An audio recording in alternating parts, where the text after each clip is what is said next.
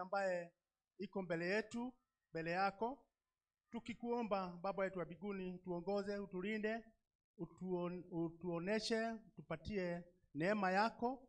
Mungu wetu wa mbinguni, chochote ambaye tutakaosema, tutakaofanya, Mungu wetu wa mbinguni, iwe ya kutukuza jina lako na zaidi hata ya kuinua sako hii yetu.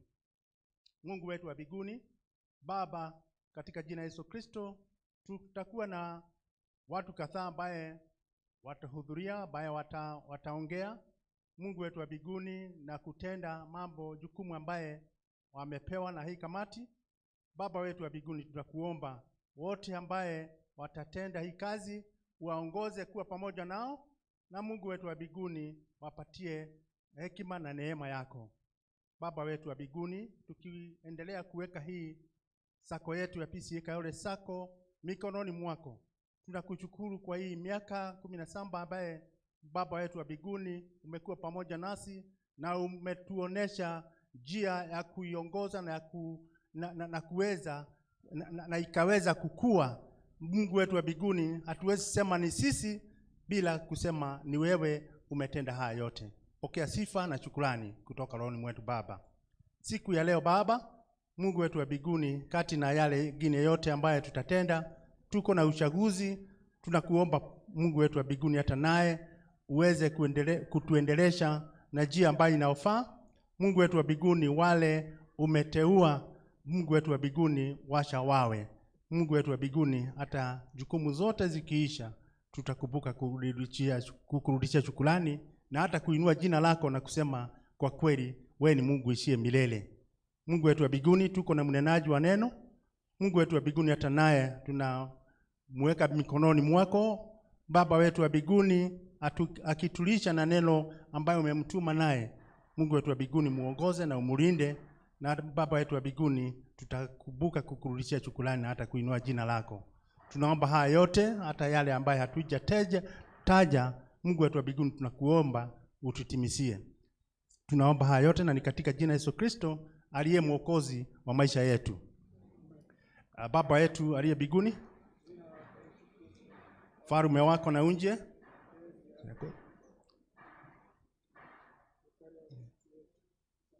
Kosa yetu kama nazi tunavyosamehea waliotukosea, usitutie majaribuni, lakini utuoe na yule muovu, kwa kuwa ufalme ni wako na nguvu na utukufu sasa na hata milele. Amen, amen, amen. Tukae chini.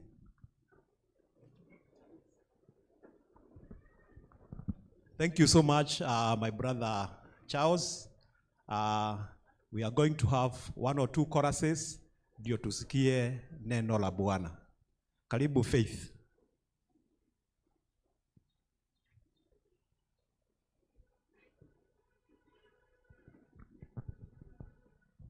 Bwana asifiwe. Tusimame. Tuambie Bwana ni asanti kwa siku ya leo, kwa sababu ametutendea. Tupige makofi. Ametutendea.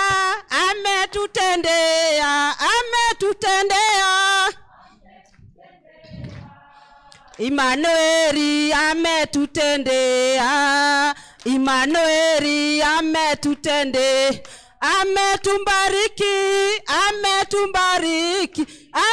Ametumbariki.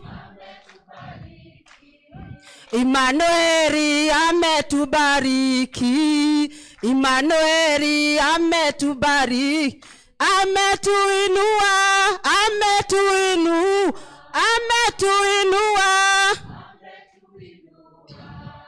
Imanueli ametuinua, Imanueli ametuinua. Natumuishie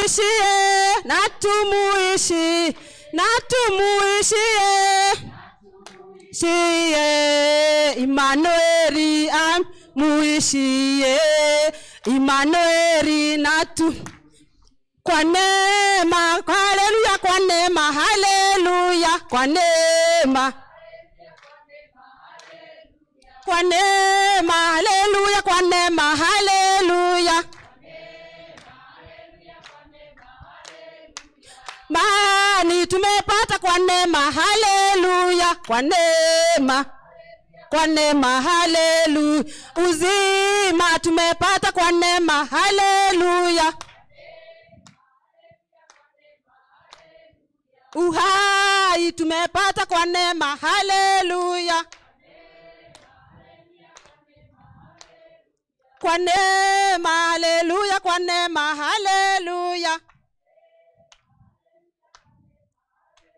Ni kwa neema, haleluya, kwa neema, haleluya.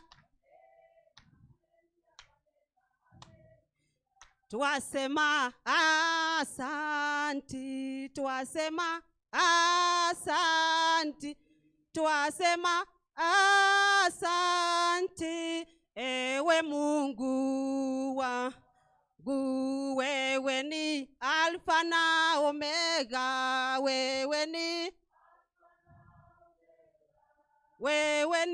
Alfa na Omega, we Mungu wangu. Pokea sifa zetu Bwana, pokea sifa zetu Bwana, pokea sifa zetu Bwana. Ewe Mungu wangu, twasema asa Baba, twasema asa tena, twasema asanti. Ewe Mungu ni kweli Baba, twasema ni asanti kwa sababu ya siku hii njema ya leo. Mungu, asanti kwa kutubariki na hii siku njema Bwana, ambayo tunaomba ya kwamba utaanza nasi na ukae nasi, na tukimaliza tutashukuru na tuinue jina lako Baba.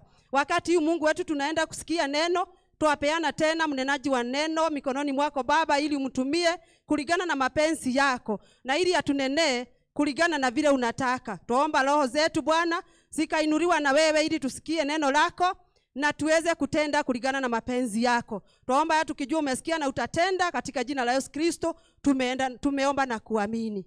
Amen.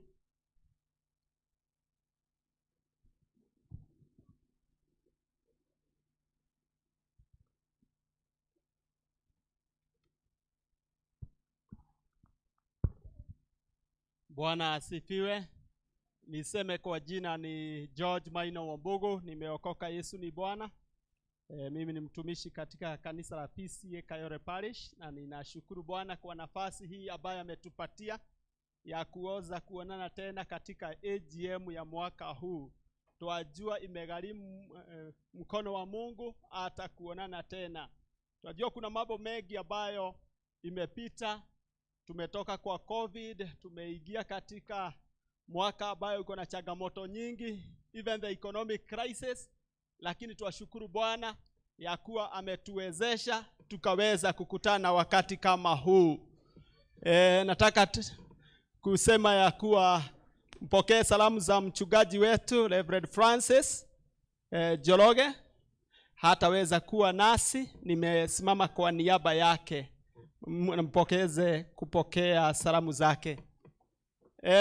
Nataka tusome neno katika Luke chapter 16 verse 10 to 15. Luke 16 10 to 15.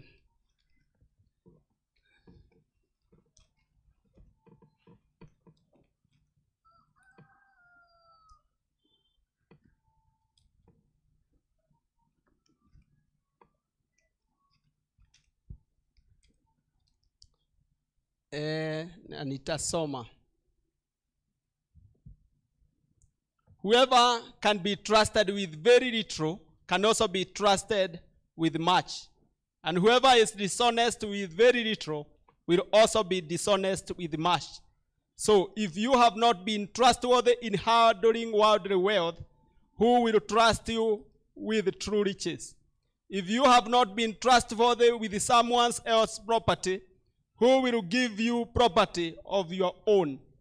No servant can serve two masters.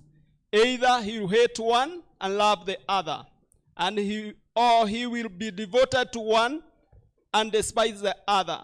You cannot serve both God and money. The Pharisees who loved money had all these and were sneering at Jesus. He said to them, you are the ones who justify yourselves in the eyes of men, but God knows your heart. What is highly valued among men is detestable in God's sight. Tuombe. Tunakushukuru Mungu kwa nafasi ingine ambayo umetupatia ya kusikia neno lako. Tunaomba ukaweze kunena na kila mmoja wetu. Nitumie tu kama chombo na ndio zote tukabarikiwa nawe. Katika jina la Yesu Kristo tumeomba na kuamini. Amen. Tuwashukuru Bwana kwa nafasi hii. Ili neno ambalo nataka tuweze kuliangalia ni being a faithful steward. Steward ni manager. Na tunatakiwa kuwa managers waaminifu. Kitu moja ni vizuri kujua ya kuwa mimi na chochote nilicho nacho tu wa Bwana. Katika Psalms 24 verse 1 ya kuwa mimi, dunia na vitu vyote vilivyomo ndani ni vya Bwana. Kwa hivyo mimi na chochote ambacho niko nacho sisi tu wa Bwana. Kwa hivyo Mungu ndiye ametupatia hata mali. Kwa sababu wakati huu ambao tuko hapa tunaongea mambo ya pesa, kuinvest, kusave. Hiyo mambo yote ni ya pesa. Katika hii Biblia Yesu aliweza kuongea mambo ya pesa mara nyingi kuliko mambo ingine yoyote. Kwa hivyo mambo ya pesa si baya, hata Yesu aliweza kuongea juu yake. Lakini ile kitu nataka kusema ni vizuri kuweza kuwa mtu trustworthy, mtu mwaminifu na mambo ya pesa. Our integrity is often put online in money matters. Integrity yetu, vyenye sisi tuko. Tukitaka kupimwa vizuri tuonekane vyenye tuko, tunaangaliwa na pesa. Kama tunaweza aminiwa na pesa ya wenyewe, kama tunaweza hata hiyo pesa yetu tunatumia namna gani? Kwa sababu hiyo ni Mungu ametupatia, akaiweka mikononi mwetu ndio tuweze kuzitumia vizuri kwa utukufu wa jina lake. Kwa hivyo Mungu akituangalia anatupata tunatumia zile vitu ameweka mikononi mwetu namna gani. So God calls us to be honest. Even in small details we could easily ignore. Anataka tuwe watu honest katika mambo yale madogo madogo. Huwezi ukaaminiwa mambo makubwa kama ile mambo dogo dogo, huwezi kuwa mwaminifu. God is calling us to be honest even in those small details of life. That's why we hear that whoever can be trusted with very little can also be trusted with much. So Mungu anakupatia kwanza kidogo, aone vinye utaitumia. Ukiitumia vizuri, anakuongezea. Anaona you have the ability to hold more. Kwa hivyo tunaitwa tuwe waaminifu hata katika mambo hayo madogo madogo. Ndio Mungu akaweza kutuaminia mambo makubwa. Kwa hivyo hata pesa, Mungu ana raise our capacity of holding much kulingana vyenye tuko wakati huu. Kama akikupatia 1,100 utamwacha, hautapata. Lakini akiona amekupatia hiyo na bado unaendelea kumtafuta, amekuongezea capacity, unaendelea kumtafuta. Lakini ukiona unainuliwa kidogo, unaacha hata kanisa. Ukiinuliwa kidogo unaanza kuongea hivi hivi, unaanza kukanyaga wengine. Naenda ukipiga watu wa soko mateke, inaondolewa. So Mungu anataka tuweze kuwa faithful, honest, even in small matters. Now especially the issue of money. You must be trustworthy and disciplined, because the issue of saving is about discipline. Na kama hatuna discipline ya kusave, kama hatuna discipline hata ya kutumia, hatuwezi kuwa entrusted na mambo ingine, na mambo makubwa. So it's a call to being disciplined. Na ndio tunaambiwa, if you are unfaithful in everyday life, Mungu hawezi akakutrust na mambo ya ufalme wake, ambayo inaleta true riches in spiritual matters. So first of all, God wants you to be accountable. God, I want you to be trustworthy with the issues of life, or day-to-day life. Ndio aweza kukuaminia na mambo yake ya ufalme. So it's always good. There is a writer who is called Maya said, God is testing man by giving them money that he may know how far to trust them in the mart of the New Jerusalem. That God is testing man by giving them money that he may know how far to trust them in the mart of the New Jerusalem, which is our final destination. So Mungu kwanza anatupatia pesa ndio atutest, ndio aone kama hiyo vitu ya ufalme huyo ujao utaweza kuwa trustworthy. Unajua kama huwezi kuwa mwaminifu na mambo ya pesa. Na when I am saying about money, it's not only about your money. Even it also talks about when we are in the Sacco arena, we are also talking about guaranteeing people money. You see, there are people ambao wana guarantee watu pesa, or they are guaranteed by people money, then they run away. Those are not good stewards. Hawezi wakaaminiwa kitu yao wenyewe. Kama mtu anagarantiwa mtu 10,000 na anapotea, Mungu hawezi akakuongezea yako, huwezi pata. So Mungu anaangalia roho yako iko namna gani, unaweza aminika. And also those who are seeking leadership, God is also looking kuangalia wewe mwaminifu na vitu vyako mwenyewe. Kabla hujapewa kuangalia wengine, wewe ni mwaminifu na vitu vyako mwenyewe. So God is calling all of us tuweze kuwa waaminifu na ile vitu Mungu ametupatia, hasa pesa na wealth. So it's not about the much money we have, but it's in an issue of how we manage our resources that God has given us. Hiyo kidogo ambayo Mungu amekupea, unaimanage namna gani? So uulizwi kulingana na ile hujapewa, sio kuwa na pesa mingi, but you ask about that little that God has given you, because he is the giver of everything. He is asking you, unaitumia namna gani? Also, we can say, if you are not faithful with what is another person's things, who will give you what is yours?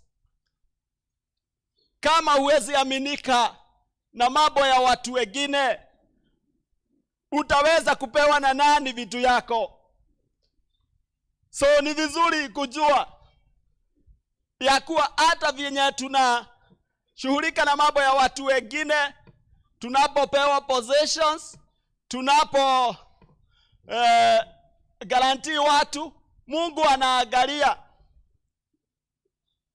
vyenye we service the loans also apply. Kwa sababu if we are not faithful in doing what we said we will do, how will God also give us ours? Because those are other people's money. Kama huwezi kuwa mwaminifu na hiyo ulisema, unafikiriaje Mungu ataweza kukuamini namna gani na vitu yako mwenyewe? So today, as we continue to talk about being faithful stewards, ni vizuri tukaweze pia kuwa waangalifu ya kuwa mambo ya pesa isichukue nafasi ya Mungu katika maisha yetu. Because na that one unaweza jipima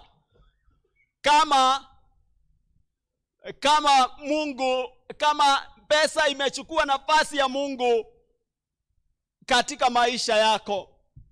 You may see what time you spend thinking about money compared to time thinking about God, who is the owner of everything, including I and everything that I have. So hatufai hata tunapoongea mambo ya pesa, na ni mzuri, na Yesu ameongea juu ya pesa sana, tusikubali pesa ichukue nafasi ya Mungu katika maisha yetu. It is good to let God be your master and not money or the Mormon spirit lead you. Kwa sababu Mungu anataka kupewa nafasi yake, ambaye anatujua na anajua ile kitu tunahitaji, na ambaye anatupea kulingana na uwezo wetu. Kwa sababu no amount of money can provide health, happiness or eternal life. Hata ukiwa na pesa gapi, haiwezi ikakupatia furaha, happiness, health or eternal life. So we should also seek the issues of heaven. Seek ye first the kingdom of God, and all the rest shall be added unto you. Kwa hivyo Mungu anataka tuweze kuwa faithful stewards, na tumpatie nafasi katika maisha yetu, ndio atutawale, ndio naye atusaidie katika the issues of money, because they are not bad. They are not bad. Na ndiposa alikuwa anaongea kuhusu mambo ya pesa sana katika Biblia, kwa sababu pesa mara nyingi ndio ilitoa watu wengi katika wema wa Bwana. So we also need to be careful. Lakini pia Yesu ameongea kuhusu mambo ya multiplication, sowing a seed, na tunaambiwa ya kuwa tusikule mbegu. So God is interested with also multiplication. So as faithful stewards, ni vizuri kila mtu ajipime, aangalie ya kuwa kweli Mungu anaweza niaminia zaidi ya ile niko nayo, kwa kuwa nimekuwa mwaminifu na ile kidogo ambaye amenipatia. Acha tuombe. Tunakushukuru Mungu kwa wema wako na pia kwa ajili ya uaminifu wako. Asante kwa kuwa ndio umetuaminia zote ambazo tuko nazo, including pesa. Tunaomba ya kuwa utakatusaidie kuwa faithful stewards katika mambo madogo ambayo umeweka mikononi mwetu, ndiposa ukaweza kutuaminia mambo makubwa ambayo ni ya ufalme. Tuajiachilia chini ya uwepo wako hata tunapoendelea na mkutano huu wa AGM. Twajua kuna mambo mengi ambayo itafanyika, kunayo uchaguzi utakuwa. Twaomba ya kuwa God, you are going to give us faithful stewards in all the positions. Tunakuinua na tunakutukuza. Tuajiachilia chini ya uwepo wako, ukatuongoza na pia ukatuelekeza. Na ni katika jina la Yesu Kristo tumeomba na kuamini. Amen. God bless you.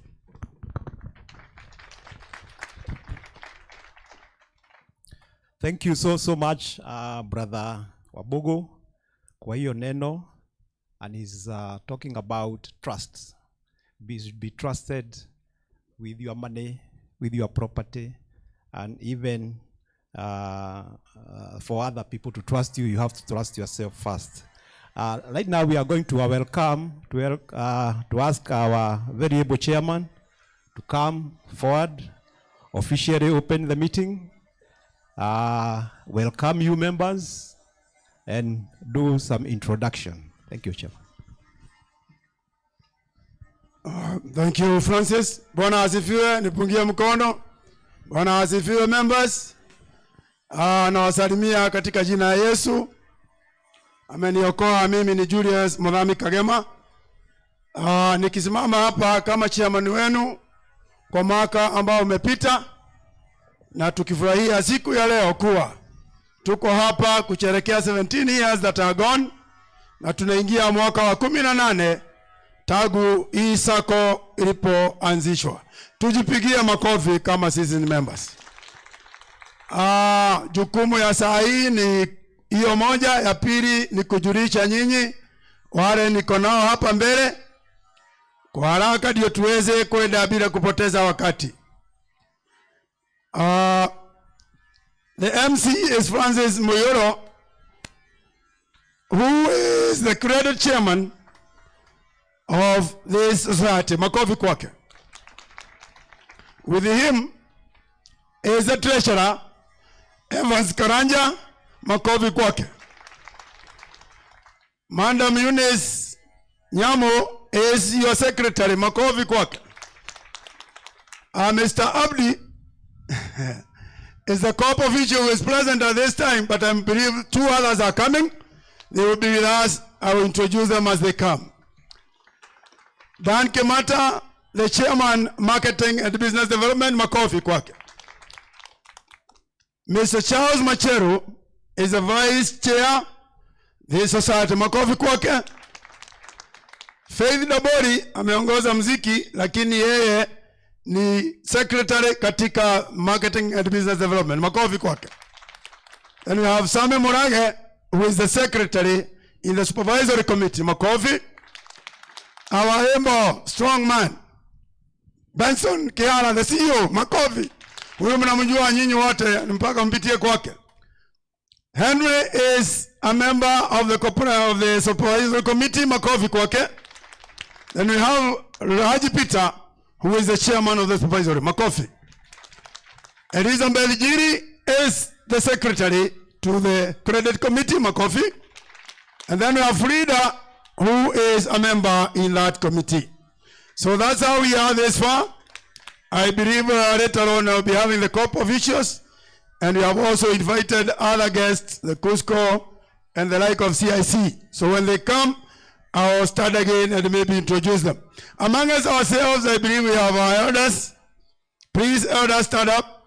I can see 2 of them are very near me, and 3 of them I can see, and another on the far end. Makofi kwa leadership, and Bwana Karanja on this far side. Makofi. Our chairman of this church is Bwana David. Ako hapa Bwana David Kamaundonga. Makofi kwake. So that's why we are able to enjoy facilities with him. Thank you so much as we continue. God bless. Thank you.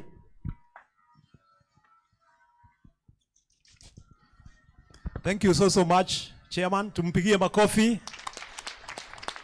Now we are going to invite our very able secretary, Eunice Nyamo, to tusome the notice of convening the AGM. Karibu, secretary.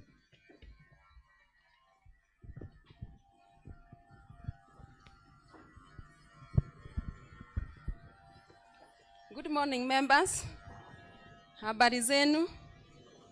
Sasa tunaingia kwa biashara ya leo, and I'm going to read the notice of the 7th annual general meeting, that is the AGM.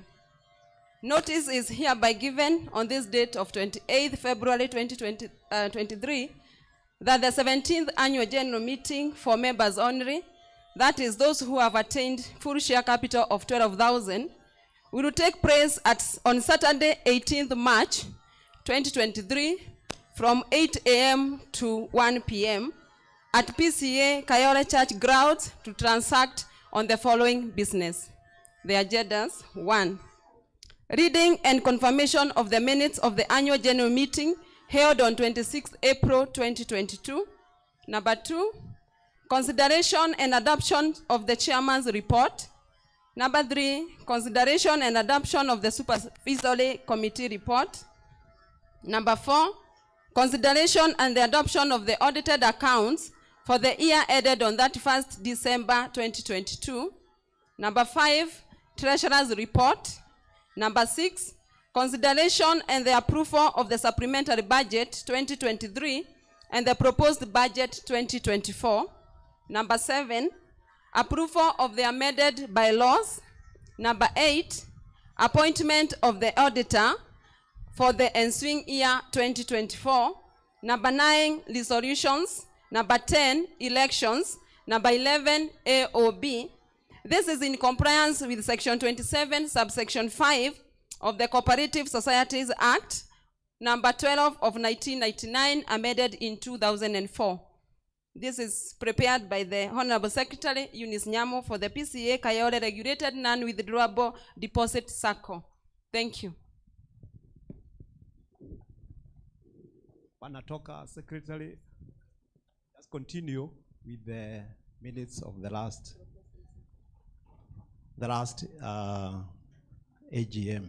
But before we do that, can we have a proposer and a seconder for the notice of the convening of the AGM?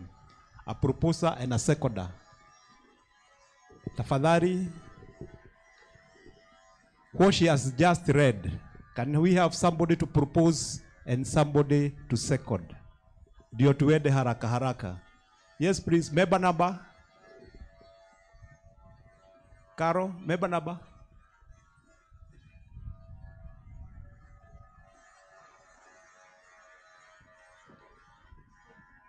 (2054). Caro, member number 2054. Can we have a seconder? Yes. Member number 1413, name? Jennifer Nyawera. Secretary, let's continue. Thank you. We are going direct to the minutes of Pceakayole Regulated Non-Withdrawable Sacco Society Limited, minutes of the 16th Annual General Meeting.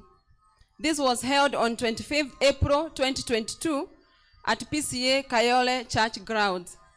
Members present were the board members: Julius Kagema, the chairman; Charles Mashelo, the vice chairman; Eunice Nyamo, the secretary; Daniel Kimata, the treasurer; Amos Kala, a member; Francis Moyoro, a member; Elizabeth Jiri, a member; Faith Daburi, a member.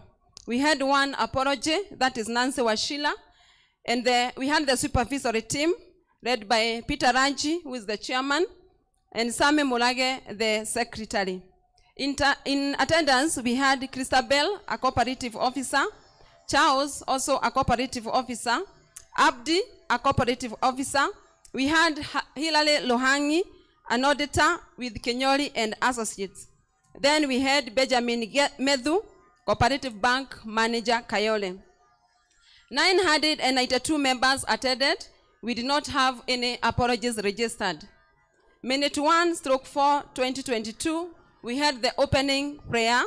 The meeting was called to order by the chairman at 9:50 a.m. Opening prayer was led by Charles Mashelu. Minute 2/4, 2022 was the devotion. The devotion was given by Reverend Francis Jologe, the moderator of Pceakayole Parish, from the book of Romans 8:28-31, with a promise to the Romans that God works for our good in all things is reassuring. The lesson learned were, no matter the circumstance, there are only two qualifiers for God to be working all things together for our good. Even though bad, evil, sad, wicked things will touch our lives, God will use them to ultimately bring about good both in our lives and in the world. Minute 3/4, 2022 was the opening of the meeting. A, reading of the notice convening the meeting. The secretary read the notice and the agenda of the meeting for adoption. This was proposed by member number 2355, James Geshoki, and seconded by member number 2588, Mase Muthoni Mwangi. B, introduction of members. The chairman welcomed all members to the AGM. He also introduced the board of directors and other guests in attendance. Minute 4/4, 2022 was reading and confirmation of the previous minutes. The secretary read the minutes of the previous AGM meeting held on 23rd April 2021. The minutes were proposed by member number 235, Christopher Moirole, and were seconded by member number 733, Justus Waroiro, as true record of what transpired during the Society's 15th AGM. Minute 5/4, 2022, matters arising. There were no matters arising. Minute 6/4, 2022, the chairman's report. The chairman's report highlighted on the following. Within the year 2021, the society lost 11 members and therefore requested members to observe a minute of silence. A, the economy. The report highlighted on the struggle, especially in the business sector, due to the COVID-19 pandemic, leading to loss of jobs and businesses. A, Sacco's achievement. Members' growth. In the year under review, the Sacco registered 752 new members. However, there was a regrettable decrease of active members from 5,211 to 4,025, which was directly attributed to the adverse effects of COVID-19 pandemic. The Sacco's licensing. The Sacco was fully licensed by the Sacco Society Regulatory Authority, that is SASRA, to operate as a regulated non-withdrawable deposit-taking Sacco, that is Rnwdt Sacco, and therefore the official name of the Sacco is Pceakayole Regulated Non-Withdrawable Deposit-Taking Sacco. Number 3, improved management information system, that is MIS. During the year under review, the Sacco managed to acquire a new and better software system, therefore improved on services, efficiency, and provision of accurate and timely reports. Share capital. The share capital remained at a minimum of 10,000 for each member. However, due to the regulations by the SASRA, the core capital was relatively low, calling for an increase on the individual share capital. Therefore, the board of directors requesting to increase the individual share capital progressively. Service delivery. Approving of loans on weekly basis to members. Giving affordable loans effectively and expeditiously. Increased staff to enhance good customer care service. New products to meet members' needs. Number 5, loans. Loans amounting to 334,696,931 million was issued to members in the year under review. However, there were some difficulties where some members did not honor their agreements on loans repayment. Remember, it is an individual's responsibility to borrow wisely and pay promptly. Elections. 3 board members, that is Amos Kala, Nancy Washila, and Julius Kagema for Central Management Committee were retiring on rotational and eligible for re-election. However, Amos Kara and Nancy Washila were not fine, but Mr. Julius Kagema was seeking re-election as a board member. In the supervisory, there was a replacement of a member who had passed on. He also recognized and appreciated all stakeholders for working together and improving on the service delivery to all our esteemed members. The report was proposed by member number 65/3, Gerald Kihala, and was seconded by member number 1251, John Mwandu.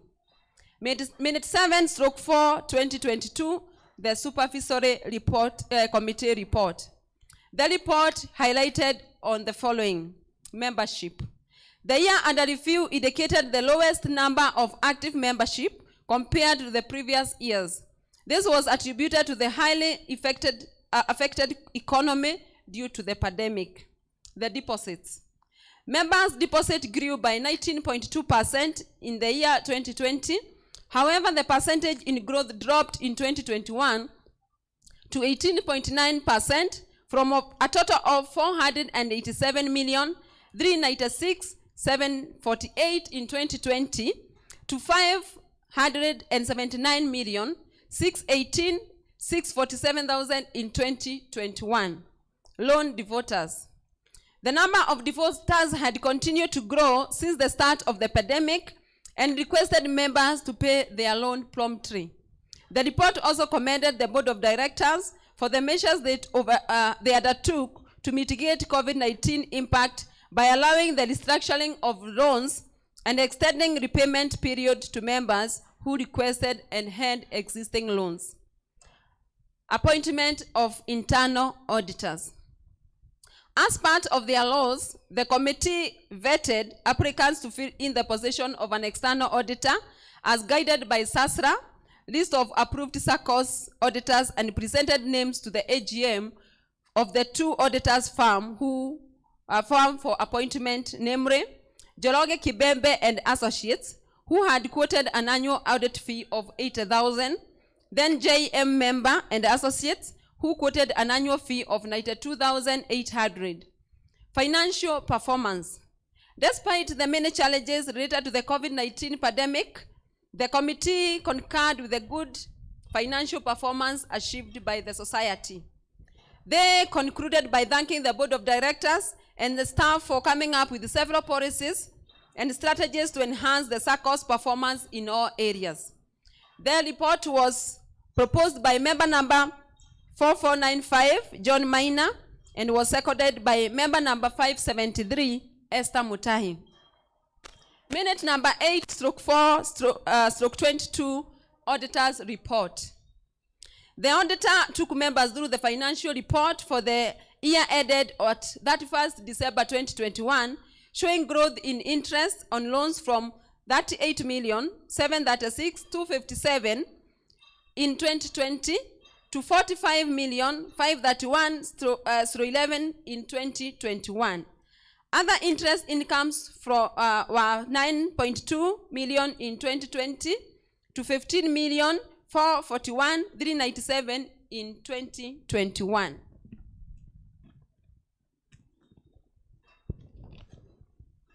The auditor's opinion.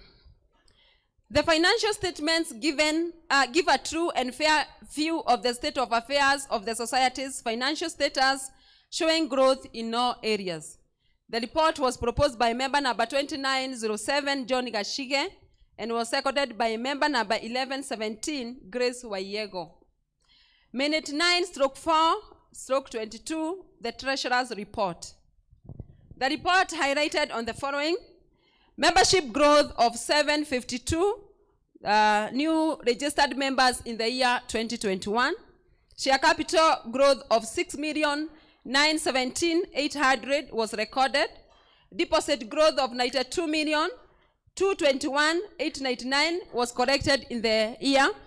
Society members deposit at the close of the year stood at 579,618,000 and 647,000. Loans to members grew from 411,400,037 in 2020 to 485,261,787 in 2021. The report was proposed by member number 161, Margaret Kanyi, and was seconded by member number 4611, Francis Mutinda. Minute 10/4/2022, Proposed Budget 2023. The Treasurer took members through the proposed budget. This was proposed by member number 3215, Irene Waithera, seconded by member number 415, Joyfrey Wadutu. Reactions from all the reports. Member number 573, Esther Mutahi, sought to know why the governance allowance was at 2.4 million in page 41.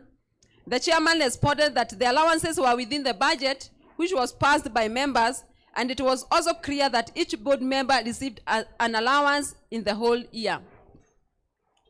Member number 1643, Duncan Kialie, wanted clarity on the non-performing loans and their provisioning in page 37. The chairman responded that there were regulations from SASRA to categorize all loans as per their aging and do a provisioning to all loans, but this does not mean there were any cash out except when recovering. Member number 5288, Joseph Washila, wanted to know if the change of name was affecting anything in the Sacco's operation. This was responded that this was a government regulation by licensing all societies, Saccos in Kenya with a member's deposit of 100,000 Kenya shillings and above. Member number 33, Samuel Ogaido, sought to know if there were costs related to the new regulations.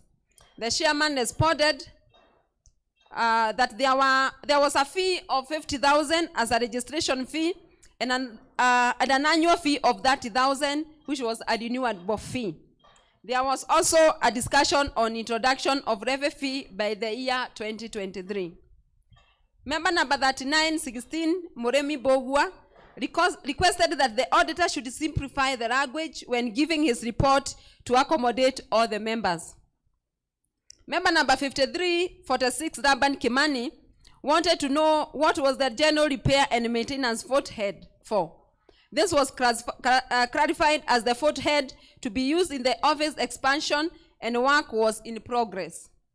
Member number 5309, Paul Morage, wanted to know why communication forehead was underutilized as per the budget 2021, and the board was budgeting a higher figure in 2022 and 2023.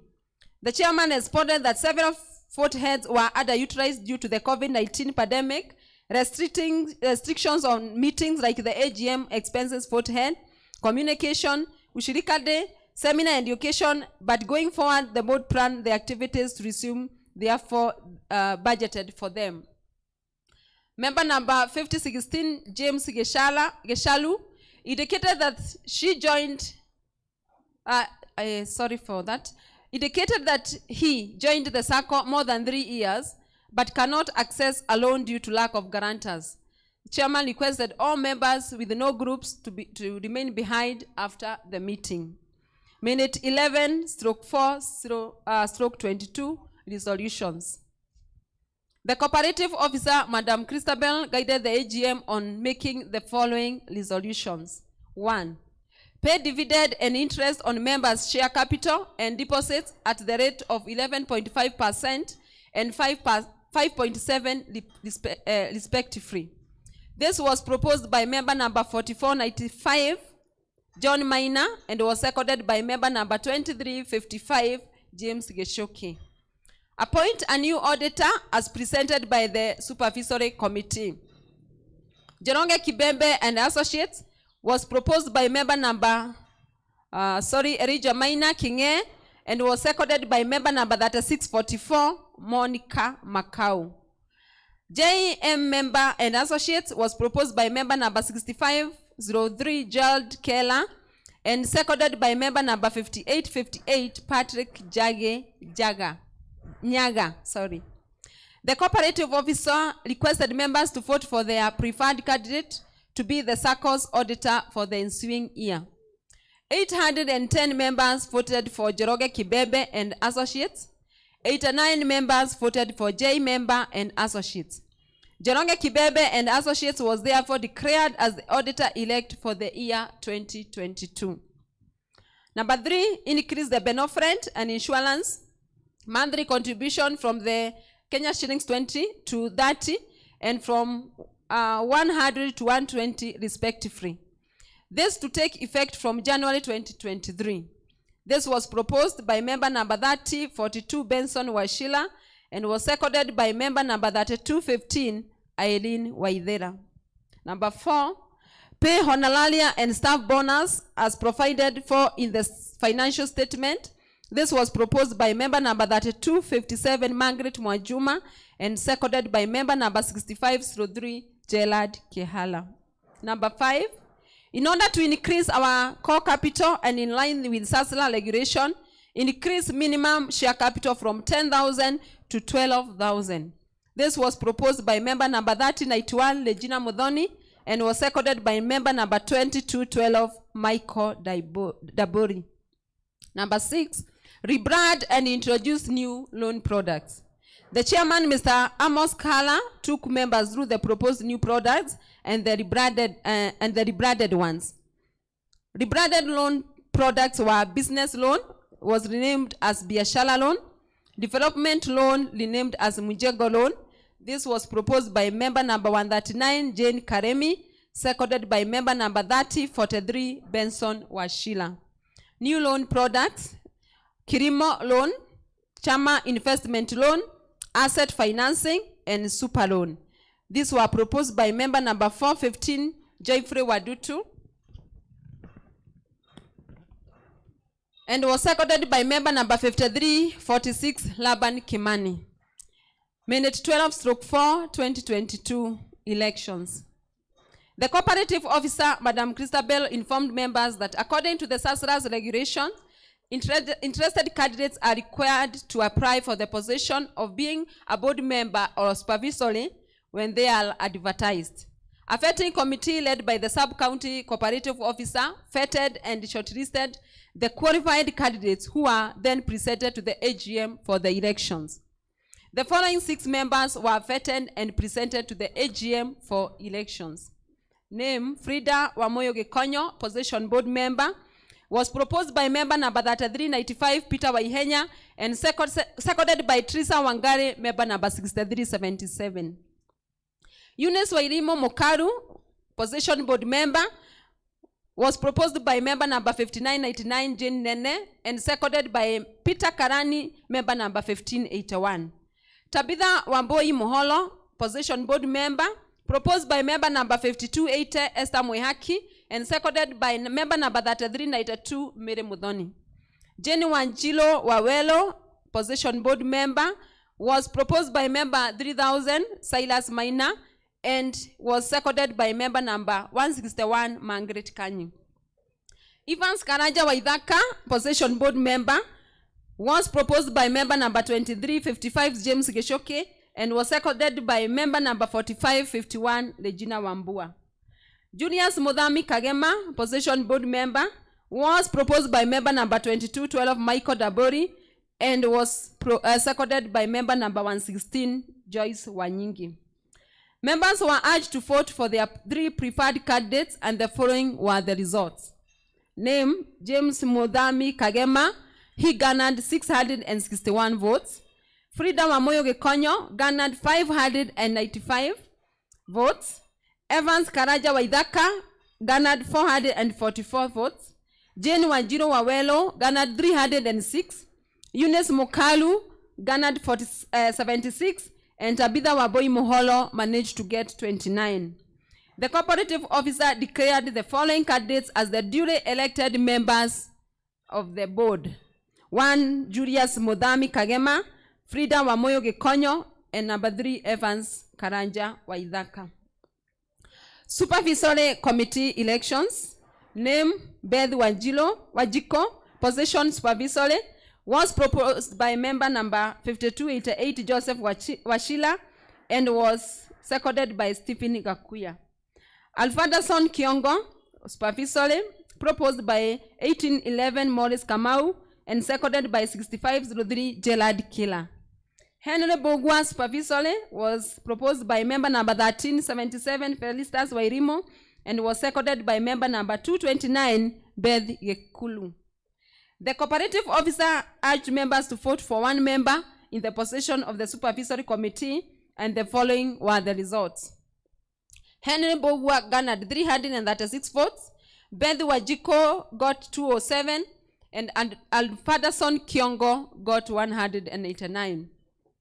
Henry Bogwa was therefore declared as the candidate duly elected in the supervisory committee. Minute 13/4, 2022 AOB. Member number 2171, Harrison Kimani, wanted elective positions to be reserved for different denominations/churches. Member number 4495, John Maina, wanted photos of aspirants seeking elections to be put in the AGM booklets for easy identification by members when voting. Member number 2090, Abraham Gudokibe, members to state the church, the fellowship when vying. Member number 1643, cautions on high-risk loans introduced by the board, also urge the board to increase the debt management in the budget. Member number 415, Joyfrey Maina Wadutu, wanted to know measures taken by SASRA on defaulted loans. Minute 14/4, 2022, closing of the meeting. There being no other business, the meeting was adjourned at 3:20 p.m. Vote of thanks was done by Elizabeth Judy. Closing prayer was done by member number 4951, Milika Wamboi. Remember, we pursue growth. God bless Pceakayole Sacco. God bless you all. The minutes were prepared by the Honorable Secretary Eunice Nyamo and were confirmed by the Chairman Julius Kagema. Thank you very much.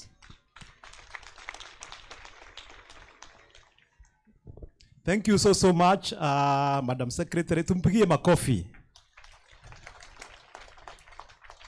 And before we go to the next, kuna mtu amefugia mwingine gari namba KCT 649U.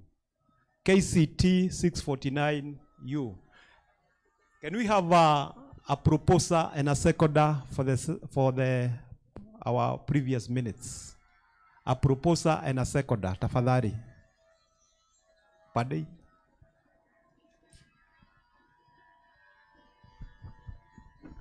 Member 2355, proposer. Jina? James Jerry. James Jerry. Seconder? Francis Mutinda, member number 4611. Asante sana, Bwana Francis. This is the time now we are going to hear from our chairman when he reads his report. Karibu, Chairman.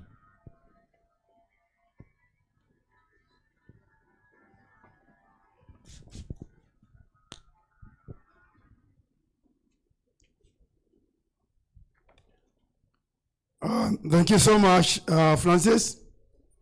Like I said earlier, we were to be joined by our corp officials, and with us we have Madam Christabel.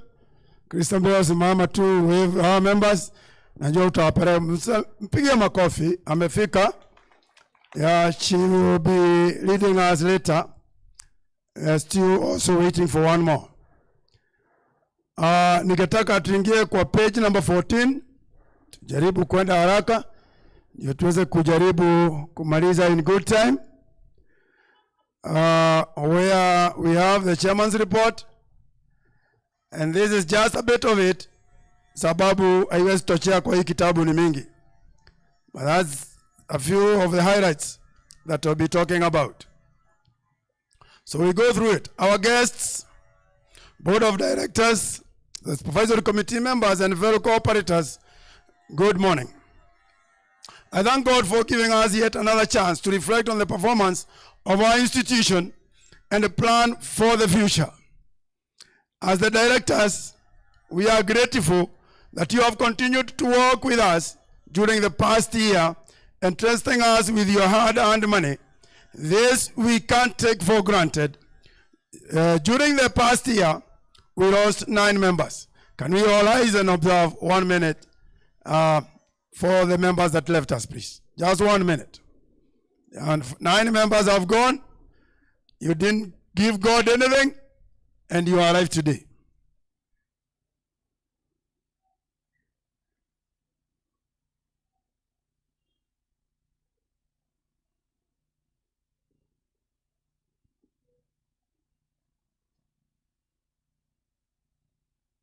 Thank you all. Let's get seated.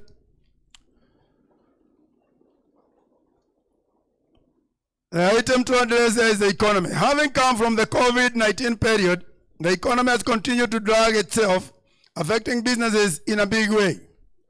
The long regional drought and the uncertainty of the general elections made the situation even worse.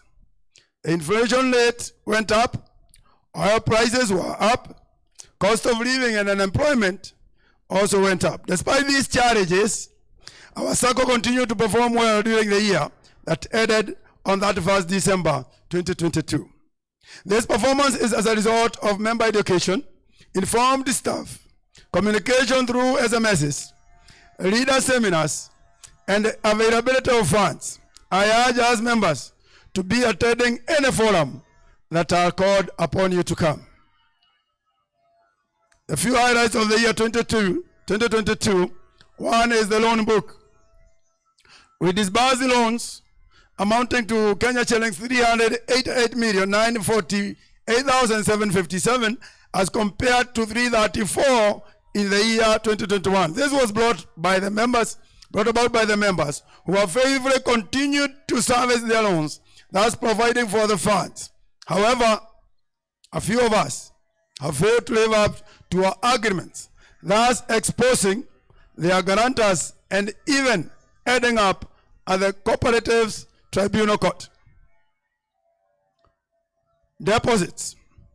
During the year 2022, members' deposits grew by 111,582,767 compared to 92,221,899 in the year 2021. On the same breath, I regret that deposits reduced by 28,698,129 due to loan offsets. This trend is quite detrimental to the growth of the Sacco, and it's against the cooperative bylaws. Members, let it be clearly known that a loan borrowed must be paid, and partial withdrawal is not allowable. We enhance regular savings to enhance liquidity of the Sacco, and more so because the Sacco is nothing more than savings and getting credit. We have noted that quite a good number of us are dormant, and thus there is need to reactivate these particular accounts. The share capital.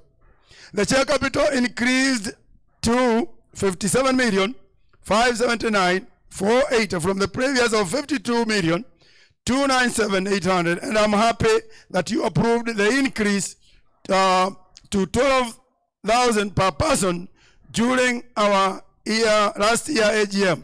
We still urge members to increase individual share capital and also introduce new members to our Sacco so that we may continue increasing the core capital factor. Membership growth. In the year 2022, 559 members joined the Sacco.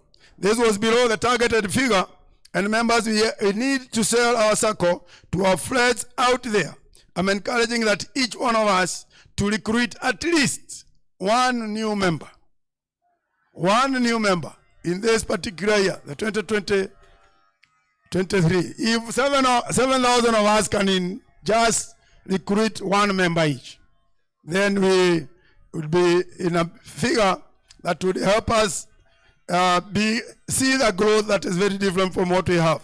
So please note that one, that start looking for that one member, because some of us have not done that for quite a while. On that note, the board members have increased the marketing commission from 300 to 500 for each new member whom you recruit, and the member attains full share capital. Products. We have kept on introducing new products to meet our members' needs. For example, the super loan with a minimum savings of 800,000, you qualify for times 4 that one, which will give you 3.2 the payment in 32 months. Asset finance, identify a vehicle, land, or and then you'll be able to use that one as a collateral, of course, within the limits of your own qualification. The Bima loan, though not new, this is a loan product that we have not seen new members take.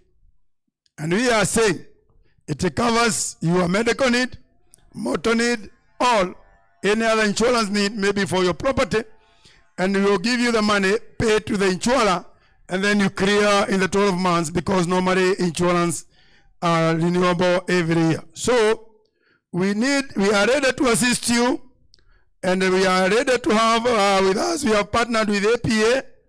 I believe they will be allowed in the CIC. We might give them a few minutes for them to just talk to you, but basically we have an arrangement whereby they will give us at some subsidized situation that they have.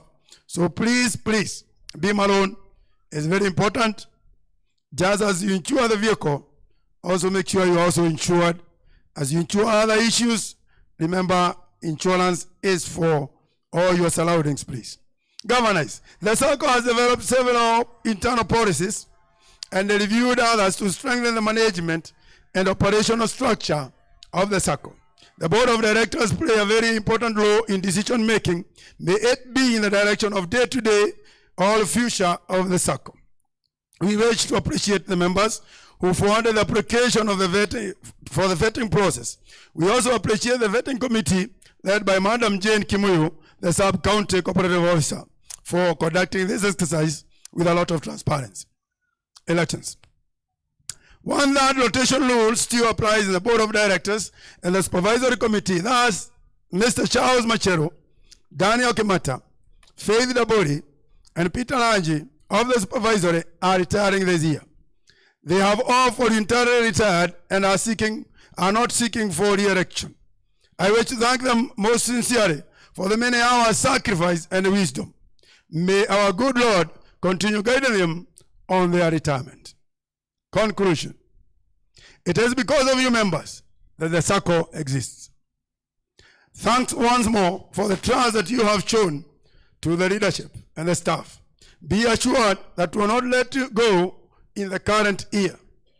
My appreciation to the Pceakayole Church leadership, and I introduce the chairman area, for their big support, the board of directors, the supervisory committee, our staff led by the CEO, Mr. Kihara, staff, sub-county cooperative officer, the Cusco, the SASRA, the CIC, the cooperative bank, also the manager, Mr. Medo, he should be joining us later, and in a special way to all you members. Thank you so much. Thank you so much. God bless you good and do you good. Be blessed. Thank you so much.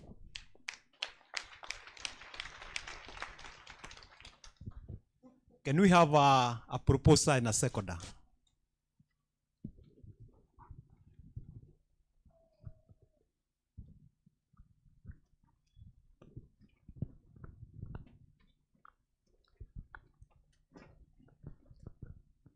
I propose Jane Wawero, member number 3207.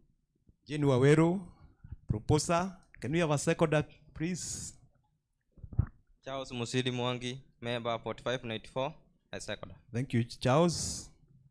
Now we are going to hear the supervisory committee report from my brother Eldaraji.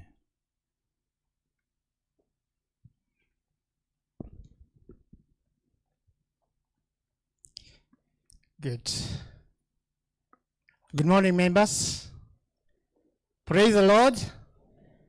My name is Peter Ranji. Christ is Lord and Savior of my soul. I am the chairman, the current chairman of the supervisory committee, and I will read the report from the supervisory committee. The supervisory committee, being the internal audit committee of the Sacco, has continued to perform its obligation of ensuring that there are effective control systems in the PCA regulated non-withdrawable deposit-taking Sacco Society Limited. Thank you, honorable members, for the privilege that you faithfully accorded to us to serve as your watchdog in the year 2022. Your commitment and loyalty to our society cannot be ignored in any way. God bless us all. Internal control. The supervisory committee commend the board of management for putting in place internal controls that ensure the society's processes are reliable, accurate, and comply with applicable laws. The board has acquired an MIS, Microsoft Navision, to aid in its operation. This has greatly improved the society's operation and has ensured the accuracy and timeliness of the accounting information report disseminated by the MIS. We note that the developer has continued to train the staff and board members to ensure that everybody is well acquainted in the use of the MIS. Sacco membership, we have compared, as you can see from the booklet, the year 2020, 2021, and 2022. We noted that active membership has continued to decline from 4025 in the year 2021 to 3862 in the year under review. On the other hand, the dormant accounts have increased from 2,805 in the year 2021 to 3,527 in the year 2022. This trend is unacceptable, and our marketing team, in conjunction with the members of staff, has come up with enhanced strategies to ensure this trend is reversed. We also urge those members with the dormant accounts to reactivate them and to ensure they remain active for their own benefit and that of the society. Members' deposit, we also compared the same years. Members' deposit has increased by 16% in the year 2022 compared to year 2021. This may partly be contributed to the introduction of Super Saver product.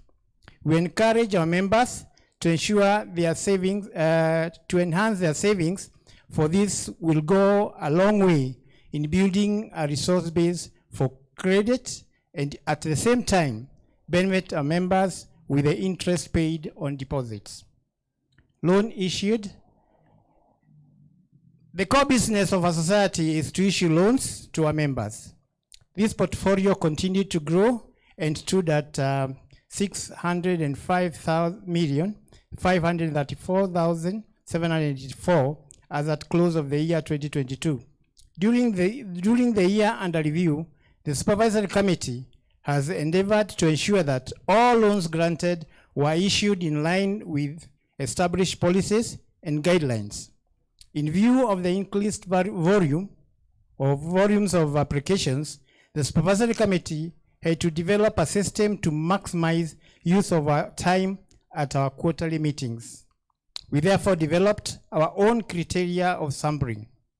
The sampling method used proved to be effective as we were able to identify and address irregularities without misuse of our time at our quarterly meetings. There's a repetition there, I'm sorry. We have to remove that, we therefore. Then we move to the issues identified were brought to the attention of the board for verification and where necessary for corrective action. We would then follow up until the issues was resolved. Loan defaulters. The Supervisory Committee has noted with a lot of concern that the number of defaulters has continued to grow despite the efforts made by the Finance Committee to ensure that delinquency in our portfolio is minimized. Our expectation is that with the appointment of our auctioneer to assist in debt collection and an advocate to institute legal proceedings, the upward trend in this portfolio will be reversed. Nevertheless, our members need to know that it is our obligation to borrow wisely and pay promptly, and also exercise high level of honesty and respect to guarantors and the society. Financial performance. The Supervisory Committee, in consideration of financial statement presented to the honorable members during this AGM, and concurrent with its finding during the year under review, consider Pceakayole Regulated Non-Withdrawable Deposit Taking Sacco to have achieved good financial performance this year. The strategic plan. Our SACCO has a current strategic plan in place. Each committee within the SACCO, the current auditor, Njoroge Kibebe and Associate, has only worked for our SACCO for a period of 1 year. It is the responsibility of the Supervisory Committee to present to you competent auditor for your appointment during the AGM. It's in our view that we request you members to consider the current auditor to continue auditing the books of accounts of our SACCO in the year 2023, Having audited our books for 1 year would enable the auditor to even concentrate on any area that he may have observed any weaknesses in the internal controls, and more so, make follow-up on any recommendations.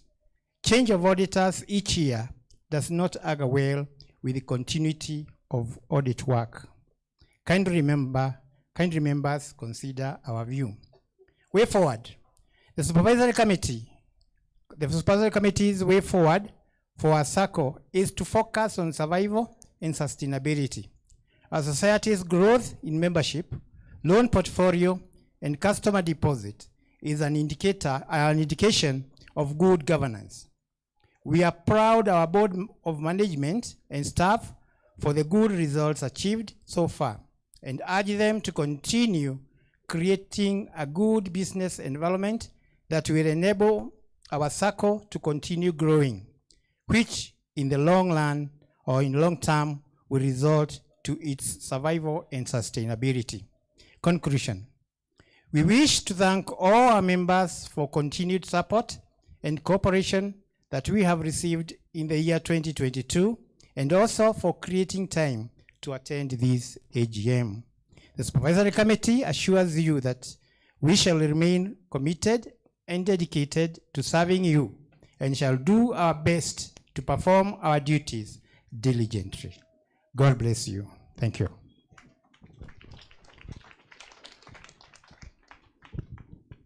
Tumpigie makofi. Can we have a proposer and a seconder, the supervisory report? Lydia Kerubo, 6005. A seconder?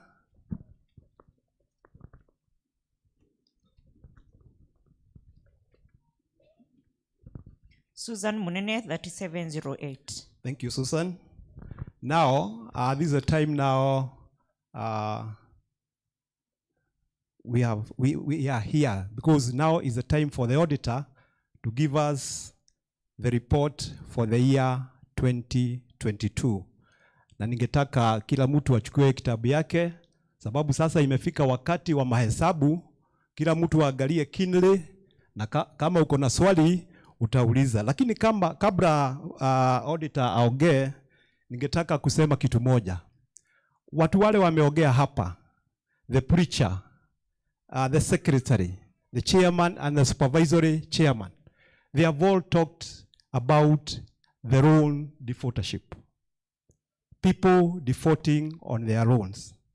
Members, our main source of income is the loans we issue.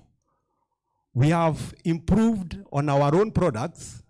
We have new loan products. We have super loan. We have asset finance. We have Bima loan. But people are not paying their loans. We agree with all of us, even the country, the situation of the country. We agree with everybody that the economic situation is not very good. But that does not mean we should not continue meeting our financial obligations.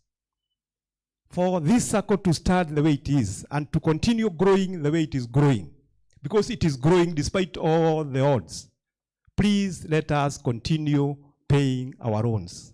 When it comes to guarantorship groups, Pceakayole Sacco has grown on the strength of groups, forming groups. And when you are forming groups, please form the groups with the people you know. Mtu ule unajua, hata akikosa kulipa, unaweza mtoa kwake kwa nyumba. Tafadhali.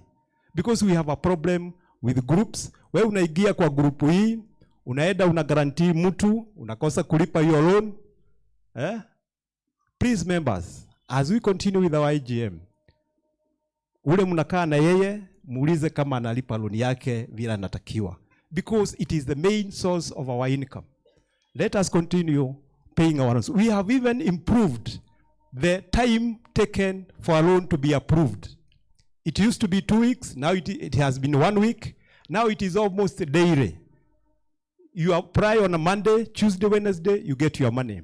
So when you are applying for your loan, sit down with a pen and a paper. Please arrange how you are going to be, not only applying for a loan and going without money. because wewe unaagusa sako. Kwa hivyo, as the auditor comes, let us think about that one, sababu it is the big elephant in this sako. Auditor, please.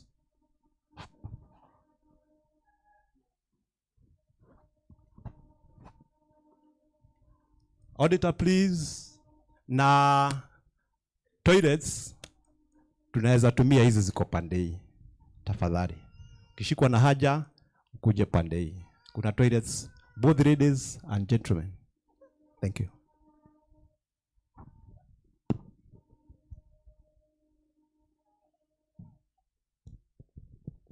Good morning, members. Good morning.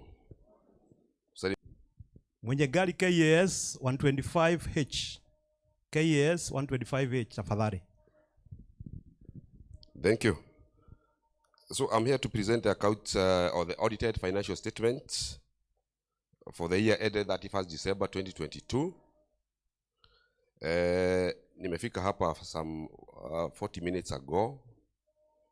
And when the previous minutes were being read, nimesikia auditor akuwe ana soma mahesabu kwa lugha ambayo itaweza kueleweka, so that members we can go together with the members. Ni sawa? So I will try as much as possible to simplify the language na kuelezea. So give me your ears. Ndio mtu akiuliza swali ukuwe umeuliza swali kwa sababu umeelewa. Sawa? So in this booklet we can go to page number 23. Now that's where our report starts. This is Pceakayole Regulated Non-Withdrawable Deposit Taking Sacco Society Limited. Reported financial statements for the year ended 31st December 2022. And you can see the accounts have been presented to SASRA, and they have been approved. They were approved on 8th of March 2023. We go to page number 24. Probably page number 25. That is society information. This page basically lists the directors who served during that financial year. I will not go through one by one, but the chairman was Julius Kagema. We had Charles Masheru, Eunice Nyamu, Evanson Waithaka, Amos K. Budia, Francis Moyoro, Elizabeth P. Duati, Nancy Wachira, Faith Damburi, Frida Gekonyo, Daniel Kemata, Henry Bogwa, Peter Gaduka, and Sam Morioki. And they were serving in various committees. They are there.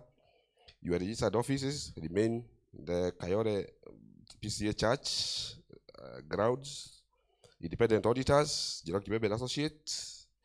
We are located in Trio Complex, Thika Road, just adjacent to Garden City Mall. Then your principal bankers remain Cooperative Bank of Kenya. Legal advisors, K. Beria and Partners, and S. Ocheng and Company Advocate. We go to page number 26. Hatujaanza kusoma hesabu, tutaanza. We go to page number 26. This statistical information, ama hii ni ile maneno ambayo ni ya muhimu zaidi. So I will go through the key areas or key numbers in the financial statement. The total assets of the SACCO as at December 2022 stood at 834.4 million, up from 709 million. Members' deposits, this has been read, stood at 691 million, up from 579 million. The loan and advances to members as at 31st December was 596 million, up from 485. The core capital was 87 million, up from 77 million. Share capital was 57.5 million, up from 52.2 million. Institutional capital was 30.2 million, up from 25.3 million. Total revenue 76.5 million, up from 63.9 in 2021. Total interest income was 73.5 million, up from 60.9 million. The total expenditure in that financial year was 59.6 million, up from 49.6 million. Then we have a statutory reserve fund. The law requires that we keep on accumulating some reserves. Stood at 10.8 million, up from 8.1. The surplus for the year, or the profit that Sacco made in the year after taxes, after expenditures, was 10.7 million, up from 7.7 million. The dividend per share has been proposed at 12%, up from 11.5%. The number of shareholders you have tabulated there. The total number of members as per the members register as of December was 7,389. The employees of the Sacco, we had 5 in number, that is 3 male and 2 female. Then we have key ratios. These are as per the regulators' standards. We have ratio number 1, the core capital. Msijali nitafika pahali nitakwambia ni core capital nini, sawa? The core capital versus the total assets. The regulator says it should be more than 10%. Ours stood at 10.53%.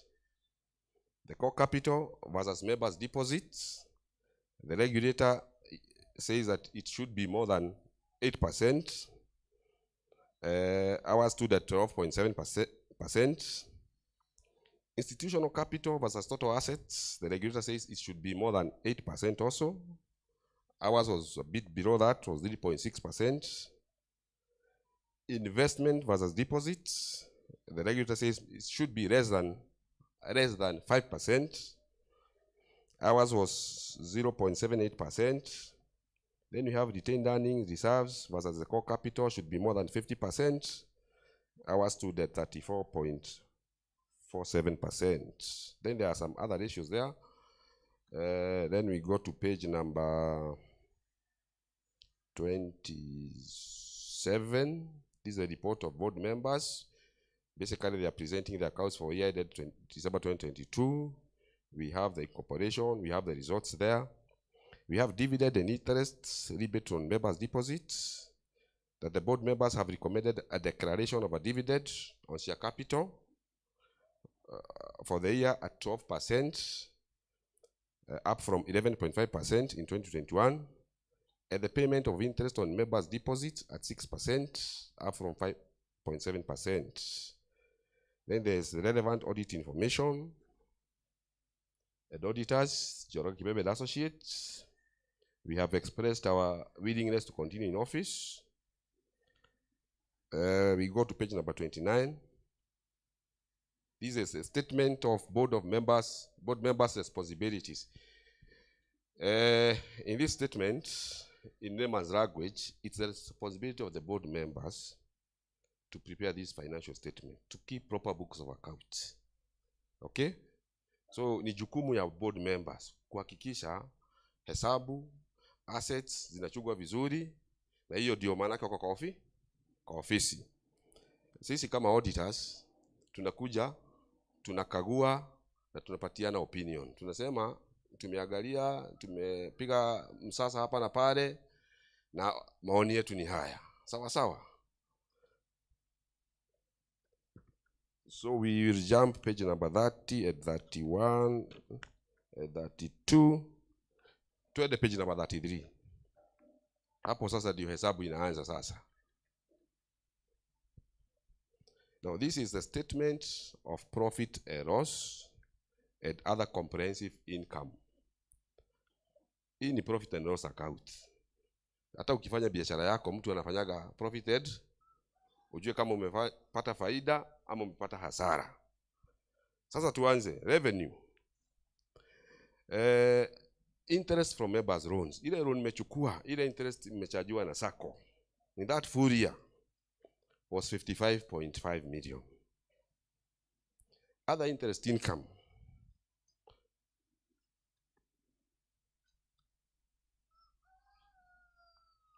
stood at 17 3.7 million.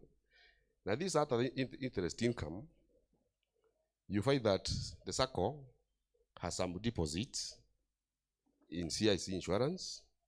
Now they are earning some interest. Tuko na zingine kwa treasury bills, they are earning some interest.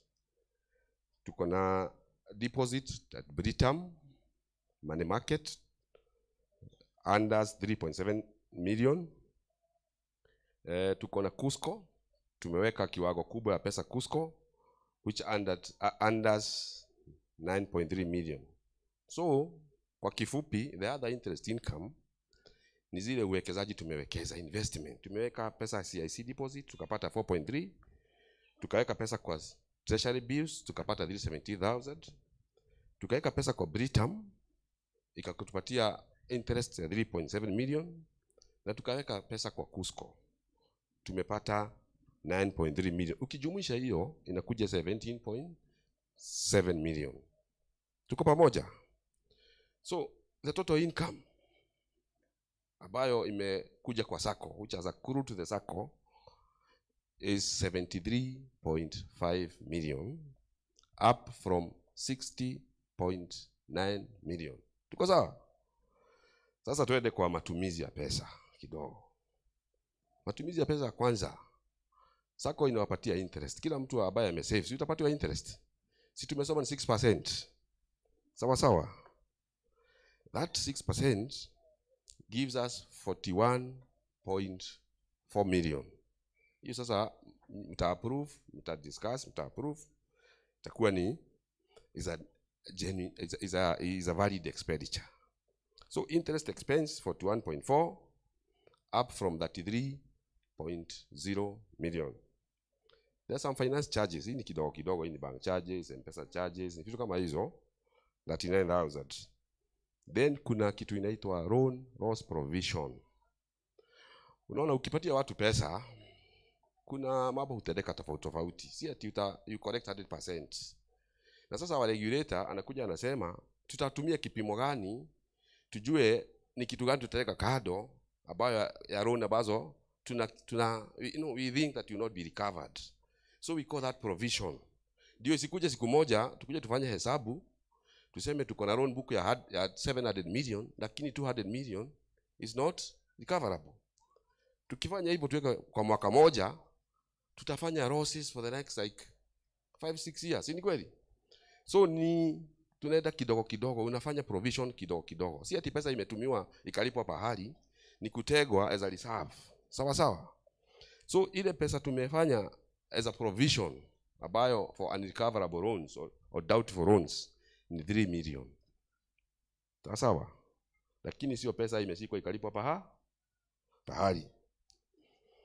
So net interest income, ukichukua the total interest income, utoe interest expense, utoe finance charges, utoe loan loss provision, itakupatia the net interest income of 29 million up from 24 million. Mpaka hapo tuko sawa sawa? Kabisa? Haya. Tuende kitu inaitwa other income.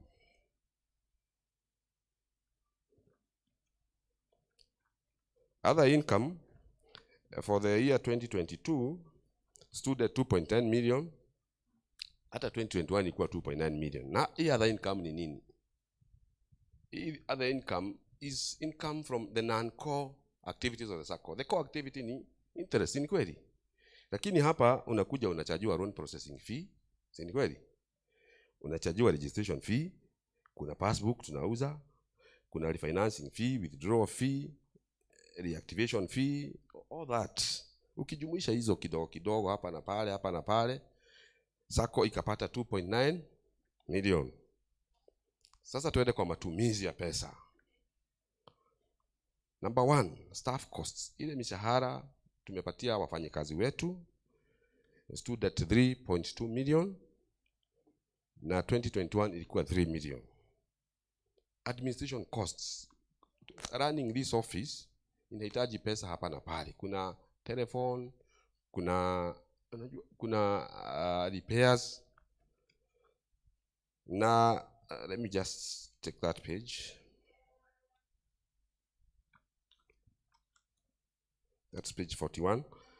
There are telephone and postage, licenses ya SASRA, kuna ICT costs, kuna donations, kuna printing and stationery, kuna office rent, kuna legal and professional fees, audit fees, VAT on the audit fees, office expenses, debt collection expenses, strategic planning policies, and supervision and recoverable costs. Those are costs necessary to run the office. Si ni kweli? Si lazima tulipe rent. We pay 30,000 per month. So hapo unaona at least 3,000. Kuna ICT costs, kuna telephone, kuna office expenses, na kuna debt collection expenses. Hiyo expenses yote ndio tunaita administration costs. Ikakuja 3.1 million. The other inakuja governance. Governance costs stood at 6.6 million. Still on page 41, nikawasomea, kuna board sitting allowances at 3.1 million, education and training 1.1 million, annual general meeting expenses kama isa tuko nayo 1.3 million, at committee travel and subsistence of 1 million, down from 1.4 in 2021. Hiyo yote ni governance cost. Kakuja 6.6 million. Then kuna sales and marketing 1.1 million, up from 660,000. Kuna depreciation and amortization. Depreciation hiyo ni kitu kidogo. Kama uko na furnitures hapa ama computer inaenda ikichakaa ama ina lose value, si ni kweli? So you provide for depreciation. Si ati ni pesa utalipa, but you provide for depreciation. Di wakati ya asset replacement ikifika, ukuwe na enough reserves. Si ni kweli? So depreciation and amortization. Amortization ni kuwaga ya software. Hapa tuna software. Maybe in the next 5 years, maybe you need to improve the software, install another software. So we have to write off that cost. So that stood at 1 million. And, in 2021 was 1.1 million. So ukitoa the net interest income, the 29 million, uongeze the other income 2.9, utoe hizo expenses zote nimetaja. Staff cost 3 million, administration cost 3 million, governance 6.6 million, sales and marketing 1 million, depreciation 1 million. You find what we call surplus before taxes. Faida kabla ya kodi stood at 16.8 million, up from 14.2 million. Serikali inataka pesa yake. Taxes. So the tax charge for the year, after kuangalia what should be taxed, what should not be taxed, our tax charge for the year came to 3.4 million, down from 4.6 million. So surplus for the year after tax was 13.4 million, up from 9.6 million. Transfer to statutory reserve. Tunaambiwa ile faida tumetengeneza, tunatega 20%, tunaweka statutory reserve. So 20% of that ni 2.6 million, tukaweka kwa statutory reserve. So the net surplus for the year was 10.7 million, up from 7.7 million. Tuko pamoja? Tumeelewa? Tumeelewa faida yetu ni 10.7 million. Tumeona pesa imetoka wapi na imetumiwa wapi. Si ni kweli? Haya. Tuende page number 34.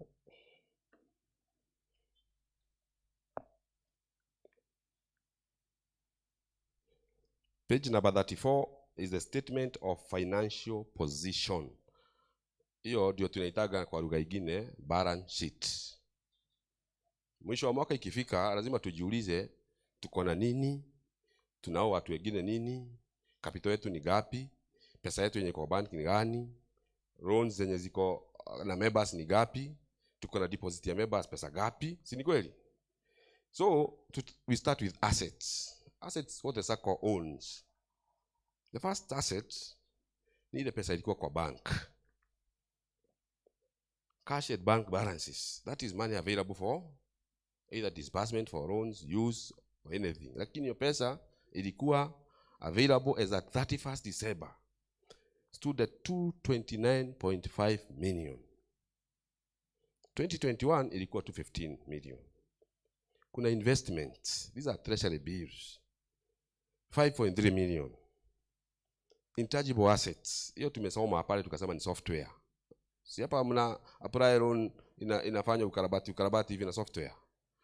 Software ile pesa imebaki, the cost of the software that has not been amortized ni 1.4 million. Then tuko na the net loan advance to members 596.5 million up from 485.2 million. Then tuko na kitu inaitwa property, plant and equipment.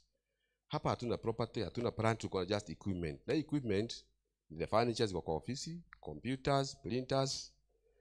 Na ni pesa kidogo, ilikuwa 1.5 million, na ni kwa sababu sako hahitaji a lot of assets. Hatuhitaji magari mingi, hatuhitaji mashini kubwa, si ni kweli? We just need a good computer, good boardroom, whatever, si ni kweli? So nikisema ni kidogo, si kusema ati inapaswa kuwa mingi. It's just perfect. So property, plant and equipment was 1.5 million. So our total assets stood at 834 million. So ukiulizwa na mtu, what is the value of your balance sheet? Unamwambia tuko na 834 million, up from 709.9 million. Tuende kwa liabilities. Hiyo pesa tumeona tuko na pesa ya loans, tuko na iko kwa bank, tuko na assets, lakini hiyo pesa imetoka wapi? Si ni kweli? Huwezi patiana pesa kama haijatoka pahali. So those are the liabilities of the Sacco. The number one liabilities as a Sacco, we hold members deposits of 691.2 million. Number two, as a December, tulikuwa na tax tunapaswa kulipa ya 2.5 million. Number three, tuna proposed or interest on members deposits. Hiyo tulisoma the 6%, si ni kweli? The 41.4 million. Dividend payable, the 12%, 6.9 million. Payables at accrual, tuna madeni kidogo hapa na pale, 1.2 million. Then there's an insurance fund. We run an insurance fund, 1.9 million. Then kuna benevolent fund. Pesa yenye tulikuwa nayo ni 1.2 million. So the total liabilities 746.5 million, up from 632.2 million. Then tunaenda kitu inaitwa equity, share capital, what we use to tumesoma core capital, institutional capital, tumesoma hizo. Sasa tuanze share capital. If this is 12,000 mnatoaga 12,000. Ukijumuisha all the members, kuna mwingine ametoa 12,000, kuna mwingine hajafikisha kabisa, but that is capital was 57.5 million. Statutory reserve 10 million. Hiyo tumesema ni nini? Revenue reserve 9.4 million. Then general reserve 10 million. So the total equity ni 87.8 million, up from 77.6 million. Ukijumuisha total liabilities, the 746, the total equity 87 will give you 834, 416, 373, which equals to our assets. Na hiyo ndio maana yake tunasema ni balance sheet. Maana yake tuna pale pesa imetoka, tuna assets. Ukijumuisha hiyo unapata total assets 834 na total equity na liabilities 834. Tuko pamoja? Tuende page number 35.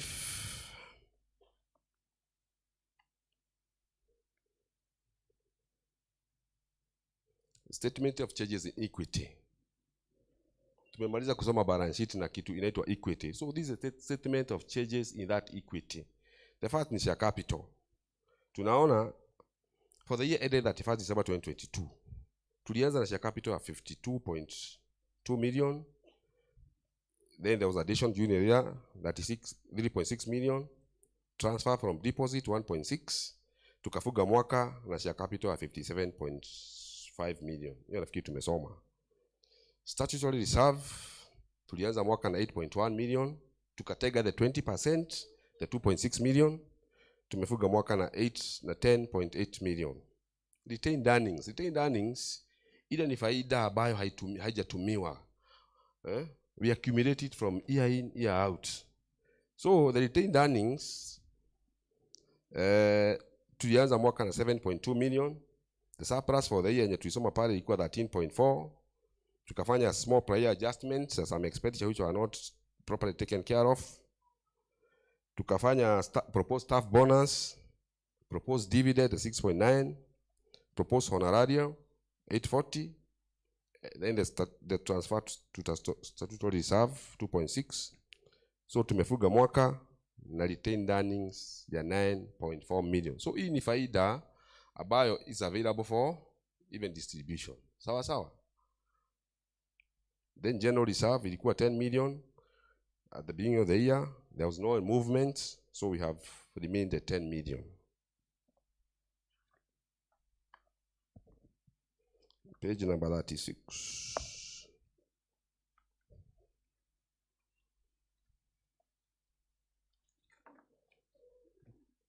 Page number 36 is the statement of cash flows. Pahali pesa ilitoka, pahali pesa ilienda. Many other times, tunaenda kusoma hesabu, unasema company imefanya profit kubwa sana. Lakini chairman anasema hakuna pesa. Si ni kweli? Watu wanauliza, sisi tumefanya profit. Na huyo anasema hakuna pesa bank. So cash flow addresses that. Inataka kueleza ile profit tumefanya imekuja aje ikakuwa ile pesa iko kwa bank. Si ni kweli? So tunaanza cash flow. Tunaona the cash generated from operations.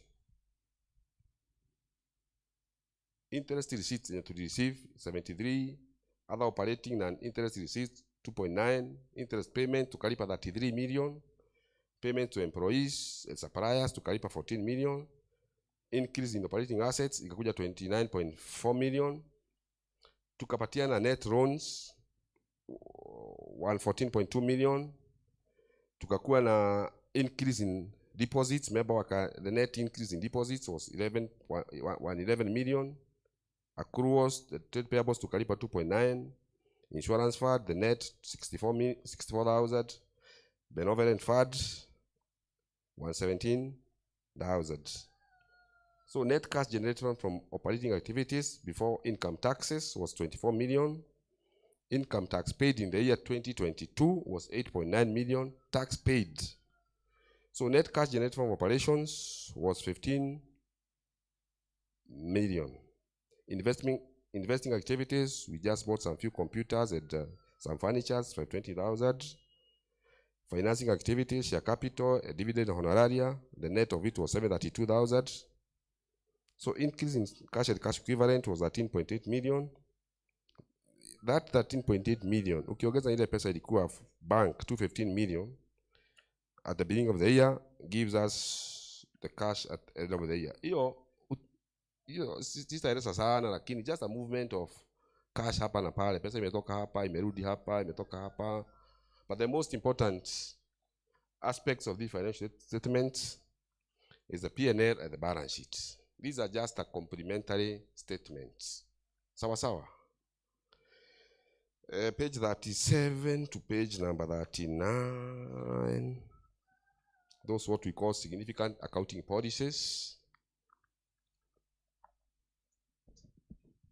Kidogo tu, wale wamesimama pale, tuko na viti pande hii, tafadhali. If you are studying, we still have empty seats around. Please, please, please. Thank you so much. Significant accounting policies. Tukitengeza hesabu, we have to rely on some policies. These policies, hata tukipata another auditor next year, lazima aseme ni policy gani ametumia. And if at all there's change on policy, there must be a reason for that. So these are the policies that have been used in making these financial statements. I not go through them kwa kina sana, but basis of preparations is about going concern. That means that the accounts has been prepared with the assumption hii sako mtaendelea kuisupport na itaendelea mwaka ujayo na miaka si ni kweli? Equipment, how you depreciate that. So those are the policies that are used to make these financial statements. There was no change in policy, so there's nothing much important to note there. Now from page 40, hiyo nafikiri tumesoma yote, si ni kweli? Si tumesoma? Si page 41 tumesoma expenses. Page 42, cash and cash equivalent. Si tumesoma kwa balance sheet, the 229 million. This is just a breakdown. Pesa ilikuwa wapi? Ilikuwa petty cash, ilikuwa cooperative bank, ilikuwa saving accounts ya cooperative bank, CIC, Cusco, fixed deposit in Cusco 100 million. Hiyo yote inakuja 229 million. Financial investments tumesema pale 5.3, nikasema most of it in treasury bill. Intangible assets nimeelezea, that's a software.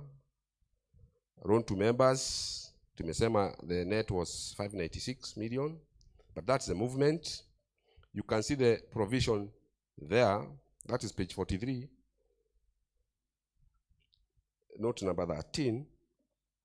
Loan to members, we started at 491. We disbursed loans of 388 million. We received repayments of 245. Transfer from deposits 28. Na kuna ile loan loss provision ya 9 million. Si tulikuwa tumeongeza 3 million. So ukiangalia 2021 ilikuwa 6. 2022 imekuwa 9 kwa sababu tumeongeza 3 million. That's just as a reserve. Hapo kuna loan portfolio, very important. Kulingana sasra, that's how provisions should be done. Ukiangalia utaona our gross loans of 605, our provisions should start at 26 million. Lakini unaona it starts at 9 million. So bado tuko na kamwedo ya kwe, lakini ni kipole pole, si ni kweli? Maybe next year we are going to provide another 3-4 million. Maybe by the next 3-4-5 years we will be fully compliant.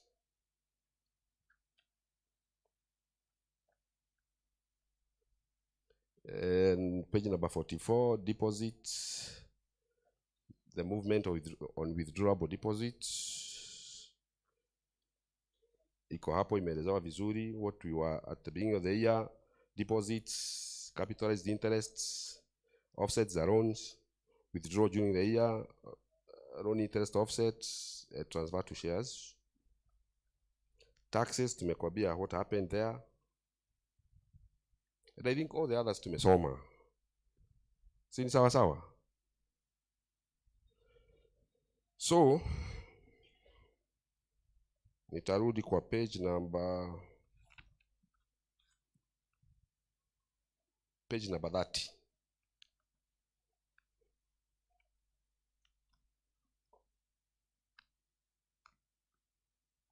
Nikitumaini mmeelewa accounts. Nimesoma na lugha mzuri.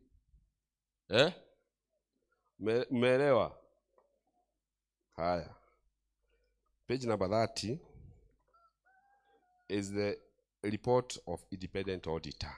Sasa sisi tumekuja, tumepatiwa hesabu, tumepatiwa books, tumekagua. Na sasa jukumu yetu was to give an opinion. Hesabu ni mzuri ama sio mzuri? Sawa sawa?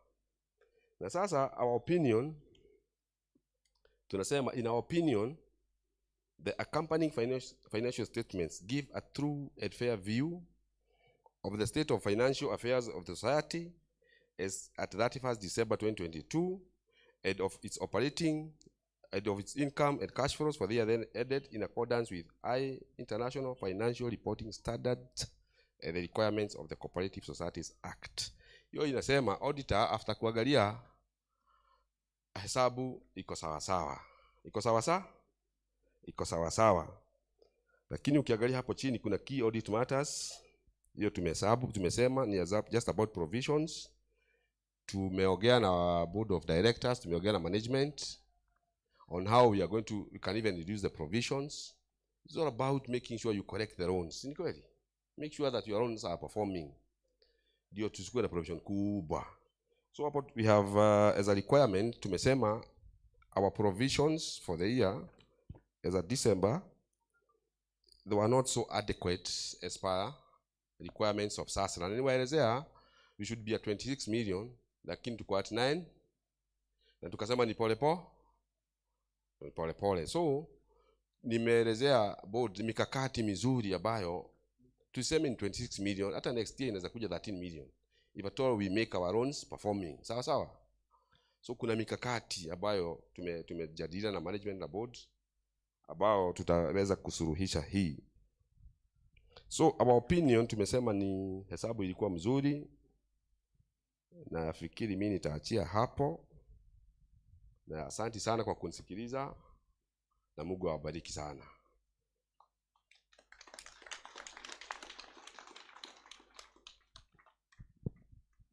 Pigie brother Joroge makofi. Those are our audited accounts. That is Pceakayole Sacco. Hesabu ndizo hizo, and that's what makes Pceakayole Sacco. Before we ask any question or comment, can we have a proposer and a seconder for that audited report?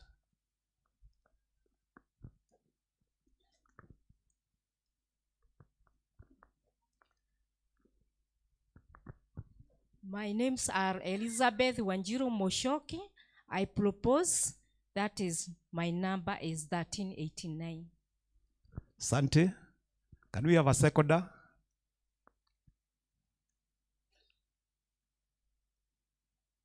Can we have a seconder for the audited accounts? My name is Felista Murege, 1621. The report has been proposed and seconded. Now, if you have a comment or a question, this is the time about the audited accounts of Pceakayole Sacco. Ni hesabu, go through them, pole pole, bado, then ask a question or a comment.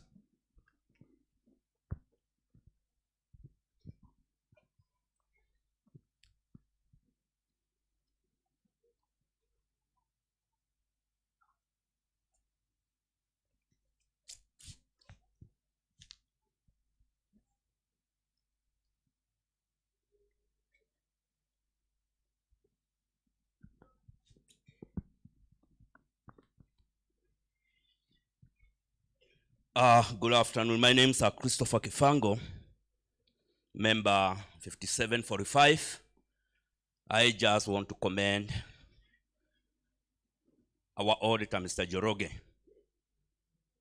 I just feel like stating that for over like 100 and so annual general meetings I've attended, this may be my first to understand auditor's report. That work is commendable. You have gone through your statements in a manner that even a layman can understand. Congratulations. Thank you so much. Your membership number? 745. 5745. Thank you. Comment, question, another one. This is our sacco. Wacha tuulize maswali ndio mtu ukienda ukitoka hapa uwe hakuna swali lingine unataka kuuliza. You are satisfied with the performance of the sacco. Na usiende kuulizia huko, ulizia hapa. Ask a question here, make your comment here. Ile utasema huko haitasaidia, ile iko hapa ndio itasaidia even the other members. Please.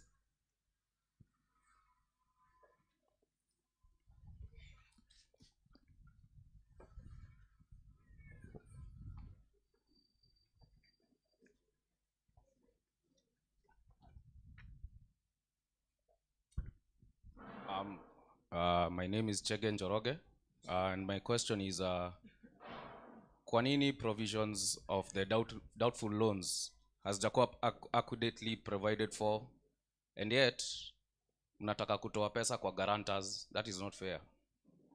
I think in the next year you should provide for adequately provide for the defaulty loans that are supposed to be given. Don't punish the guarantor kwa makosa ya ule mtu amechukua loan. Hiyo ndo thought yangu.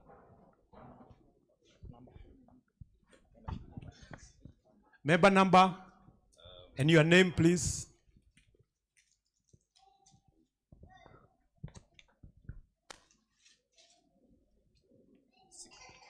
(6832) Chege Njoroge. Thank you, Chege.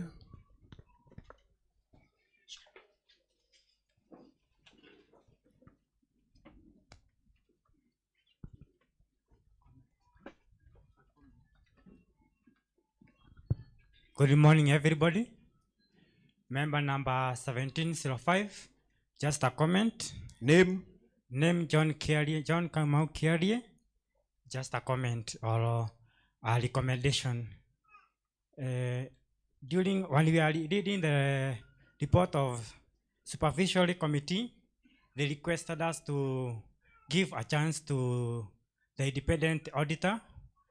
I could say yes, because they have done a good job, which each and everyone can understand their accounting, and that was very good. Thank you. Thank you. Question, Padei.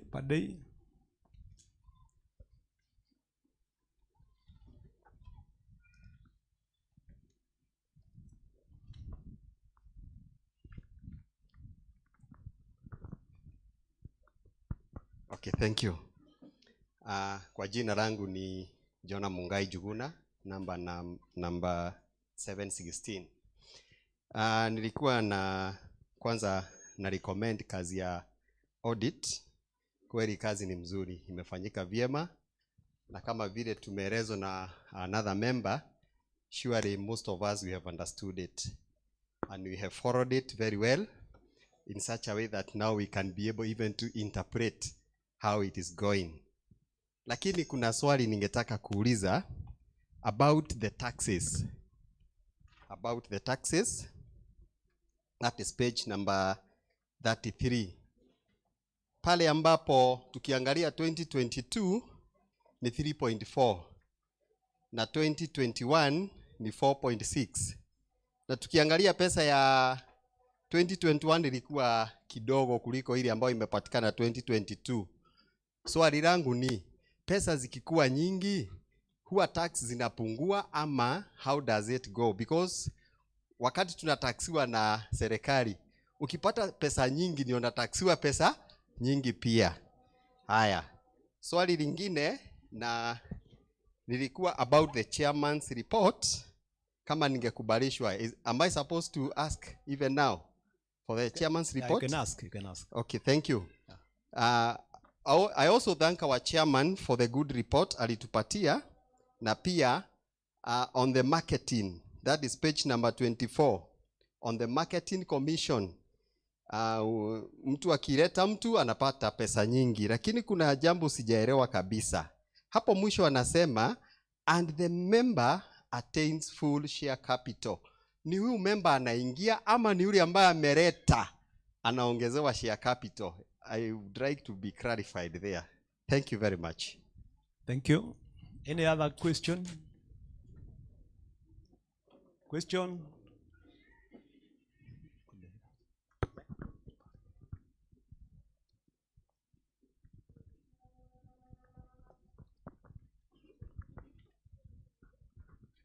Thank you, members. My name is Mogi Gujiri, member number 3657. Under the statement of charges and equity, I would like to know what is this prior year adjustments. Thank you. Any other question? Tuchukue moja ndio we answer that, then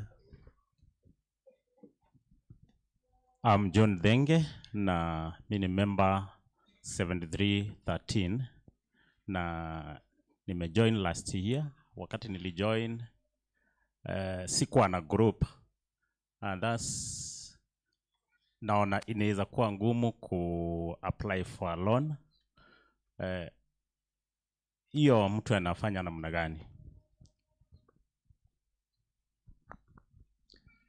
Any other question? Yes. Let me answer him straight.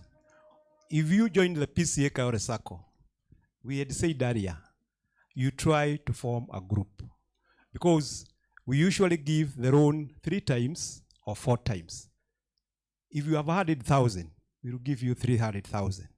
100,000 is your money. 200,000 is not your money. It is the other members' money. So what you do, once you join Pceakayole Sacco, you also bring a friend. Wakati tunaitana education meetings, we also meet with other people. You can come here na ujue huyu tunajuana, lakini sikuwa najua ako Pceakayole Sacco. That person becomes your friend. You can approach that person to form a group. Also recruit your own members from that group. That is the only way you'll be able to get to enter into a certain group. You can your spouse, your children, your friends. By the time you are getting to 6 months to qualify for a loan, you will not have missed maybe 3 or 4. And you also have assisted Pceakayole Sacco to grow. Once you get in, recruit a member. That is how most of these members have come to know more about Pceakayole Sacco. Uli aliingia kwanza, anaigiza mwingine, anaigiza mwingine. Secondly, if you want a loan and you have 100,000, you cannot get all the guarantors you want. We have also provisioned for a collateral. If you could be having a car, you can be having a plot, all those things will assist you to get a loan. Sawa sawa? Okay. Habari zenu. Mimi ni mgeni sana, naitwa Josephat Kambo Githuku, member number 7419. Wengi wameongea kuhusu mambo mazuri kuhusu Sacco, lakini mimi ningetaka tu kuongea juu ya mpangilio. It's my first time to be here. Most of us are being frustrated at the gate during the entrance. Hakuna parking. Ametusaidia kununua magari. Kayole mnajua hakuna parking. Next time, musongeze hizi dias pande ile, muachie watu parking hapa. Kayole hakuna pahali ya kupaki magari. Ukiambiwa urudi utaenda kupaki wapi? La pili, tunaona booklets zimeisha. Ni kumaanisha mlikuwa mmepangia watu wachache na sisi tuko wengi.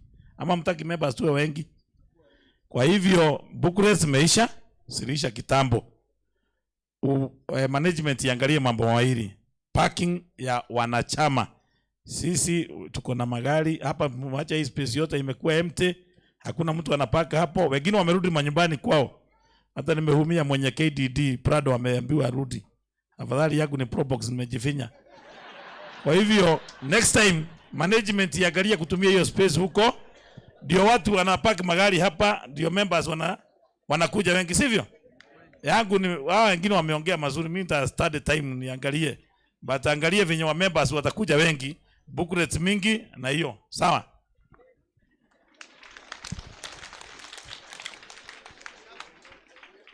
Thank you so much. We really apologize for that. And I hope next time we will improve on that. Thank you. My name is Paul Njirukuria, member number 1244. My concern is on page number 26. Page number 26 on expenses, where there is total expenses, where they have written. In 2021, we had 49.6. But in 2022, we have 59.6. That is an addition of 20%. That is approximately 10 million. Can we have an highlight about it? Thank you. Thank you. I think now we stop there. We answer the questions, then we can continue. Bwana Auditor, please.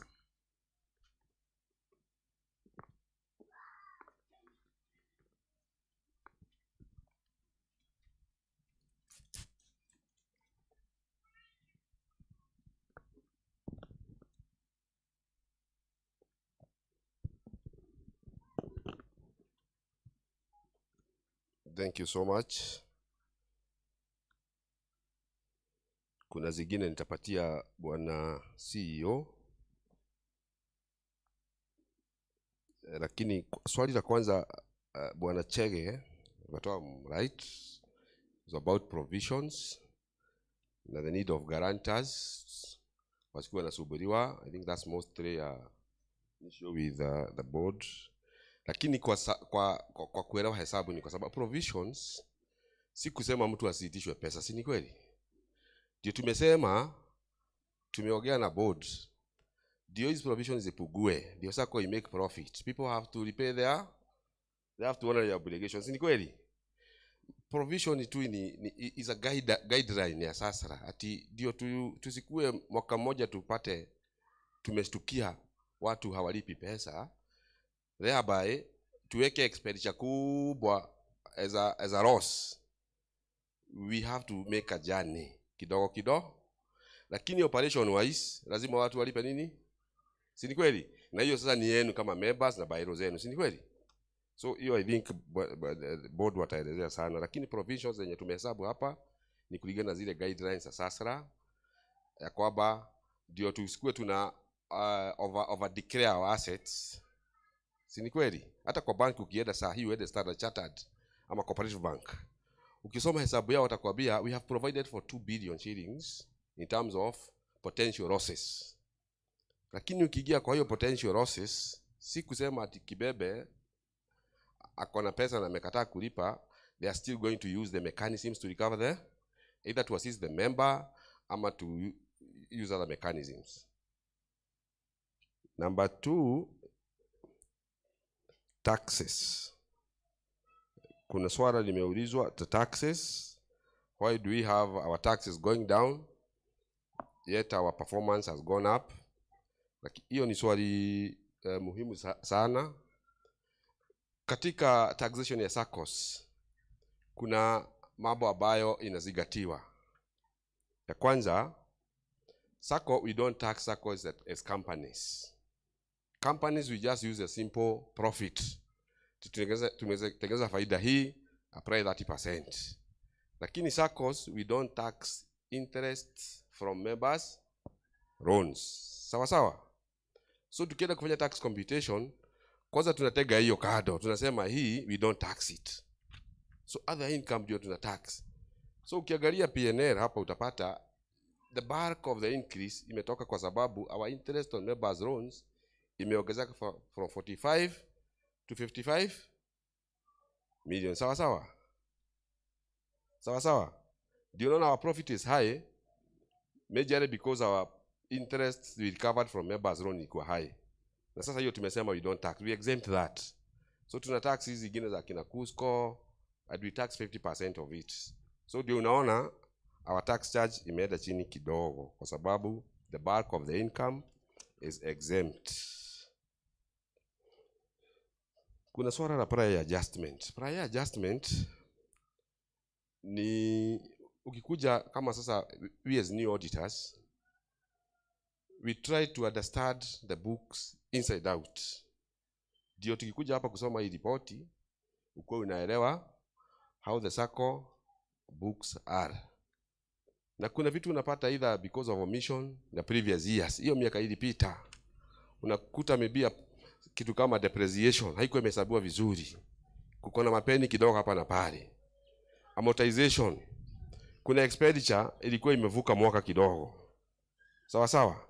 Hiyo ndio unakuja unajumuisha, unasema hii expenditure kwa sababu si ya mwaka hii, wacha tuijumuishe yote, tufanye just one prior adjust, and it can come as positive or negative.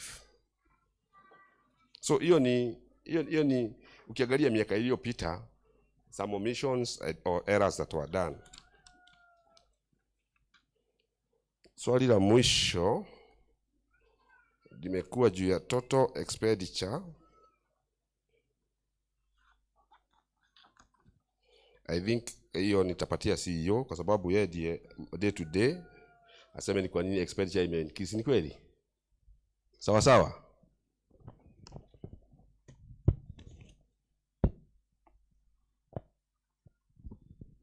Before the CEO comes, I would like to mention something on grantorship, because it is still an issue. When we talk of grantorship, and my friend there had also asked about the same question. When it comes to grantorship, you're guaranteeing somebody. Please always, before you sign that grantorship form, hiyo form wacha ijazwe. Huyu anakopa pesa, wacha ajaze all the details. Anaitwa, kama mimi naitwa Muyoro, nimeandika nimeitwa Muyoro, I've borrowed 100,000, all the details, my spouse, my everything on that form. Because what we are seeing when we are, a loan is not being paid. Mimi naitwa Muyoro, I have a child. Nakuletea form ya mtoto yangu. Wewe hujaona huyo mtoto pahali, hata humjui, lakini nimekuletea form ya mtoto wangu. Then mtoto wangu halipi hiyo loan. Unapigiwa simu. Unasema hata sijui ni nani huyo. Na ni kweli humjui, sababu wewe ni form uliletewa ikiwa blank. So when you are guaranteeing somebody, please always make sure the form is filled completely. Secondly, know that person you are guaranteeing. Now, how much are you are guaranteeing that person? Sababu it is becoming an issue. Mtu anasema, I only signed 20,000. Lakini kwa form, you have signed 50,000. Ukipigiwa simu unakuja haraka haraka. Hata wengine wanapanda mpaka pikipiki ndio afike haraka. Akija kwa ofisi tunamuonyesha hii signature ya 50,000 ni yako. Hata hasemi ni yake, anasema ni kama yangu. So please, when you are signing the issue of guarantorship, when you are signing for somebody, it is simply like, if you sign 50,000 for somebody, it is like kutoa pesa mfuko yako unampatia. Ni kweli? You cannot give 20,000-30,000 to a stranger. You should be signing for somebody you know. Sababu when that loan is defaulted, 1-2 years down the line, hata hutakumbuka vile ulikuwa umefanya. But if you have your own record of guarantorship, you will know, nilisainia Muyoro 20,000, it is there in my record, na Muyoro akikosa kulipa, that form simply means, if you don't pay, I'll pay for you. Sacco has even gone further, because we have an issue. We have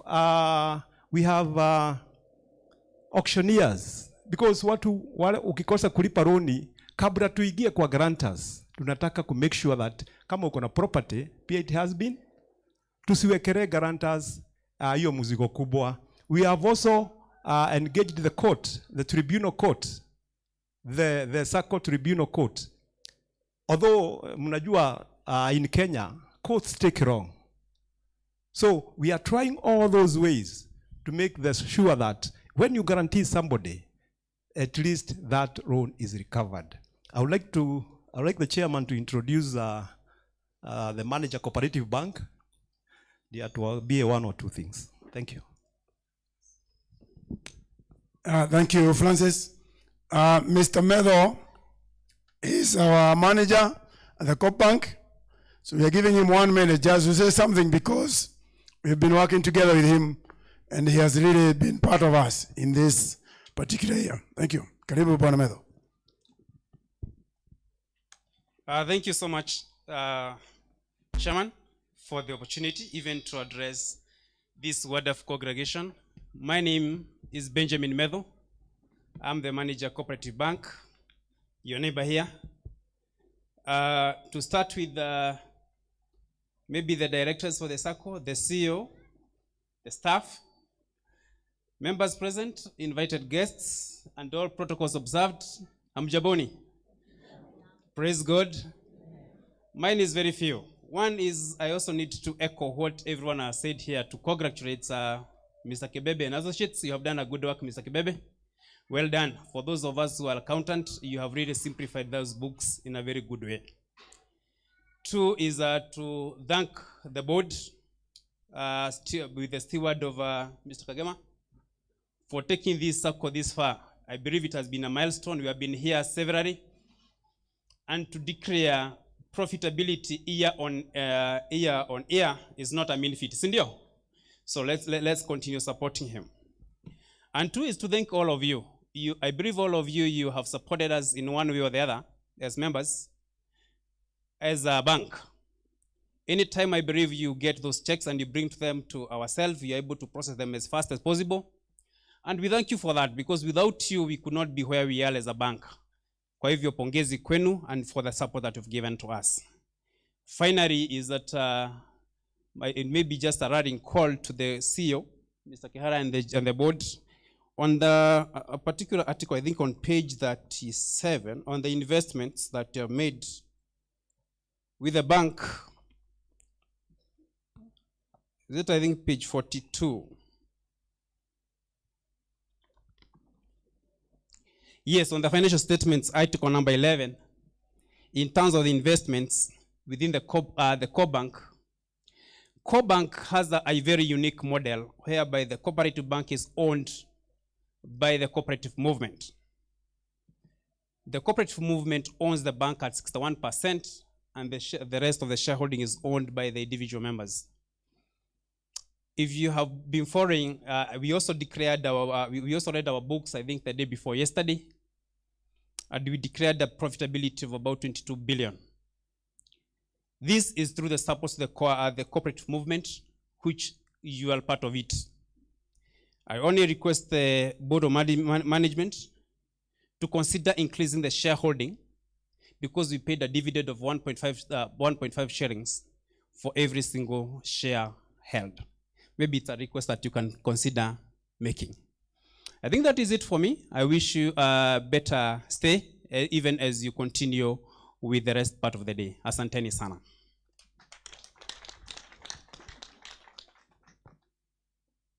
CEO, please.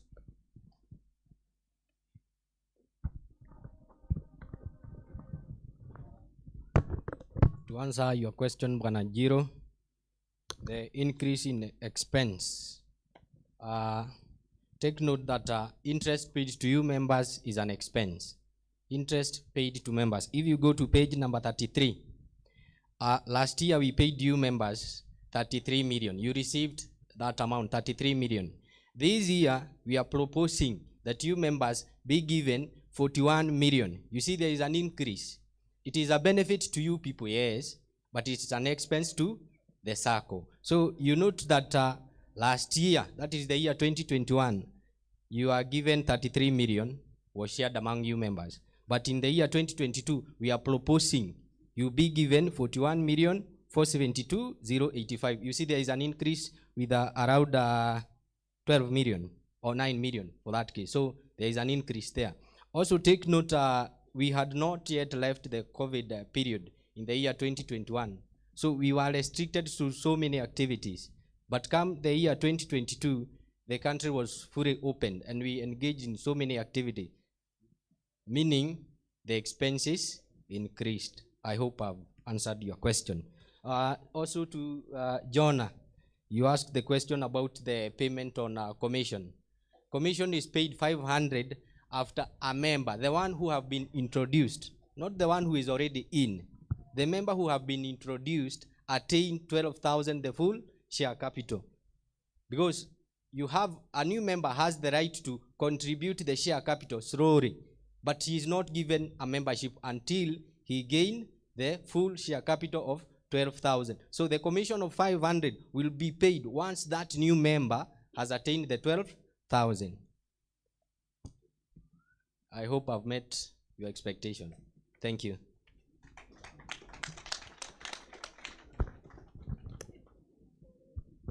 Any other question on the audited accounts? Yes, please.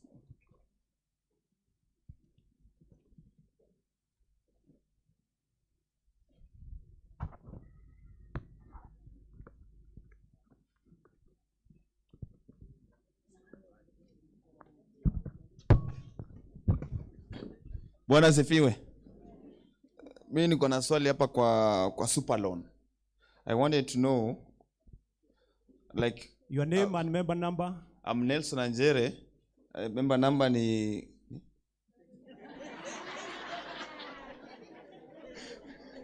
nimesahau kidogo.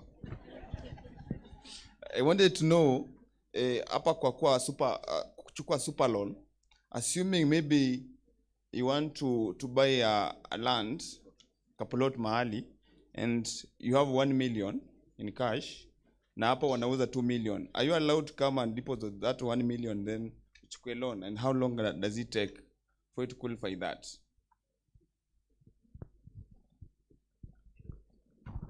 We paid that question, we will answer it. We will answer you. Can we hear the treasurer's report?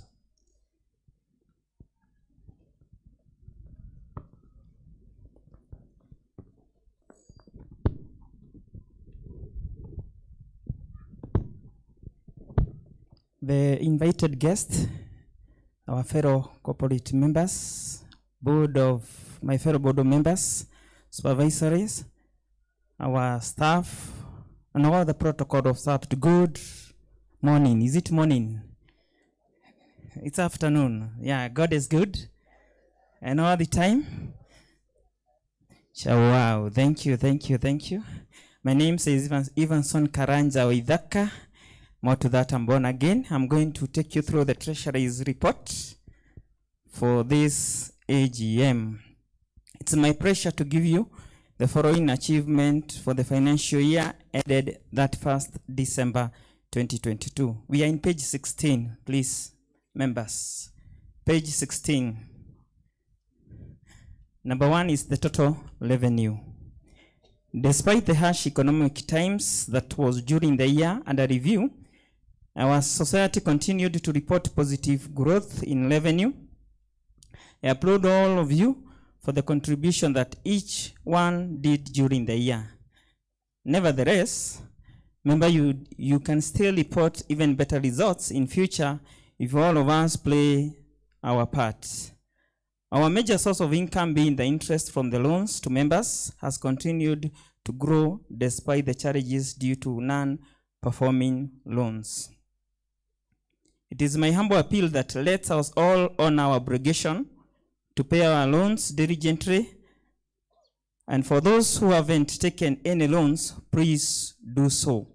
We have adequate funds to meet your financial needs as reflected in our books, cash and cash equivalents of 229,514,984. This was given in page 34 by our auditor. The total revenue for the year 2022 was Kenya shillings 76,539,503 as compared with Kenya shillings 63,937,256 for the year 2021. This was 20% increment. Congrats, members, for that increase. You can see the graph very clearly for the total revenue for the last 10 years. For the last 2013, we were at 5 million. And currently, in the year 2022, that 1st December, we closed at 76 million. See that one, it's a very good growth. Yeah, good. It's your effort. Loan book. Our core business being the loan advancement to our members. I wish to reiterate our commitment to continue giving quality loans to you, dear esteemed members. We have most favorable terms and conditions compared to other financial institutions. During the year under review, we advanced a total loan of 388,948,757 compared to Kenya shillings 334,696,931, which was issued in the year 2021 to our members. This was 16% increment. We commend and appreciate all of those who have been paying their loans as expected. To those who have not honored their obligation, I urge you, will you please do so. Let us all keep in mind that we have a collective responsibility of protecting our monies. Loan book for the year 2022 closed at Kenya shillings 596,534, 500, no, let me repeat again. The loan book for the year 2022 closed at Kenya shillings 596,534,757 534,785 as compared to Kenya shillings 485,261,787 for the year 2021. This reflects a growth of 23%. You can also see it also in the page 34. The loan book graph, you can see it. In the last 10 years, we were at 63 million. Currently, as the 31st of December, we closed at 596 million. We go to number 3, which is the share capital. The regulatory SASRA requires to meet the minimum requirement ceiling of the core capital for us to issue more loans. We appreciate that you obliged to resolution to increase the minimum share capital. In order to increase our share capital, I appeal you members to introduce new members so that we can inject additional new capital, and in so doing we shall have increased the ceiling. Okay, tafadhali kama wewe ndiye mzazi wa mtoto, tafadhali kindly, mtoto ako na haja sana, afadhali tusimamishe kila kitu. Sawa, asante. Unaona huyo mtoto anajua kujiongea. Congrats. Asante. Thank you. Haya, tulikuwa kwa number 3 kwa share capital. Sijui kama nirudie tena. The regulatory SASRA requires to meet the minimum requirement ceiling of the core capital for us to issue more loans. We appreciate your ability to resolution to increase the minimum share capital in order to increase our share capital. I appeal you members to introduce new members so that we can inject additional new capital, and in so doing, we have increased the ceiling. The share capital for the year 2022 was Kenya shillings 57,579,480 against Kenya shillings 52,297,800 for the year 2021. This is a growth of 10%. We can see the graph very clearly for the share capital. 10 years ago, we were at 4.5. Currently, we are at 57.5. We also managed to register 559 new members who attained a full share capital of 10,000 as per the 31st December 2022. Bear in mind that the share capital has already changed to 12,000. Number 4, that is page 18, members' deposits. The members' deposit has increased by 19%, totaling to Kenya shilling 681,201,414 against Kenya shillings 579,618,647 for the year 2021. We encourage our members to continue saving with our institution, access higher loans, and reciprocate the same by giving back more returns. The graph for our members' deposit, you can see it very clearly. 2013, we were at 63 million. Currently, we are at 691 million. Number 5 is the total asset. The total asset have grown to Kenya shillings 834,416,373 as compared to Kenya shillings 709,944,979 for the year 2021. This reflects a total asset growth of 18%. We call upon all members to pay their obligation, and this will ensure that our assets are safe and in any investments done are not at risk. We have ensured that the asset book of accounts are intact. Then also the graph of the total assets, you can see it clearly from the 9 million in 2013, and currently we are at 834 million. That's per that first December 2022. Our strategic plan is to hit 1 billion mark by the year 2025. Number 6 is the dividends and interest. We have proposed to issue a dividend interest to our members at the rate of 12% and 6% respectively, as opposed to there's an error is 11.5 and 5.7 respectively that was issued in the year 2021. The auditor gave us that ratio as per our report. We have ensured our SACCO is stable in financial matters. We have in place appropriate financial systems and effective controls. The expenditure incurred has been spent for the business of the SACCO. We thank the Almighty God for giving us strength and zeal to reach this far. We wish all to appreciate all members for your great support and commitment you have accorded for the success and enabling us to achieve our goals. This show we have embracing our motto, saving regularly, borrowing wisely, and repaying promptly. We also appreciate with a great honor for accepting our humble request to market our SACCO through social events. This has actually boosted our SACCO in a great way. Kudos, members. It's a good response.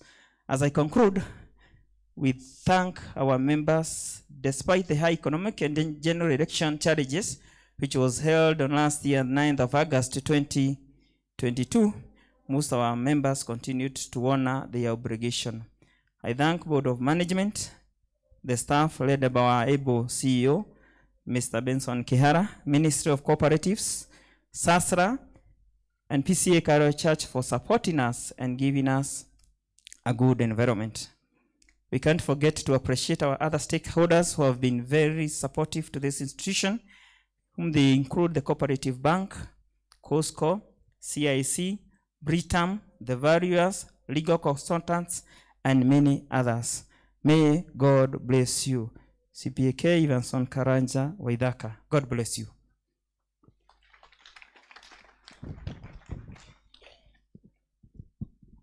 Thank you so much, Brother Karaja. Tumpigie makofi. Can we have a proposer and a seconder to the Treasurer's report? Proposer and seconder. Proposer, member number 6503. Name? Jared Kira. Okay. Seconder. Seconder, David Maina Muirori, member number 4989. Thank you. Do we have a comment, question on that report? Or we go to the budget? Treasurer, give us the budget, please.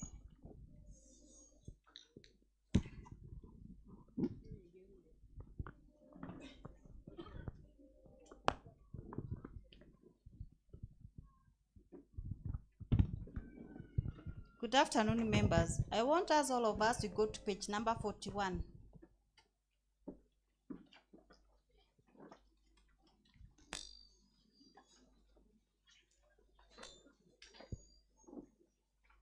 Point number 7, governance costs. We have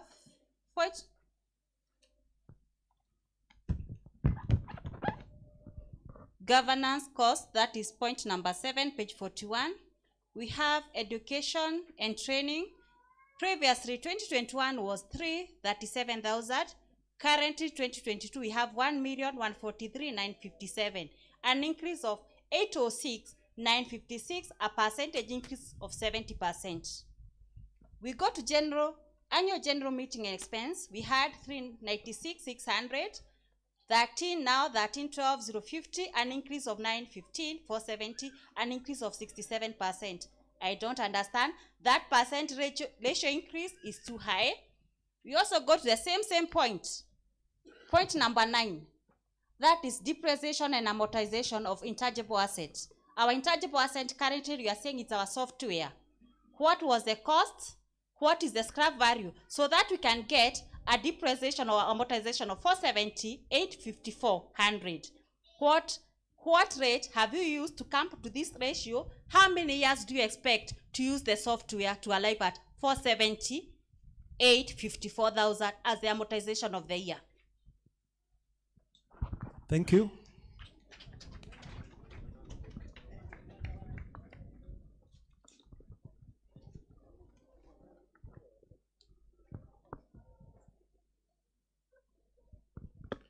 Thank you so much. Michael Buoyo, 7041. My question is number 3 about the share capital. The CEO and the chairman, people are humbly requesting, in case of emergency and somebody has got a work in Turkana and they want to travel, they want to shell out the share capital, please, can the Sacco be responsible to share out the capital, not a member to look for somebody else? Thank you.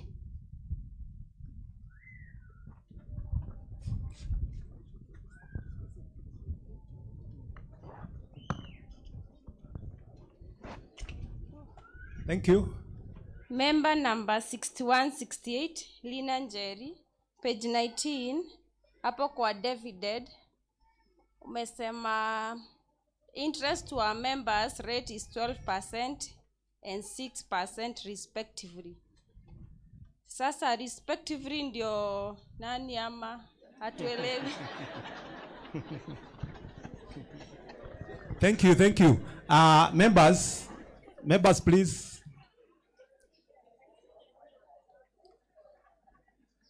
The questions being asked are not related to the treasurer's report, but we have put them down. We are going to answer them later. The questions being asked are not related to the treasurer's report. We are going to put them down and we are going to answer them later. And if you have a question that is not related to the treasurer's report, let us pad it, you'll ask it later. You'll be given time. But right now, let us scrutinize the treasurer's report. If we don't have a question, we go to the treasurer's budget. Swali yote uko nayo, andika, tutajibu. But let us go step by step.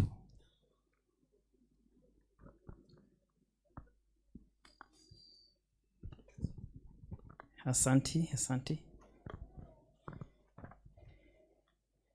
Tutaenda kwa, before answer that, your swali tutajibu baadaye with this 12 and 6% because it's about the dividends and interest. We are paid the dividends for share capital and also paid the interest for the savings. There's a difference, but you can answer it better after I read this report. It's a very good question, very varied. People, they don't know about the dividends and they don't know about the interest. Wanasema tu ni dividends, lakini kuna tofauti. Asante. Haya, twende kwa page 49. Tutajaribu kutumia lugha zote ili tuweze kuelewa because it's the actual business that now we are doing. The proposed budget for 2024, supplementary budget 2023 and 2022 actual stroke variances. The actual and the budget of 2022, we have the accounts, the budget for 2022, we have the actuals for 2022, and then the variance. From there, we have the budget for 2023, supplementary budget 2023, and the last column is the proposed budget for 2024. We go for the first item, that is interest from loans. You all know that our core business is giving loans to our members, only to our members.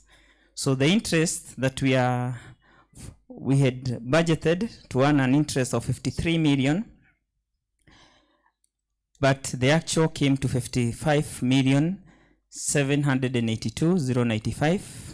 So we had a positive response, that is we earned more by 2,782,095. So that was a surplus. The interest from other investments, these are the investments that we are investing into money markets for the funds that we are having. So we had budgeted 20,425,000. The actual was 17,775,462. Negative of 2,649,538. This shows that more people, they took up the loans. So in the interest from loans was higher. So, and that is what we are aiming. We try to increase the interest from loans, not from other investments. In fact, the SASRA control us. Why are you investing to other investments? So that is it. Other incomes, we have the registration. Budget was 1.2. Money actual was 638. surplus of deficit of 562, passbook 350, 188.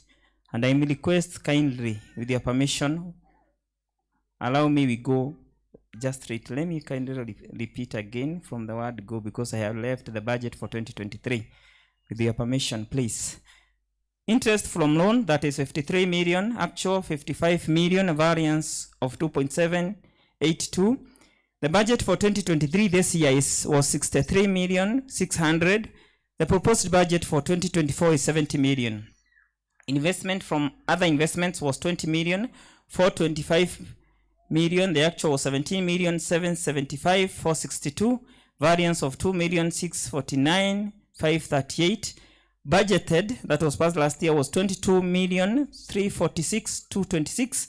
The proposed budget for 2024 is 23 million. Turned to other incomes, registration is 1.2. Actual was 638, variance of 562 million. Budgeted for 2023, 1.4 million. And the proposed budget remains as 1.4 million. We have passbooks 350,000. Actual was 188,000. Variance of 162. Budgeted is 420. The 2024 remains the same as 420. Loan processing, fines. Fines is 1.2 million was the budget for 2022. Actual was 162,880. Variance is 1,037,000. Budgeted for 2023 is 1,440,000. The proposed budget for 2024 remains as 1,440,000. Loan processing fee budgeted was 1.3 million. The uptake was high. There was actual was 1,117,781. Variance was only 182,209. Budgeted for 2023 1.560. And the proposed budget for 2024 is 1.6 million. We go to refinancing fee. Budgeted for 2022 is 700,000. Actual was 591,390. Variance is 108,610. Budgeted for 2023 was 840,000. And for 2024 is 900,000. We go to withdraw fees. Budgeted was 80,000. The actual was 71,500. Variance was 8,500. In the year 2023, budget was 96,000. And the proposed for 2024 is 100,000. Transfer fees. Budgeted for the year 2022 was 30,000. Actual was 22,350. The variance was 7,650. The budgeted for 2023 36,000, and for 2024 is 40,000. Reactivation fee 250,000 for 2022. Actual 173,600. Variance 76,400. Budgeted for 2023 300,000. And 2024 also remains as 300,000. Dividends from Coop Bank shares 8,000 2022. Actual we received by 7,980. Variance is 20. For 2023 is 9,600. And for 2024 proposal is also 9,600. Dividends from Cusco shares budgeted 20,000 2022. Actual was 8,445. Variance 11,555. Budgeted is 24,000 2023 and 10,000 2024. Other incomes totals you can see 5.1, 2.9, variance 2.1. Budgeted for 2023, you can see the totals there 6.1 and 6.2 for 2024. Total incomes you can see 78 million 76, variance of 2 million. Budgeted was for 2023 is 92 million 101 826, and for the year 2024 is 99 million 259 600. interest on members' deposits. So for budget for 2022 was 32 million. The actual ones, you can see there is 41,472,085. And this is depending on the increase of deposit. Variance is 9 million. Budgeted for the year 2023 is 51,332,228. And proposed budget for 22 million is 62,625,318. We go to personal expenses. We have a salary and wages. Budgeted for 2022, that is 3.2 million. Actual is 3.165528. We managed to save 34,472. Budgeted for 2023 is 3.5, was 3.5, that is the budget was passed last year AGM. We are requesting a supplementary budget of 1,010,000. And for 2024, we have 4,587,000. Currently, we have added 3 employees, and also the government taxes has also increased. That's why you have finding that the salaries has also gone up. The personnel over time, we had 120 for 2022. Actual was 197. We managed to save 23,000. A budget for 2023 is 132,000, and proposed budget for 2024 is 150,000. You can see the total expenses for the personnel expenses 3.3, budgeted actual 3.2. We managed to save 57, and proposed budget for 2023 3.6, and the variance, that is the supplementary budget. And for 2024 we have 4.737 million. Administrative expenses, strategic plan and policies, budgeted was 400,000. The actual was 456,047, as a variance of 56,047. For 2023 is also 400,000. We have not, also in 2024 budget is 400,000. Debt management, this budgeted for 2022 was 600,000. We have spent 291,250, managed to save 308,750. For 2023, budget is 600,000, and also for 2024 it means 600,000. We go to printing and stationaries. Budgeted for 2022 was 500,000. We have managed to spend 217,896, managing to save 282,104, and budgeted for this year is 500,000, and for next year we also budgeting 500,000. ICT cost budgeted is 800,000 for 2022. Actual expense was 346,799. We managed to save 453,201. Budget for 2023, we are budgeting 1 million, and for 2024 we are budgeting 600,000. We are proposing to improve our system so that every member can try to access us at his place. Communication budgeted was 900,000. Actual was 533,850. The variance, that is savings, was 366,150. Budgeted for 2023 was 1 million, and 2024 is 1 million. Office expenses, we have 400,000, and we spent 457,870, a variance of negative 57,870. For 2023, we budget is 500,000, and for 2024 is 600,000. Legal fees, you know, we have already started going to court, and cases are going on very well. We are hoping a positive response. So legal fee, we have 500,000. The actual is 10,000 so far that we paid, and the variance is 480,000, and budgeted is 500,000, and also 24 500,000 also. General repair and maintenance, we had budgeted 100,000. We have Actual 65,610, saving 34,390. Budgeted 100,000, and the next year, that is 2024, that is 200,000. We go to Ushirika Day. We had budgeted 1 million. We only spent 156,500.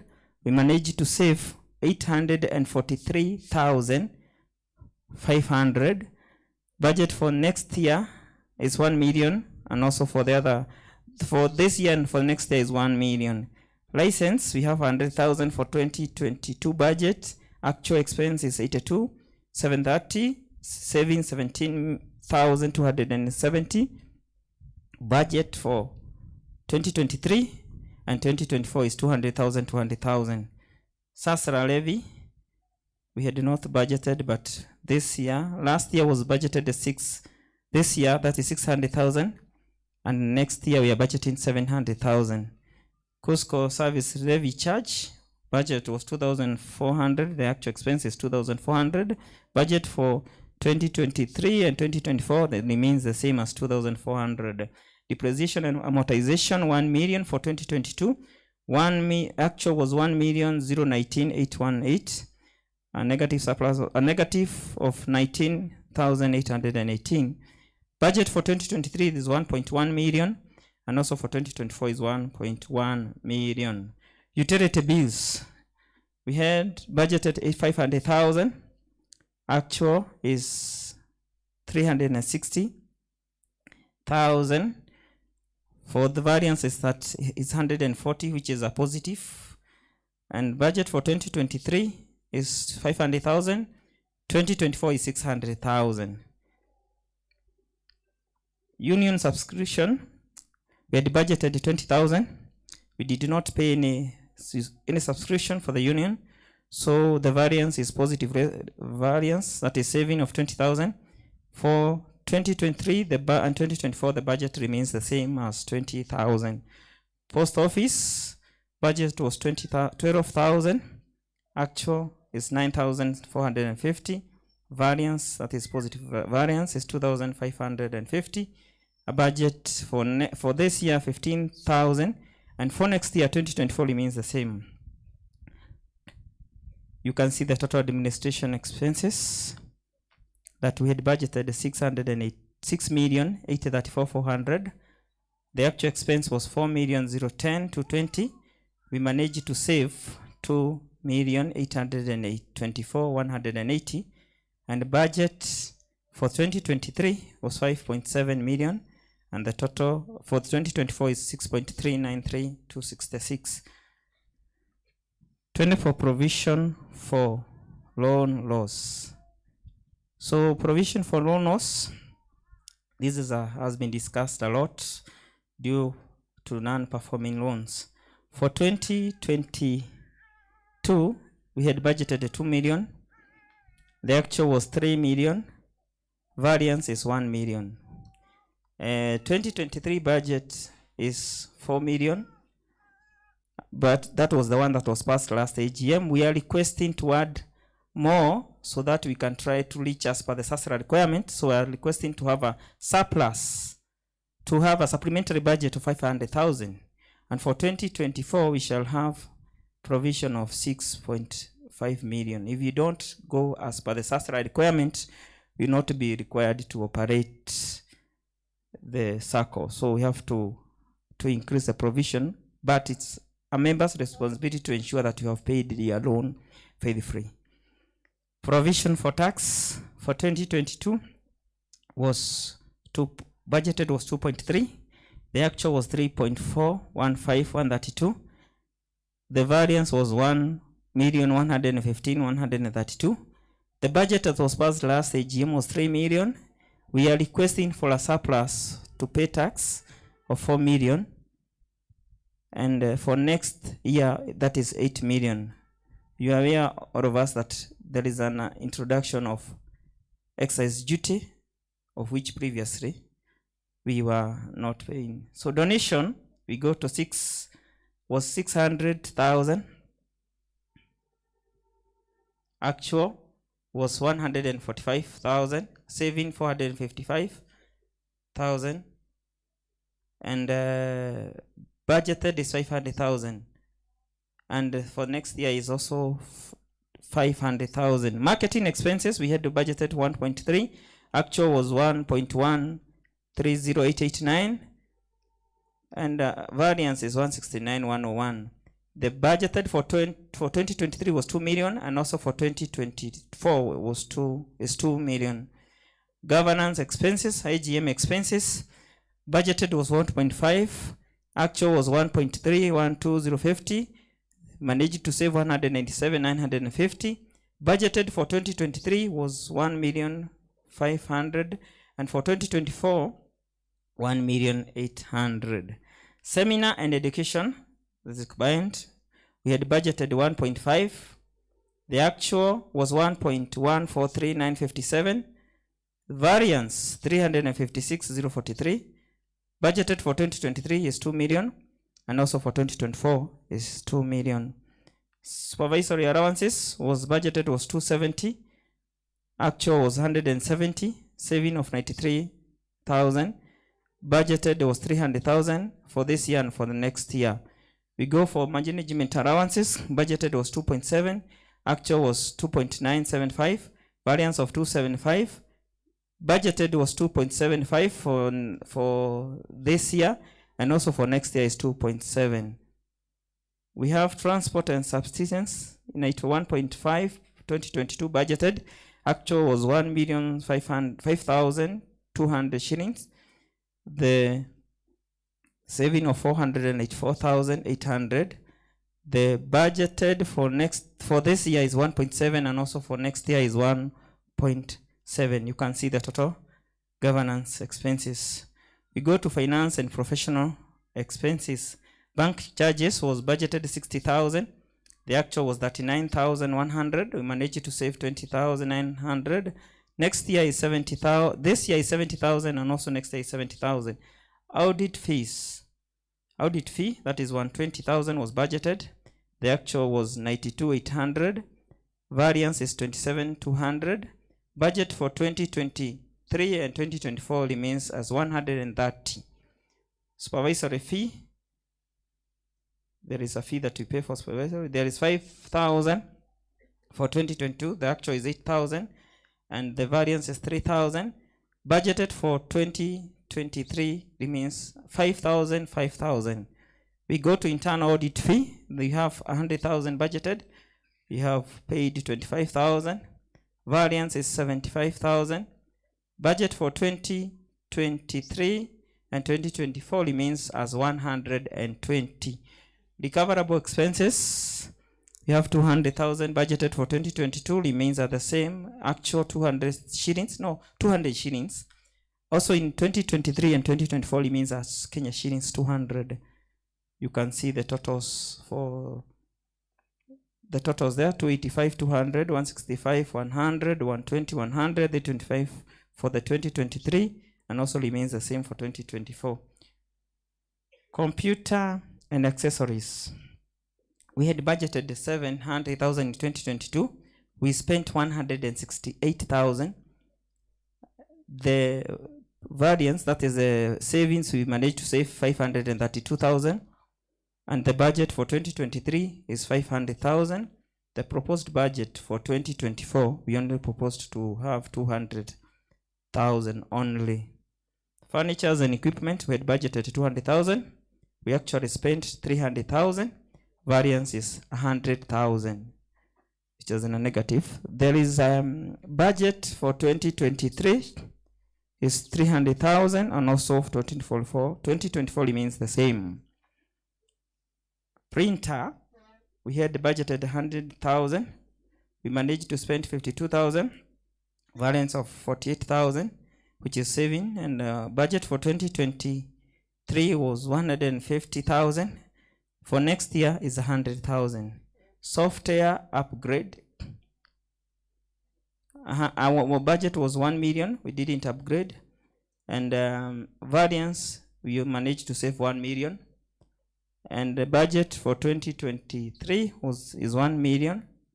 And 2024 remains as 1 million. So that is the budget. And God bless you.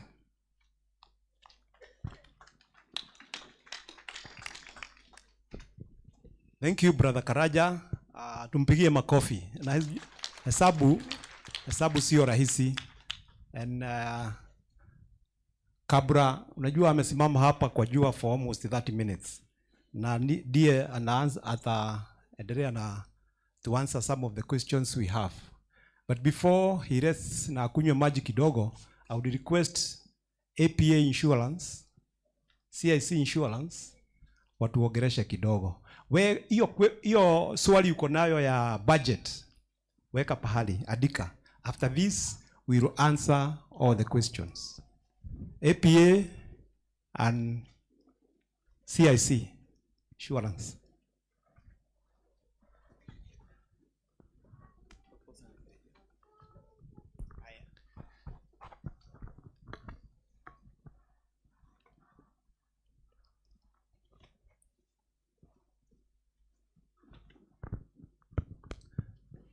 Kabla ya rafiki yangu wa CIC aongee, can we have a proposal and a second for the treasurers, for the budget, the treasurer's budget? A proposal and a second.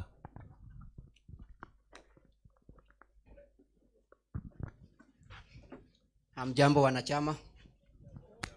My name is Dalton Omondi, member number 2089. I propose the budget. Santi Bwana Omondi. Sekoda.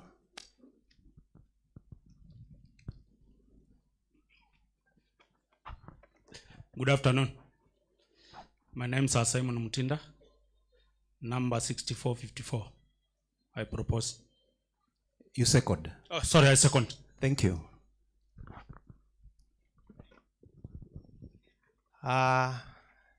County officials, board na members, hamjambo. Kwa majina naitwa Alex Washira toka CIC Insurance Cooperatives Department. Mimi nafanya kazi na SACCOs na leo nimefurahi sana kukua hapa na nyinyi, na nashukuru board na management for the invitation, for considering us to come. I really appreciate. CIC ni cooperative insurance company. Cooperatives are at our heart. Cooperatives are our owners. Cooperatives ndio tunafanyia kazi. So nyinyi wote, you are our employers. Ni nyinyi mnatushikilia. Na SACCO pia imetushikilia, tunasupport. SACCO wanatusupport. They have patronized our products, especially the money market. Na mkiangalia statement zenyu, mnaona interest tumewapatia mzuri, na tunashukuru kwa hiyo biashara, na tunaomba more partnership with the SACCO and even the housing. Today nitaongea kuhusu CoopCare. I believe most of you mmepata the flyers kwa the programs. CoopCare is a new product, ni a medical. It was designed and it was a brainchild of cooperatives and CIC. So we saw there was a gap kwa a market. There were a group of people wenye hawaku wanaweza kupatronize most of the medical products because of the cost aspect. But CIC together with a few cooperatives, we came up with a product ambayo inaitwa CoopCare. It is relatively new. Ili launchiwa last year on October. So it is basically for corporate members. Anyone ako kwa cooperative, hii yenyu ni savings and credit. So nyinyi wote, you are eligible to join. The cover is quite affordable to you, and I believe hata ukishindwa kulipa immediately, I'm sure unaweza peo loan kidogo hapo kwa SACCO, then utalipa tu polepole as your family is also covered. You enjoy medical.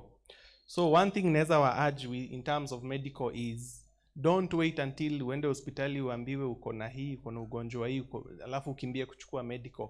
At that point it will not serve you that much. But ukichukua before, then something happens after. That is now when it comes to play and you benefit. So I'd urge you to consider it, to have a look at it, but I'll touch a bit on it. So one thing is it is eligible to members from 18 years of age up to 70. So mtu yeyote ambaye hajafikisha miaka 70 na ako between 18 to 70, you're eligible to join. Then ukiingia, it is a life cover. You enjoy it until your last day. So hutafika 80, hutafika 85 tukuambia umezeeka sana, tunataka kukushukisha. Hapana, we continue with you hadi siku ya mwisho until ile Mungu atakuita. So also it covers the principal and 6 dependents, that is a spouse and 5 children. There are options, kuna inpatient, outpatient, maternity, dental, optical, and last expense. And also there is a bed, NHIF net, which we pay net of NHIF. So if you have an NHIF and you have this, it is an added advantage. So kwenye NHIF inasimamia, we continue paying. So si ati tutakuacha hivyo, no. And having 2 covers is a plus. Having COP care is also a plus. So for benefits, we have from 100,000 to 300,000, that is inpatient. And the prices range from a maximum of 36,000 to the lowest price of 2,500 per year. So mtu akichukua inpatient only 100,000 peke yake, you pay only 2,500 per year. I think that is quite affordable.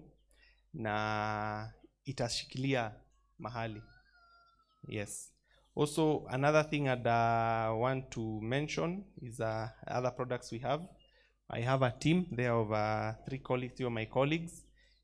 Feel free to pay us a visit, inquire, ask as many questions as you can, because insurance is a gray area in our economy. Watu hawajui insurance sana, and it is there to serve, it is there to help. But most people, the terms and conditions zinakuanga slightly not disclosed, but I believe it is something that is being worked. It's a seller to buyer arrangement, not arrangement, commitment from the seller to share as much information as they can. Ndio isikae ni kama nataka pesa yako alafu sitakulipa, ama in case of anything nitakwambia ukufanya. So insurance needs to be demystified. We need to learn more. We need to patronize more insurance products, because they are here to help. They are here designed to kukurudisha kwenye ulikuwa before an incident happens, to indemnify you. So with that, I'd like to close my remarks and also urge members to save regularly, borrow wisely, and pay promptly. Ndio sacco grow na members at least mu enjoy financial stability. Thank you. Thank you. We are working in partnership with the CIC and with APA. If you want one of those products is a screening, we will give you a loan for that. And that is the product we are calling Bima Loan. Bima Loan. Bwana asifiwe. Praise be to God. Yes, naitwa Steven Maina Gekonyo. Na mimi bado ni member wa Sacco. Thank you board members for this time. I'm number 70, mimi sijasahau 7169. Bwana asifiwe. I'm from APA Insurance. APA Insurance, we are located at Westlands. That's our main office. And we have so many branches in Kenya. Na mimi sitaongea sana because of time. I'll speak only about gari. The other issues tuko pale na tent, so mtakuja tumueleze. Magari kwetu we give with a rate of 6% as an individual, but ukikuja through the Sacco, we have merged with the Sacco, we'll give with 3%. I know most of people tumekuwa now. So if you come with through the Sacco, tutakupatia na 3% as the rate, and it will be a comprehensive cover which will cover everything. Hata kuibiwa gari, hata kupata moto, hata gari igongane na ingine ama kugonga mtu, the insurance will cover for everything. So ukikuja through individual, our rate is 6%, but as you come through the Sacco, we give you 3%. And we also have medical cover, we also have fire insurance. Fire insurance ni in case umeweka hiyo biashara, maybe umechukua loan, unataka kuweka biashara, in case hiyo biashara ichomeke and God forbid ama iibiwe, tunakukava. We just get tunajua stock yako ya hiyo biashara yako ni pesa ngapi, then tunakufanyia quote, then you pay. Ukiwa na loan hatuwezi angalia because ulichomekewa loan hautalipa, we'll still pay the loan. Tuko pamoja? So that's what we'll have, but we have most policies and many policies, na tuko na tent pale. Ukiangalia kuna bana iko pale imeandikwa APA insurance. So please, tukimaliza tunaweza pitia hapo. We have a team there na tutawaelezea vizuri. Thank you for your time.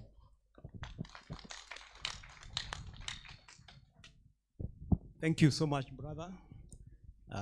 Now we come to questions. As we answer them, any question concerning the treasurer's report, the budget?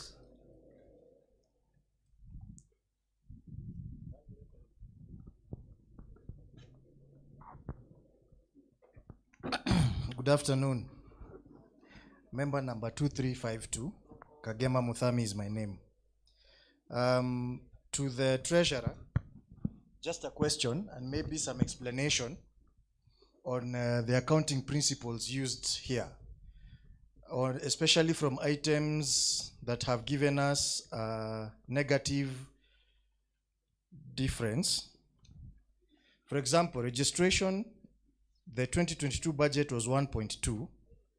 The actual usage was 638. So we saved some money, but then we have budgeted for 1.4. I was just wondering, doesn't accounting principles allow us then to use the 1.2 because it has proved to be enough and with a balance that remains? The other one is issues on passbook, 350, actual 188. So there is some saving of 162. So why don't we go with 350 or 400 instead of 420? Fines 1.2, 162 is the actual. So there is a whole deviance of 1 million. So this means, in my small understanding maybe, and that's why I've said it's financial education is needed. If we had budgeted for 1.2 and we only got 1.6, then why are we over ambitious to 1.4 now? What factors are we considering that will push us to what we didn't get and surpass it to now have 1.4?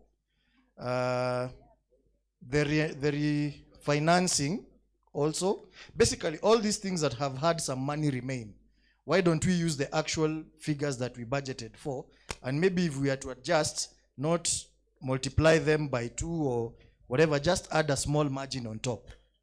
My question. Thank you, brother. Any other question? We are putting them down. We'll answer all of them. Yes, I had already said my name, Josephat Githuku, 7149. I strongly echo his words that the estimate that we had last year and what we are estimating for 2023-24 should be a bit proportional. We are overstretching all of our estimating. The other thing is on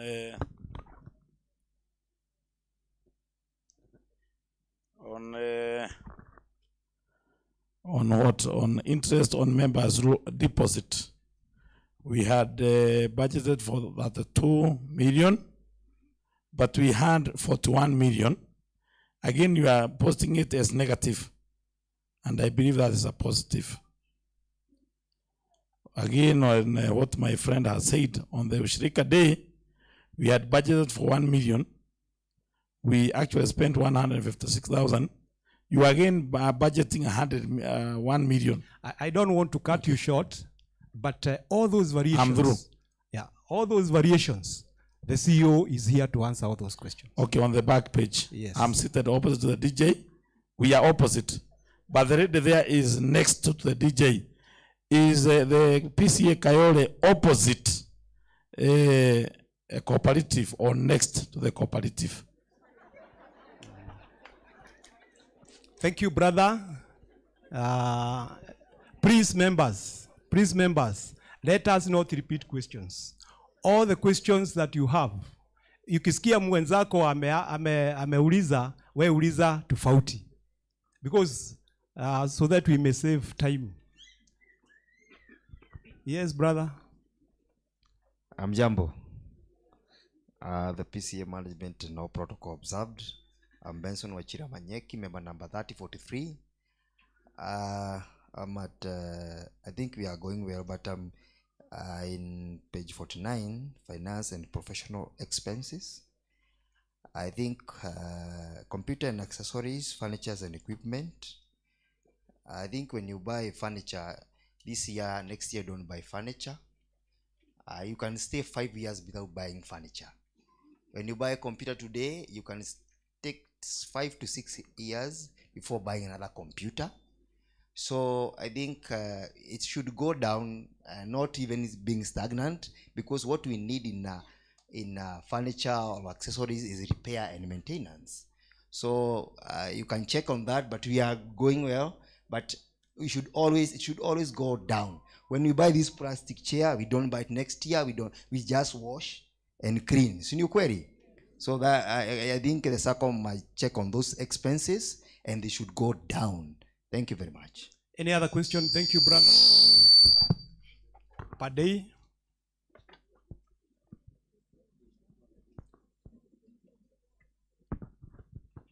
Good afternoon once more. When we come to the administration expense, let us go back to still page number 47.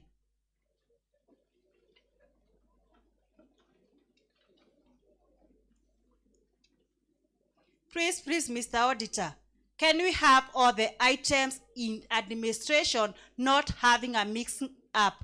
We are mixing items, we cannot be able to understand them. Please, my observation. Because when we also come to the administration expenses, when you come to the budget, all of them are not listed as they are. Some are mixed up in the administration, some go to still governance. Tafadhali. Alafu kitu ingine. E-transport kwa budget. We go to transport and substance.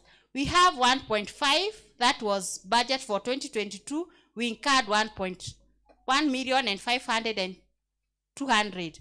What is this transport for? Per day, 1 or 2 questions, then we answer them.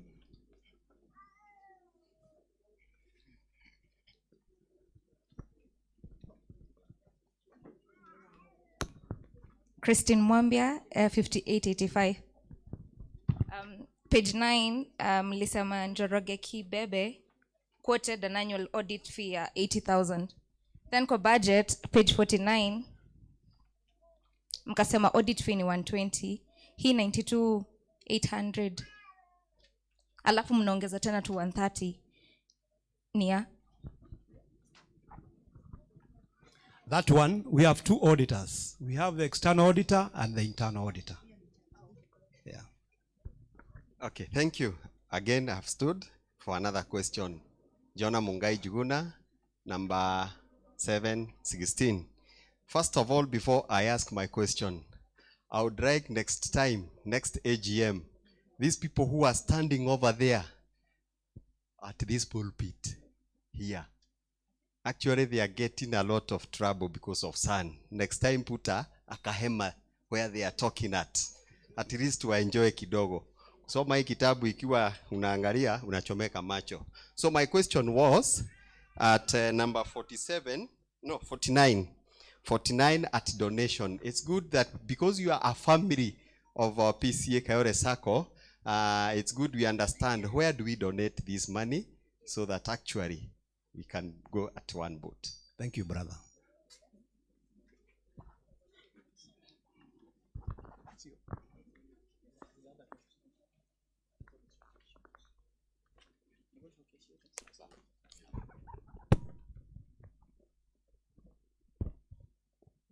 So I think I should answer on increase on these expenses. I was here and I explained why. And I would take you to that page, the governance expenses on page 41. Why the expense on that note 7. You recall last year, or the year 2021, we did not hold a physical AGM. We had a virtual AGM.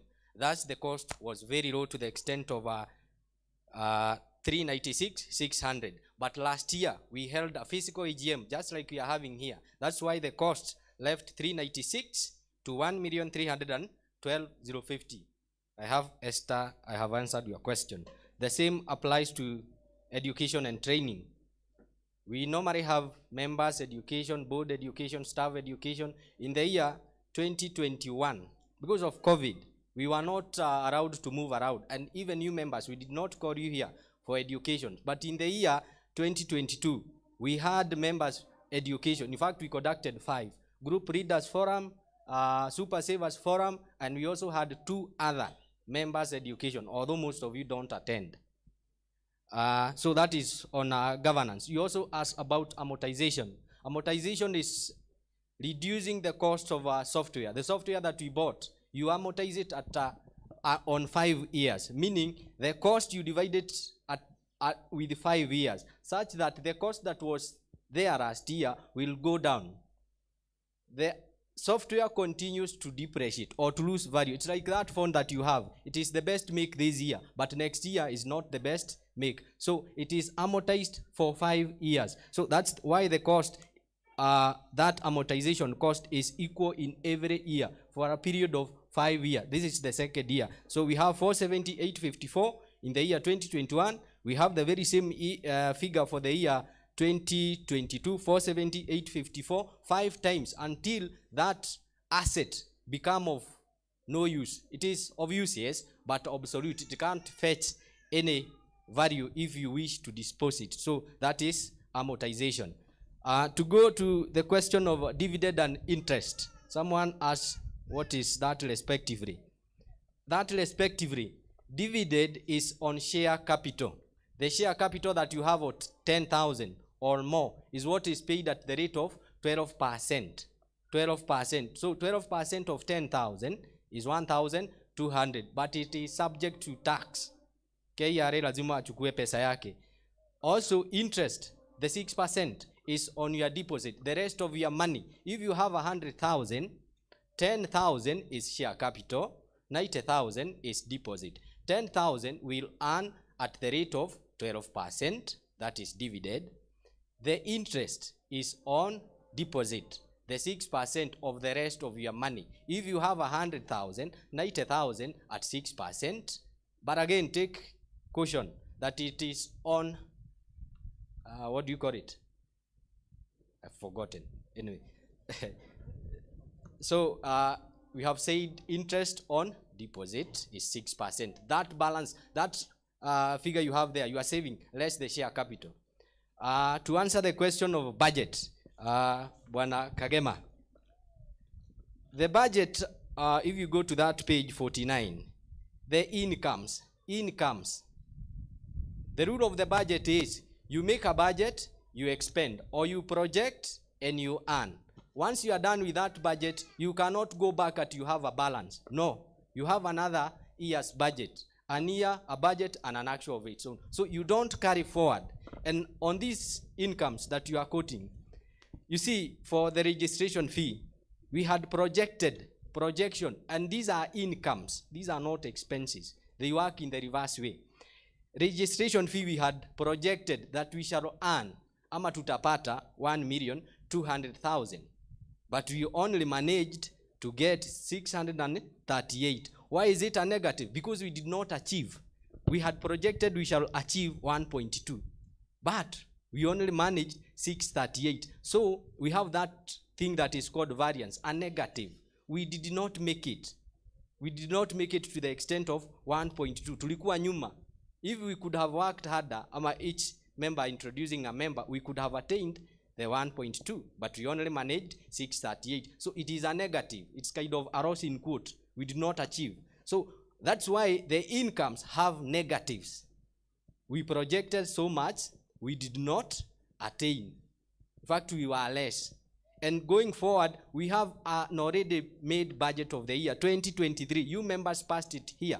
2023, the budget is already there. We have said a budget and an actual. We cannot carry forward something. No, it's only money set aside that we expect to earn this and to expend this. So once we are done with the year 2022, that is a closed case. We think of the year 2023. The same to the year 2024. And looking at it, because most of them we have not achieved.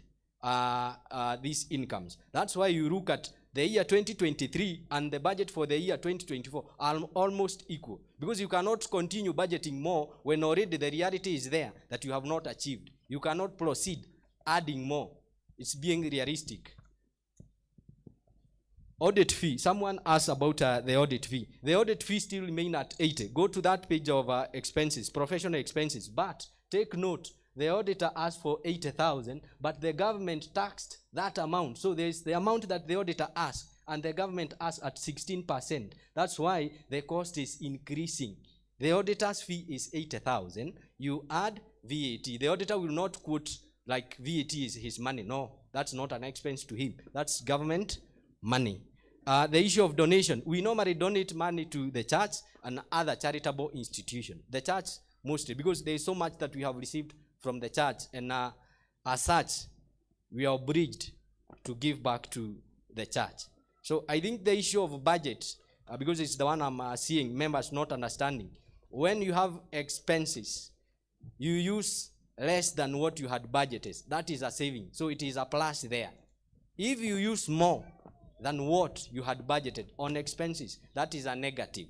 But for the incomes, if you fail to hit the target that you had budgeted, that is a negative. Uli budget utapata 1.2, but ulipata 638. So you fail to achieve the balance. The actual minus the budget is a negative on incomes. Tuko pamoja? Ama kizungu ni mingi na mahesabu. I know it's past 12.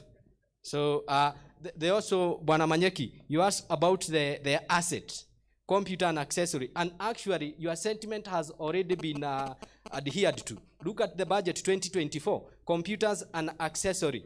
The budget this year is 500,000. The next year we have reduced that cost, because just like you have said, once we buy these seats or the computers, we don't continue buying them, assets. So looking at it, the year 2023 is 500,000 budget. The year 24, the budget is 200,000. So the cost, the budget provision has already been reduced. Yes, we are conscious that assets are not bought any other day. If it is furniture and fixture, it was 300. We have still maintained. We don't continue adding assets. No, assets are not earning anything. Thank you.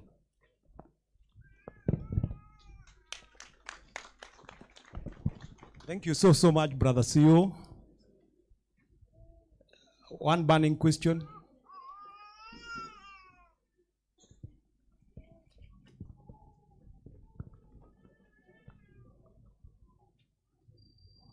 Okay, I'm Christopher Muirore, member 235. I have a suggestion.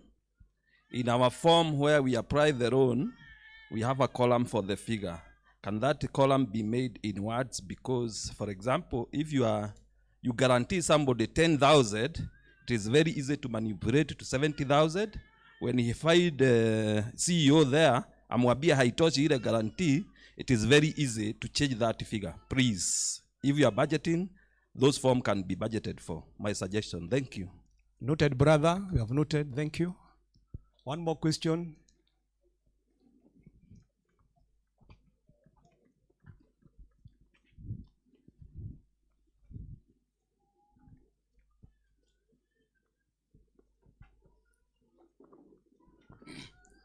Thank you. This one is burning. My name's Saddam Hussein. Number 6245. Swali langu ni wakati hizi dividends huwa zinapeanwa.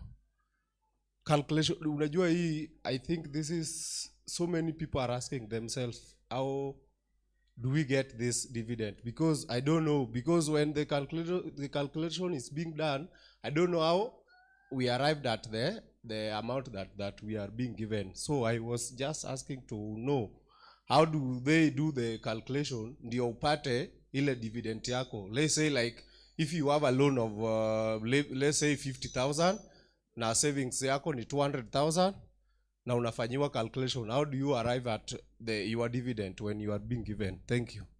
Thank you, brother. Before the chairman asimame, the CEO can answer the question of dividends. The dividend, like you have said, they are paid at the rate of 6%. That 10,000 times 6%, right? Then you raise a withholding tax of 5%. The issue that we have is on interest, because that is 10,000 times 6%, you raise the withholding tax on government. But now on a member's interest, the one at 6%, it is calculated on a pro rata basis. Pro rata basis, meaning what? Your saving that was there at the opening of the year will earn more than that is at the end of the year. So we take each and every contribution, when was it contributed? This is to caution members who normally have that tendency of coming at the end of the year, siku ya mwisho ya sako ya kufunga mwaka 2022, unakuja unaekelea 100,000, right? Na ule mwingine saving yake aliekelea 1st January 2022. Would it be fair for the two to earn the same? So that's why we use the pro rata basis. So the more your money has stayed with the sacco, ile pesa kwanza ulifungua nayo at the start of the year, if you had 1 million, it will earn more than that amount that you had at the end of the year. So the first thing is, ulifungua na nini hapo mwaka ikianza, si ndio? Because this among us, some members normally comes on 30th December. Unakuja unaekelea 100,000, right? Even today kuna mwenye aliekelea kwa sababu anasikia inapeanwa leo. No, we normally calculate as at 31st. Mwaka inafungiwa 31st December, si ndio? So we normally calculate on pro rata basis, meaning kila pesa mahali iliekewa. Pesa yenye iliekwa November haiwezi earn the same na pesa iliekwa January on a pro rata basis. Ni calculation iko hapo kubwa kubwa. If you so wish to understand it, you can always pay me a visit at the office there. So dividend at the rate of 12%. 10,000 times 12%. That is 1,200 less tax. Sindio? Then again plus sasa pesa ya interest. Ile pesa yako ya saving. Na sitaki uchukue the total at the end of the year. Ati uchukue nilikuwa na 1 million. Now times 6%. Sindio? That is straight line. No, we don't encourage that. Kwa sababu wewe ulikuja ukaeka date 30th na mimi nilikuwa na yangu at 1st of January. We can't earn the same. So we shall use the pro rata basis. Dividend at 12%, interest at 6% on deposit and on pro rata basis. Thank you. Chairman, please.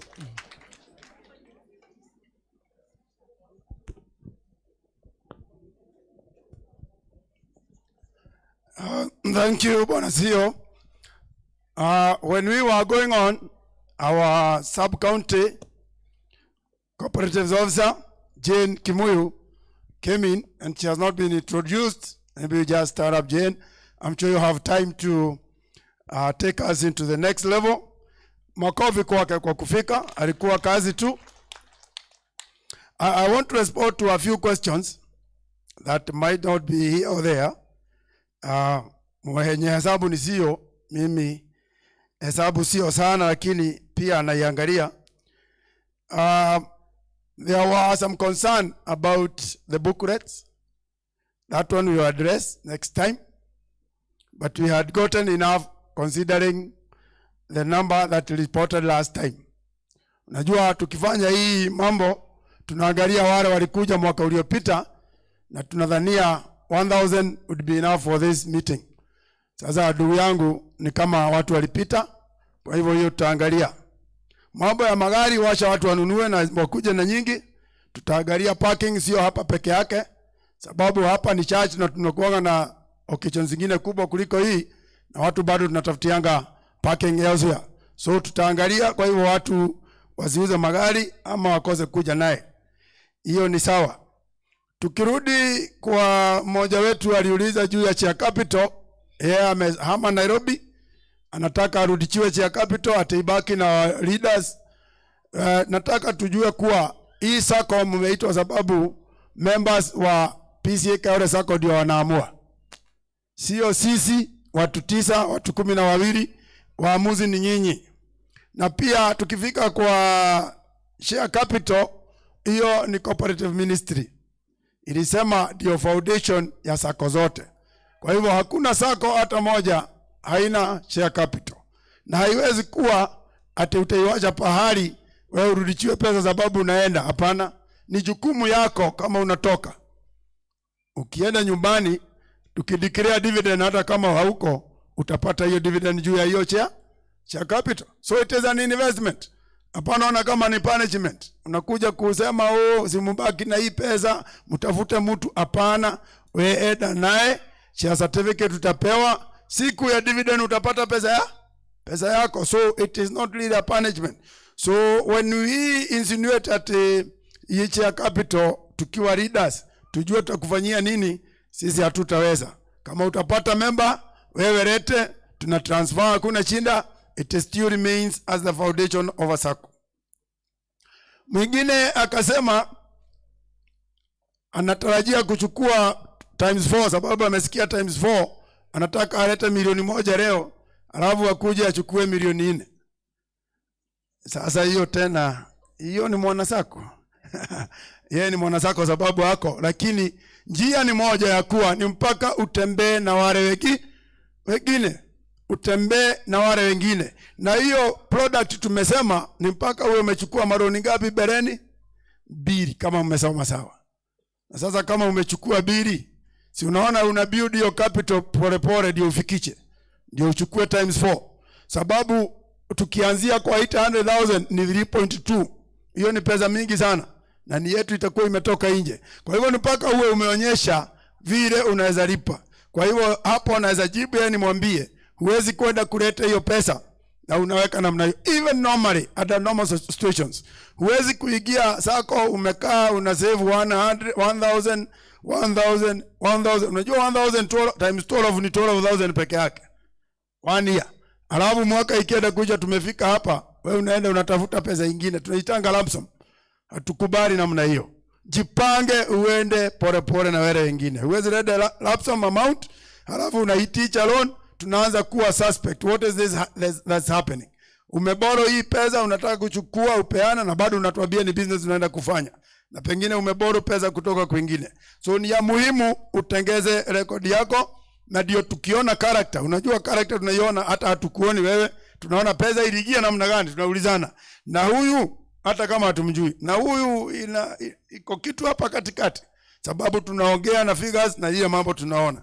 So ni ya muhimu wewe kama una nia, tuseme kama unataka pesa mingi, jipage ka safari ya kusave kitu ambayo inaonekana it is within your age. Ni ya muhimu ikiwa namna hiyo. Now, kama vile mmoja amesema mambo ya guarantors ni kitu gumu na imekuwa shida hapa. Lakini kwa ndugu ambaye aliuliza hawezi pata loan sababu hana guarantors, nimwambie ukweli ni kuwa ni mpaka upate guarantors. Sababu corporate sacco loans from the word go must be fully guaranteed. That one we must all understand. And there are no 3 ways. One way ni guarantors. Ya pili ni collateral pahali umekwama. Because again we don't consider the whole of the collateral. Sa ingine kama ni gari, tunaangalia value, it may not give you the value that you needed. Kwa hivyo ni ya muhimu ujue guarantorship ni muhimu. Number 2, wakati tunasema guarantorship tunasema kama sio sisi tulitafutana mmoja na mwingine mpaka sasa tumefika 7,000 tunaelekea 8,000. Kama hatukutafutana sako ingekuwa kweli. Sisi watu 20 ambao tulianza hiki kitu 205 tungekuwa tuko 20 tu peke yake.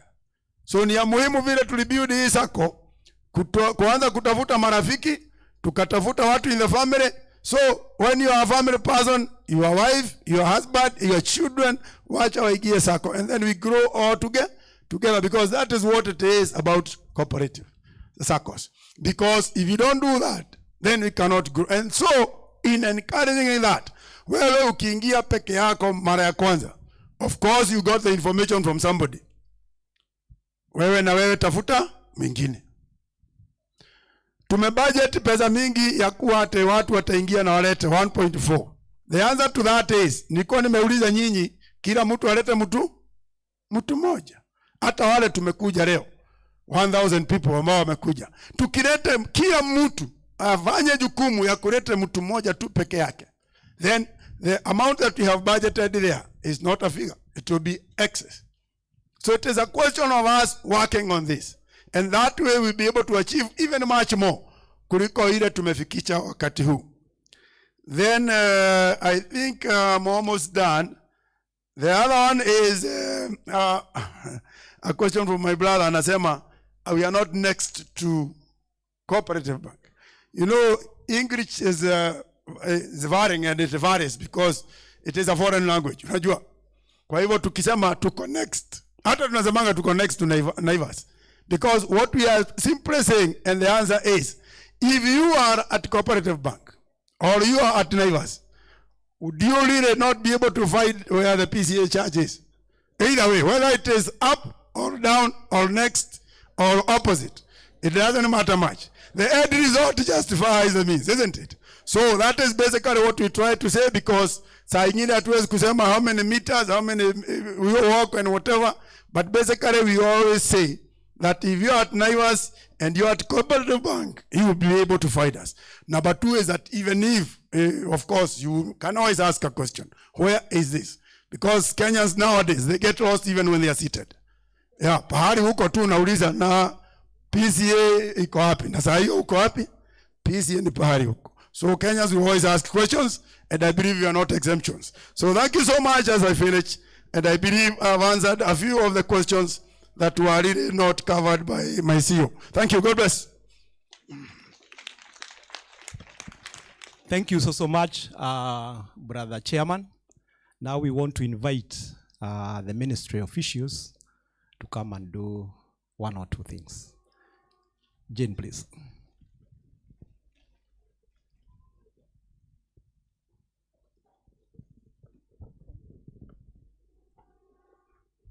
Kwa chairman, kwa board, supervisory, members, staff, wenzangu na wageni wote wamealikwa kwa mkutano wa PCA Kayole. Hamjambo. Nami si jambo. Kwa jina naitwa Jane Kimuyu, nasimamia Embakasi, Muko Central. Niko na 5. Nimetoka Ndandora. Tulikuwa na meeting huko. Kwa hivyo sikuchelewa kwa sababu nilikuwa ni mwana-serikali. Na wenzangu walikuwa hapa. Nikawaambia wanitangulie tumalizie wote. Ukiwa mama wa watoto wengi, si unasaidia wote? Yes. And I'm in charge of your society. Na sijawahi fika huku. Nikasema hata kama ni dakika 2 wacha nione watu wa PCA Kayole. Si ni sawa? Yes, na nashukuru nimewapata, na nyinyi ni watu wazuri, ni watulivu, munachangia, na hiyo ndio inafaa kwa society. Si ni sawa? Wacha ni tuende kwanza kwa business, ndio tuende kwa hiyo ingine. Tumalize business. Tuko kwa resolutions. Hiyo ni page 50. Tuko na dividends.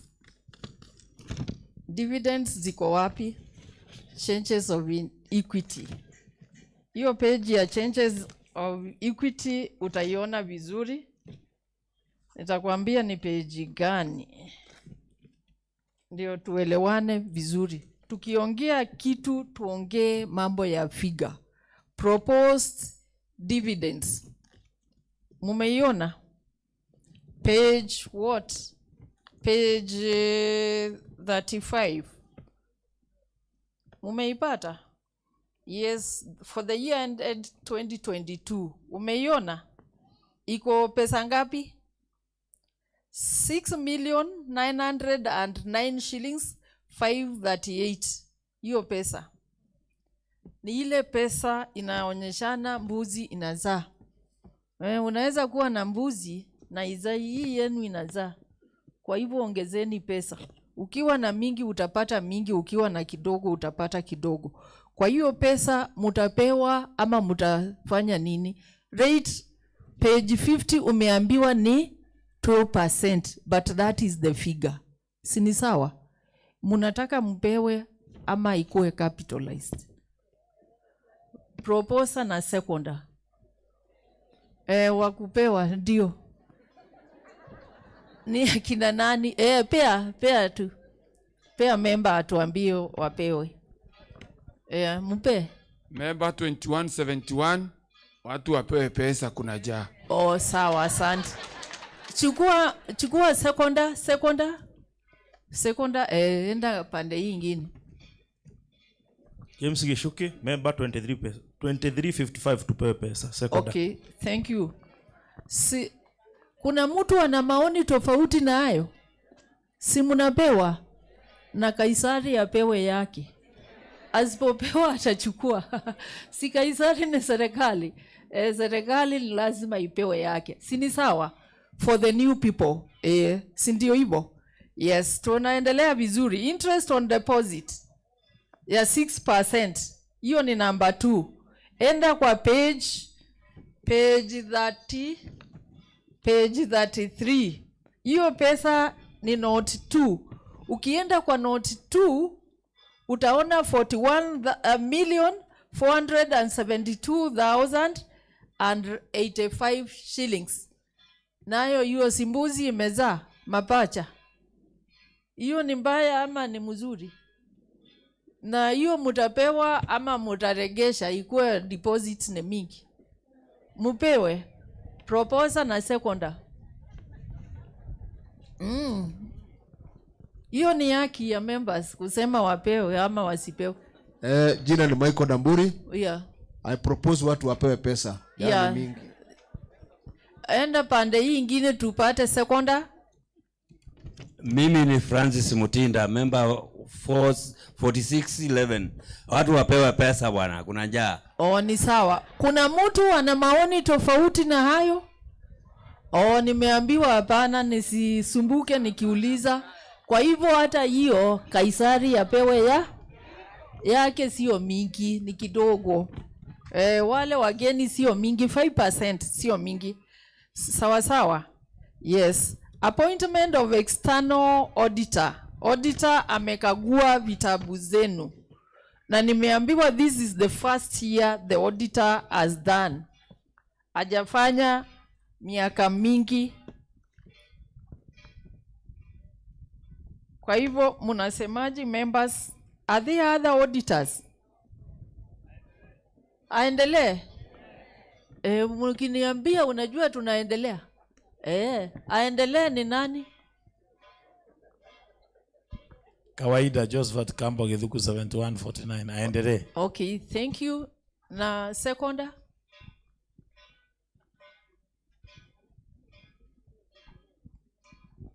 Auditor aendelee. Jeni Karemi 139. Okay, my namesake amemaliza. Kuna maoni tofauti? Hakuna? Yes. Unajua auditor, wacha nisomee jina. Nisiulizwe ilikuwa auditor ni nani? Yes, anaitwa yes. Njoroge Kibebe and Associates. Si ndio huyo amewafanyia mahesabu? Yes, huyo ndio mmesema aendelee, sio mimi. Usiseme ni serikali, ni wewe. Aya, asante. Tunaendelea vizuri. Thank you so much members. Now tunataka kubadilisha vipengele fulani ya bylaws.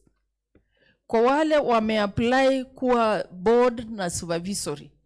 Tulisema mtu akue mwaka moja. Na mtu wa mwaka moja hatujamjua vizuri. Si ni ukweli? Yes, tunataka kukujua vizuri ukiingia kuwa kiongozi, tujue wewe ni mtu wa aina gani. Kwa hivyo tunataka kubadilisha hiyo iwe miaka 3 kabla ya AGM. Miaka 3 sio mbaya, si ndio hivyo? Hiyo iko sawa? Naona tunaendelea vizuri, nyinyi watu wazuri. Kumbe nimekosa nyinyi miaka mingi. Sawa tu. Tupate proposer na seconder. Yes, kuna member yako hapo?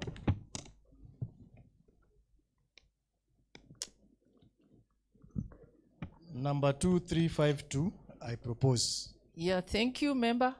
Nani anamuunga mkono? Charles Musiri Mwangi, member 4594. Sio ni iko sawa? Yes, uwezi kuja kwa society saa hii na unataka kuwa kiongozi, kwani uko na nia gani? We, hatukujui. Tukujui. Tunachunga pesa yetu, inaanza kuchungwa hivyo. Kwani unaokota? So hiyo ingine, member must have attained 300,000 in a deposit prior to the close of the year to which the AGM relates. Hiyo 300 ni sawa, lakini wakati nikifanya vetting kuna kitu ya ajabu nilipata. Wale watu new members wanaingia wanashinda wa kitambo. Wa kitambo mnajifuruta, watu new members wako. Nilishangaa nikasema hata nitakuja hapa niwaambie watu old members. Hata hii mnaweza ongeza mkitaka, mkitaka ikuwe hivyo ni sawa. Uwezi chunga mbuzi ya watu ikiwa hauna mbuzi. Na yako ikikonda hata yetu utakondesha. Tutaki mbuzi ya kukonda, tunataka mbuzi endelea na kuno. Ukiuza unauza mbuzi kila mtu anatama. Muniambie mimi nimemaliza.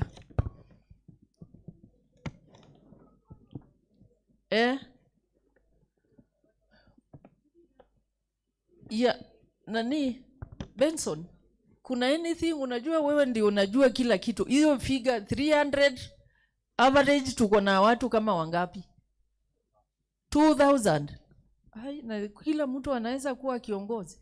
Members, ikiwa mnaweza ongeza hii, tunachunga. We are heading to 1 billion. Wewe unachunga 300,000 na tuko na billion. Hata members ni. Lakini tuendelee. Tuseme either 300 ama tuongeze. Ifike ngapi? Kumbe unaona hata serikali imesema nini? Yes. Because kile kitu society ikienda murama, kile kitu tunashika ya viongozi ni deposit. Itakuwa kitu ya kwanza ya kushika. Kabla tujashika mbuzi na ng'ombe. Ikiwa ni kidogo utaifanya aje? Chairman, sio ni sawa? 500. Yes. Na nyinyi ni watu wazuri sana. Nimewakosa. I have missed you. So, tumeweka 500. Hiyo ni sawa? Proposer na seconder. Tupate. Paulo Dhobe Maina, number 1619. Thank you. Nani anamuunga mkono? Nimeambiwa ni huyu. Margaret Kanyi, member number 161. Okay, thank you. Hiyo ni sawa. Tunachunga mali yetu. Hakuna mchezo hapa. Sio tumefanya. So kuna ingine. Kuna maoni ingine. Yes, later. Wacha mpe. Wape. Sikuwa nimeona poleni. Tusimalize kabla. Okay. Member number 2352. Mine is not a question but a proposal. Yes. Hapa tunasema kwa member. Yeah. Tumesema akuwe active 3 years. Yes. Akuwe na minimum of 500. Ama? Yeah. But pia huyu mtu lazima pia tujue akiomba pesa analipanga. At least akuwa ameomba 3 times loans na akalipa. Others tunaweza weka mtu ambaye hajawahi omba loan, aombe na hatalipa. Yes. At least once or twice. But 3 minimum. Nitadeal na yeye. Hata sitakuja kwenu. Maana tuna defend yetu juu hata sisi tunaomba na tunalipa. Hata yeye akuwe na hiyo responsibility. Unajua with the SASLA regulation, insider lending is a monthly report. Ni lazima loans za kamati na board na supervisory na wafanyikazi ziwe zinakuwa reported kwa SASLA. Sini sawa? Ikiwa mtu alipi loan na hawezi kulipa loan, utaambiaje mwingine afanya? Ndio nawaambia tunawatoa. Tunakuambia wewe pumzika. Hatutakuja kukuambia. Utasikia tu mtu amepumzika. Nakuambia mimi nimeacha hiyo kazi na ni sawa. Kwa sababu haiwezekani. Tukifanya vetting, that is what we check. Number 1. Hiyo kabisa, hiyo huwezi samehewa. Hizo zingine naweza kukupea wiki moja ulete good conduct, lakini hii tuachane na wewe, na Mungu asaidie sisi wote. Si ndio hivyo? Hiyo ya nini default, no, it is not negotiable. Si serikali imekataa? Yes. Ni sawa member? Yes. Tunachunga, hata sisi hatutaki watu wa aina hiyo kwa kamati. Sawa sawa. Thank you. Tuende mambo ya nominees. Nominees mumekuwa ikisoma. Every member shall nominate in writing 1 or 2 persons as nominees. The nomination shall be attested to by 2 witnesses who are members of the society. The names of such nominees shall be entered in the nominee register, provided that a member shall have the right to change his or her nominee in writing in the presence of 2 attesting witnesses who are members of the society. Now, the change is every member shall nominate in writing 1 or more persons as nominees. The names of such nominees shall be entered in the nominee register. Hii unajua, hii ingine ilikufungia kuwa na wachache. Sasa hii inakufungulia kuwa na wengi, kama vile ulikuwa list them ikiwa ni 5 na uweke 1%. Si ni sawa? Na hii nominee muichukulie kwa mzaa. Muisichukulie kwa mzaa. Do that one, it is very key. Kuna mtu aliaga wa society yangu 7 million, alikuwa ameandika mama. Ako na very young family. Hiyo pesa inaenda kwa nani? Uko na watoto wawili wa miezi 3 na mwaka 2. Na inaenda kwa mama, na tuko Kenya. Akiamua kutopea mama wako hiyo pesa, inafanya nini? Inakuwa hivyo. Na ilikuwa kwa sababu tunakuambia usiende kulewa ukiandika hii kitu. Usijaribu, hata usipitie karibu. Kunywa maji na ukunywe nini? Maziwa, na uandike hiyo kitu. Ukiwa soba, hata hujakasirika. Sawa sawa?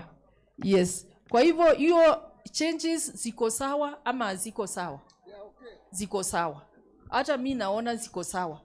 Those ones, and thank for the committee for seeing those. Yes. Kwa hivyo tukubali hiyo ikue hivyo. Ukue na more than 1. Unajua hii ni sako, una shares za 3 million. So you can apportion how much you leave to which child, to mama, to baba. Si ndio hivyo? Hiyo ni mali yako. Mnasemaje hapo? Ikue hivyo. Then yes, then provided that a member shall have the right to change his or her nominees in writing in the presence of 2 attesting witnesses who are members of the society, or such members shall swear an affidavit attested by the advocate. Badala ya kubeba watu life, unawabeba, unakuja na affidavit, inakubalika. Sio ni sawa? Si wamewafikiria? Tunasemaje members? Hiyo mnaoionaje? Badala ya kuleta watu unaleta affidavit. Juu sasa unamfika naye anataka kununua nyanya, anataka kuenda cooperative bank, utakaa hapo mpaka saa ngapi? Sawa sawa. Mnaonaje hiyo? Sio mbaya, ni mzuri. Iko sawa? Yeah, proposer na seconder please.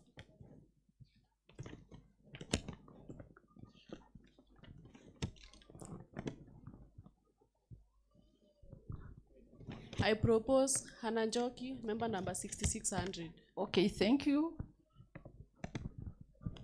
Nani anamuunga mkono? Charles Musiri, member 4594. Okay, thank you. Kuna maoni tofauti because hiyo inakufungulia kuwa na watu wengi. Juu ingekulimit kuwa na mtu mmoja, uko na watoto 5 uweke mmoja. Si wewe unaleta vita kwako? Na unajua. Ni sawa. Hiyo tumeondoa vita kwa nyumba. So now members, we go to the staff. Tuko na staff bonus and honoraria. Honoraria and staff bonus. Ile page nilikuambia inaitwa page 35. Angalia hapo. Staff bonus is how much? Staff bonus iko 246,000. Then honoraria is 840,000. Hao ni wafanyikazi wenu na ni viongozi wenu. Na ni kama mahali unatoka. Mtoto wako akifanya vizuri unamchapa. Unamwambia aendelee, unamnunulia sweet na bicycle. So that next time afanye nini? Afanye bidii. Sasa mnasemaji members, this is a token of appreciation to the committee and also to the staff. These are your staff, these are your leaders. Si hao nimewapata hapo. Wale nimekuja nao wa serikali ni hao tu wawili. Wapewe. Yeah, proposer na seconder tafadhali. Member number 3215 Irene wapewe. Na nani ana second? Member number 1678 wapewe. Okay, thank you. Sio ni iko sawa? Yes, it is good to appreciate people.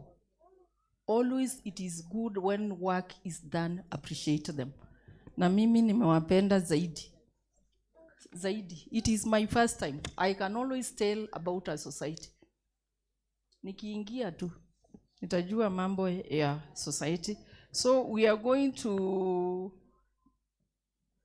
any other that may be approved by this AGM.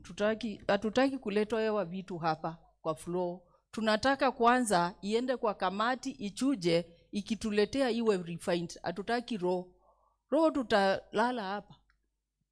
Juu nitakuja na yangu, ukuje na yako, tutakubali ya nani na tuchanganyikiwe. Sawa sawa. Ikiwa iko hapa tutaiacha hivyo unless there is any other resolution. Chairman, do we have any? Na borrowing powers, do you pass them? Or you don't? Muko sawa? But it's always good to have it. Unaweza pata cheap money. You cannot never borrow without the borrowing power. Sini sawa? Yes. So, niendelee ama? Yeah. Yeah, tutafanya election, and before the elections I will say this. Tunashukuru kwa kualikwa kwa mkutano wenu. Society yenu inaendelea vyema. In another 2 years you'll be a billionaire.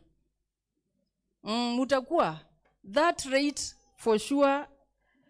Tulikuwa in one of my societies in East. Sasa minister alishangaa na mwambia niko na embakasi 5 na billionaires wa 3. Lakini mwingine imeongezeka. Niko na 4.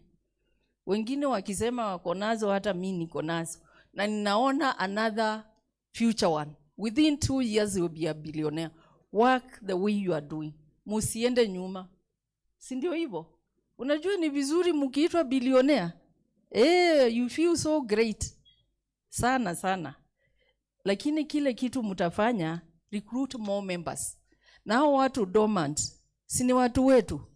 Muambie waidha watoke ama waamuke. Toeni hiyo blanketi mlifunika hao. Wakuwa active. Ndio you will become even faster. Within 1.5 years you become a billionaire. Mukiamusha hao. Tutaki accounts zetu ziwe zina read. Half of the members they are almost dormant. Tunataka waamuke. Fufusheni hao. We need them. Share capital naona it's growing. Please do more recruitment for the good of the society. Naona provision for loan. You have only 3 million. Keep it up. Isiongezeke zaidi ya 3 million that provision. Wacha iende 3 million ama less. Shares are transferable but not refundable. Ukiwa unataka kutoka, ongea na mwenzako, uuzie yeye na uandike barua kwa society. It will be done and it will be good. Nimeona kuna loan ya 4 times multiplier. Hiyo loan chairman, chungana na hiyo loan. Isipewe kila mtu. Categorize your members. Wakupewa 1.5, 2.5, 3.5 to 4. Wafo wakue kama ile pyramid. Unajua pyramid vile inakaa? Wachache huko. Sio kila mtu anakuja juzi anakuja. Unajua mnaweza porwa. Hii tuko town. Kayole ni town kubwa, hata huwa anauliza watu wa Kayole mnakuja town kufanya nini? Town kubwa. Naambianga watu niko na town, wacha waache kuniuliza. Embakasi Central, it is the smallest but it is the most populous and with a lot of business activities. Kwa hivyo hawezi tuchezea. So this one please, watu wa 4 times chairman chuja zaidi. Isikue ni kila mtu uone yule ana qualify. Kwanza muwekeni 3.5, muone kama anaweza. Akishindiwa hapo, mukae hapo tunaye. Collateral, you can be given loans against your collateral. You can have it. But hii itachukua muda. Ikiwa ni shamba, it has to be owned. It has to be charged. Inaitwa the sacco na wewe. Huwezi kuuza.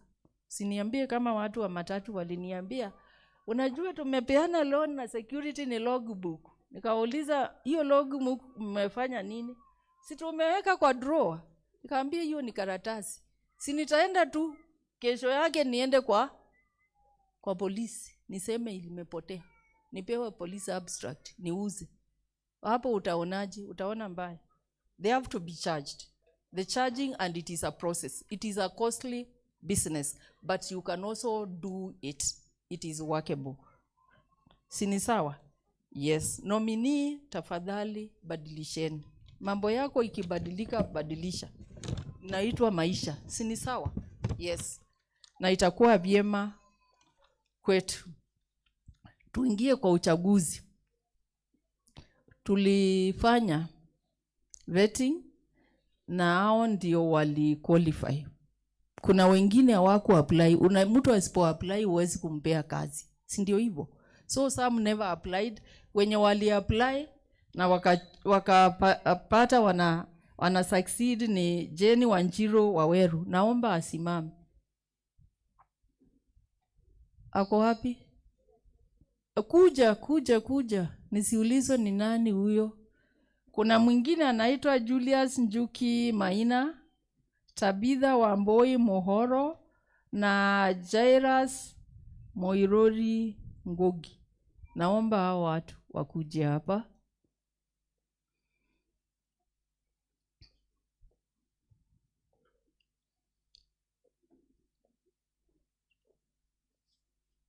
Hao ndio wako.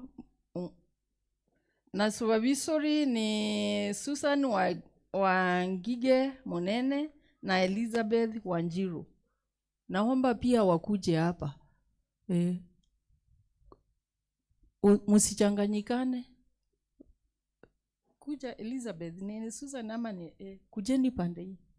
Kujeni pande hii. Ni hao. Sasa hao ni kwa board. Hao ni management. Ile tunajua ni management. But these days wanaitwa board. Na tunahitaji wangapi? 3. Tutachuja mmoja atakuwa kiongozi wa kesho. Hakuna kupoteza hapa. Umesikia hakuna kupoteza? Tunachuja tu akuwe kiongozi wake katika hao wangapi? 4. Na hao wengine tutachuja mmoja akuwe kiongozi wa kesho. Hakuna kulusi. Si ndio hivyo? Yes. Nitawaambia wataje majina ndio tuendelee. Nisiwe nimepronounce vibaya. Okay. Good afternoon. My name's Tabitha Wamboi Mohoro. Okay. Yeah. Good afternoon, dear cooperators. Kwa majina ni Julius Njuki Maina, member number 45. Good afternoon na Bwana asifiwe. My name is Jane Wawero na nimeokoka, member number 3207. Bwana asifiwe. Jina ni Jairus Moirore Ngoge, Yesu ni Bwana, member number 3397. Hao ni supervisory wenye watakuwa wanaangalia kazi yao. Sema jina ujise. Bwana asifiwe. Jina ni Elizabeth Wanjiru Mushoki. Bwana ni mwokozi wa maisha yangu, member number 1389. Good afternoon. Kwa majina ni Susan Munene, member number 3708. Si mumewaona sasa? Yes, tuna mmoja atatoka. Atakuwa kiongozi wa, usimwambie amepoteza nini, na anabaki kuwa member. Si ndio hivyo? Kwa hivyo naomba waketi na muniambie tutatumia njia gani kwa kuchuja. Mimi niliambiwa na wenye walikuja mulitumia show of hands, na show of hands mulikuwa munasimama. Na si hata hiyo sio mbaya. Hata kusimama ni show. Si unasimama na mikono. Si ndio mikono iko hapo haijatolewa, kwa hivyo njia hiyo hatutakataa because hiyo mumezoea. Tutatumia show of hands. Show of hands ya kusimama. Hiyo iko sawa? Okay, good. Nao wote watoke ama wakae hapo? Watoke. Si wamejitaja? Okay, si mumesikia? Members wamesema mutoke na mujifiche hapo, usichungulie, usifanye dhambi because utaanza kumuuliza kwa nini huko ni na wewe ni rafiki, usichungulie sisi. Endeni hapo. Wapewe nini? Numbers aje? Si nitakuwa na kusomea jina? Hapana, numbers. Kuja.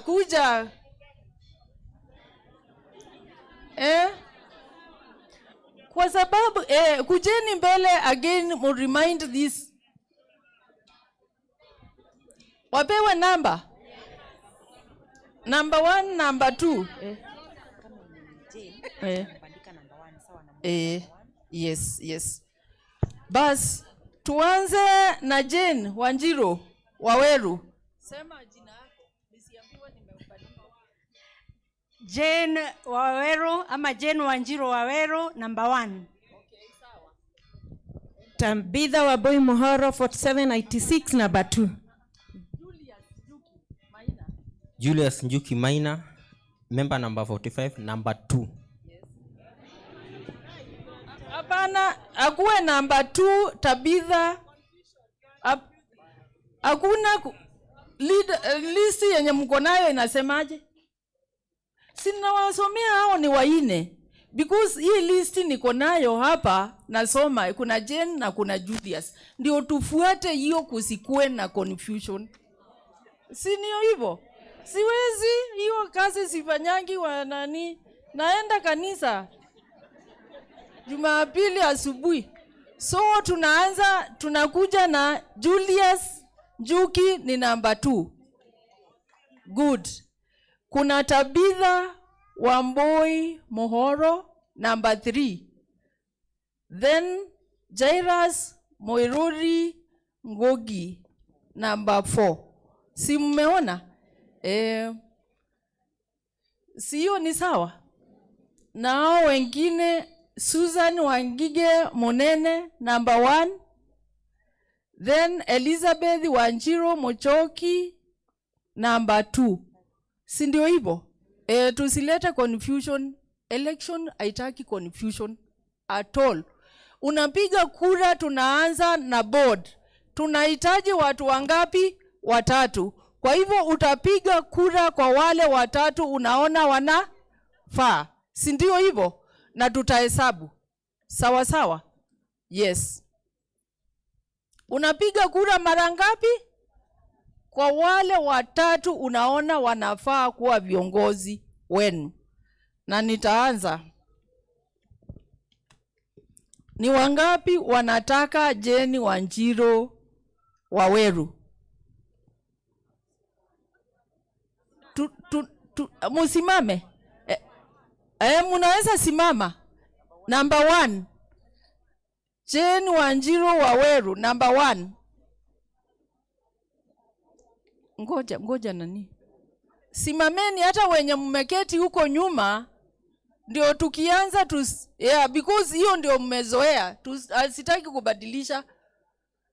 Ni sawa tuanze kuhesabu sasa. Na unajua wenye nao wamesimama hapo, mutahesabiwa kwa sababu wale wamesimama ndio wanahesabiwa. Tulipewa hizi card. Yeah. Use card because watu watasimama, mtu anasimama, wengine anasimama, atapiga kura hata mara 4. Hizi cards mnatumiaje? Hii ni lunch. Hiyo ni lunch, wewe enda ukakae na mimi hapa. Sasa utapiga kura. Hapana, tupiga hivyo. Si ni sawa? Tutaanza kuhesabu kwa Jane Wanjiro Waweru. Tutaanza kuhesabu tafadhali members.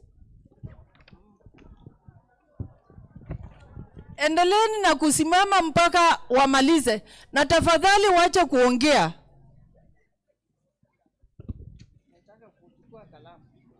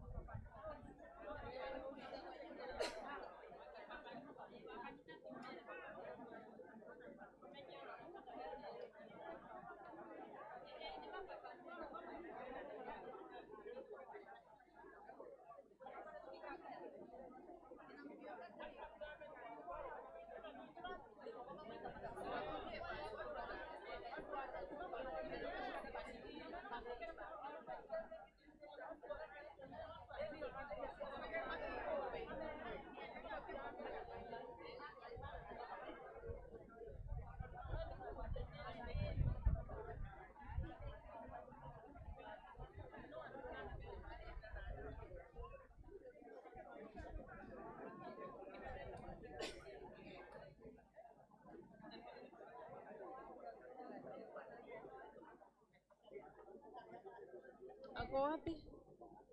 Kuja nani?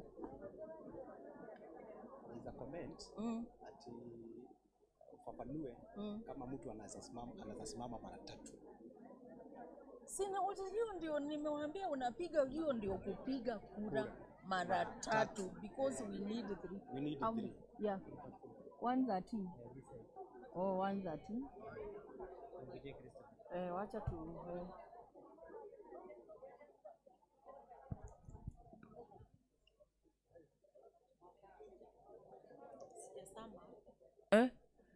Na ni sisi watu wa serikali na watu wageni hatufai kupiga kura. Wengine mnaweza piga kura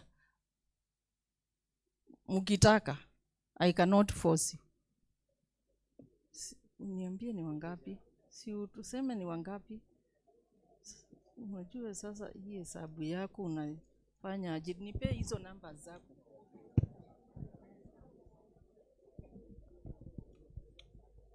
Nani hiyo yako nayo hiyo maisha.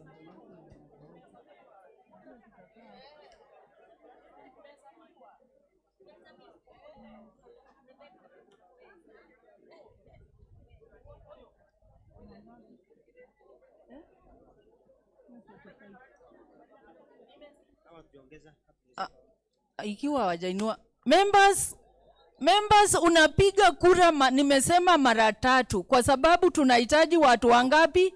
3. Usipige 4, piga mara 3 kwa wale unaona wanafaa. Tuende kwa Julius.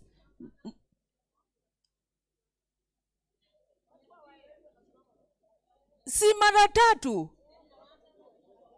Si mara 3 kwa unachuja hata wewe. Unachuja yule unataka kupigia unasimama. Kuna Julius Njuki Maina.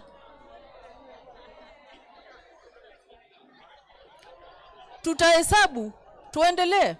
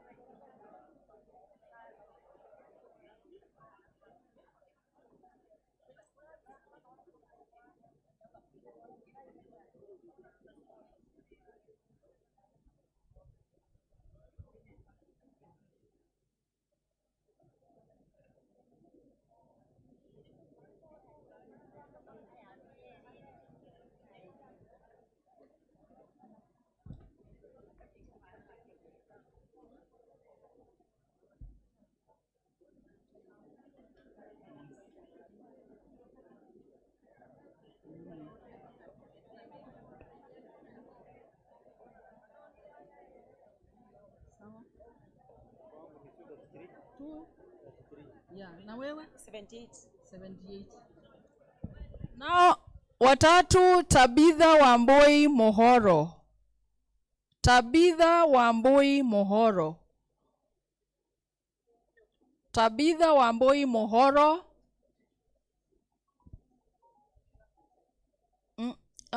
Anza huku. Tunataka kuanza kuhesabu kwa Tabitha.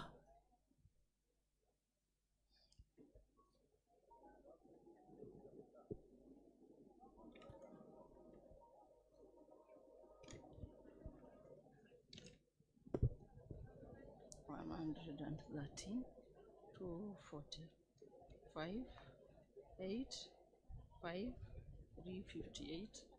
This is 358.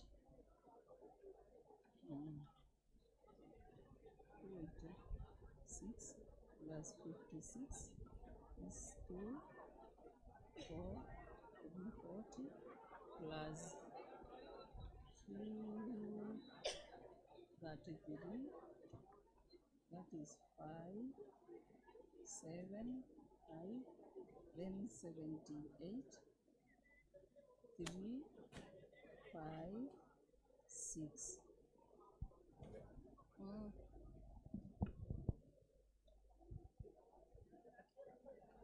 653.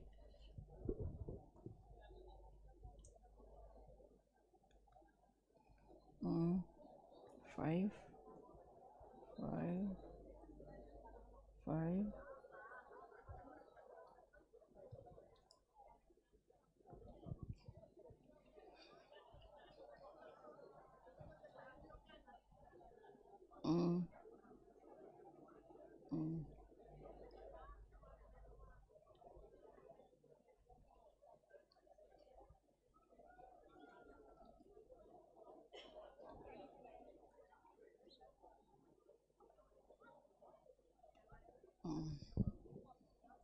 286, 230, 9, 1, 5 plus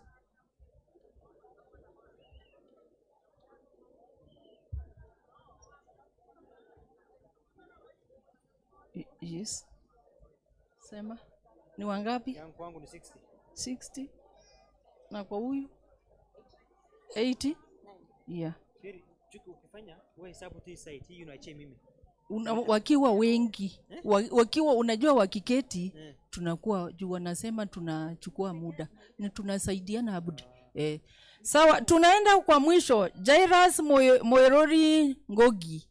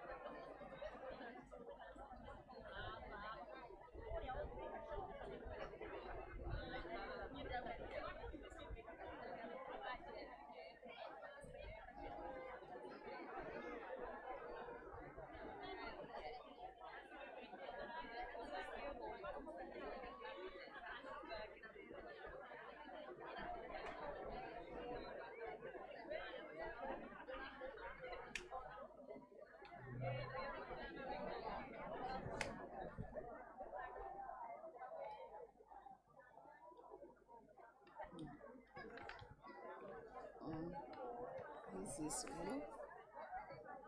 60 plus 89 is 149. This is 149.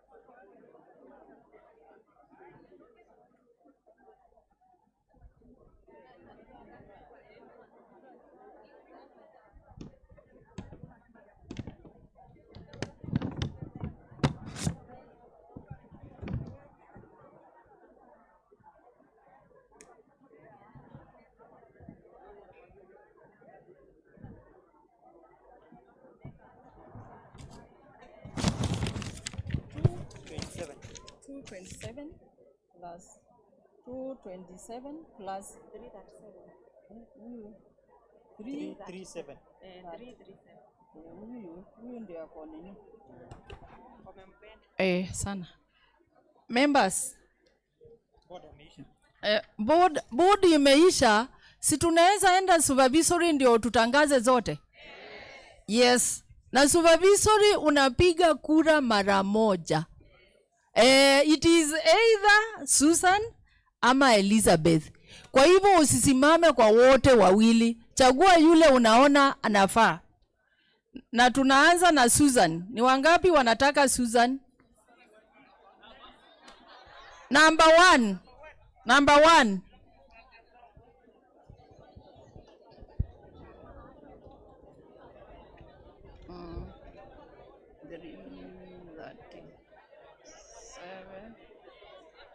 Four, 6, 5.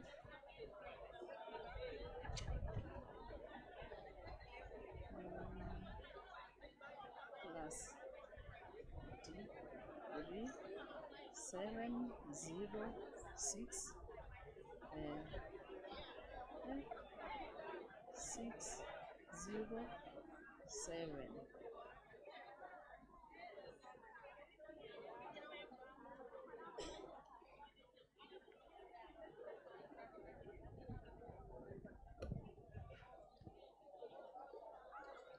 Mm.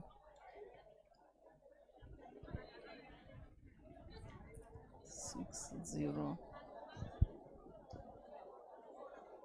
3, 5, 2, 37.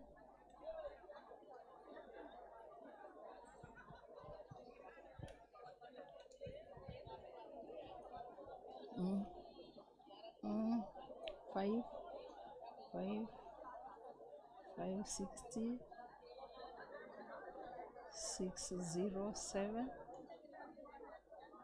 Number 1, 2, number 3.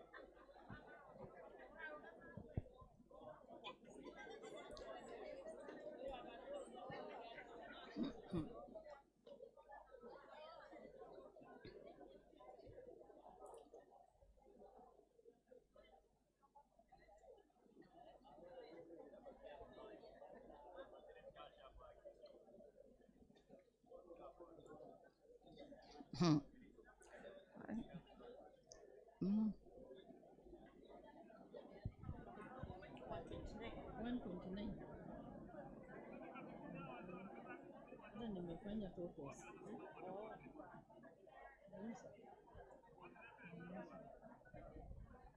Nilikuwa naogopa vikwamo.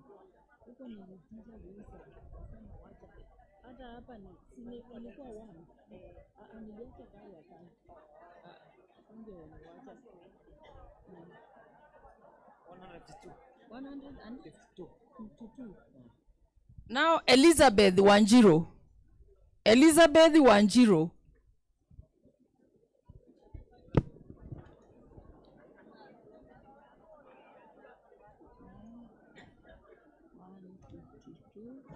That is 1, 8, 2, 281. 81.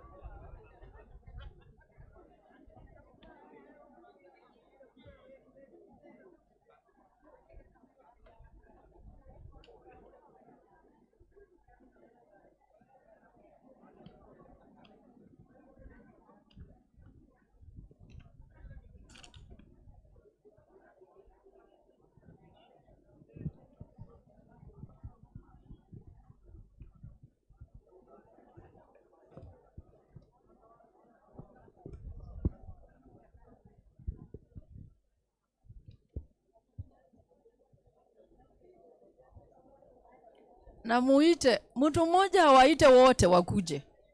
Waiteni wakuje tafadhali. Okay, yeah. 146 plus 135. 135. 135. So hii 146 135 inakuja 18.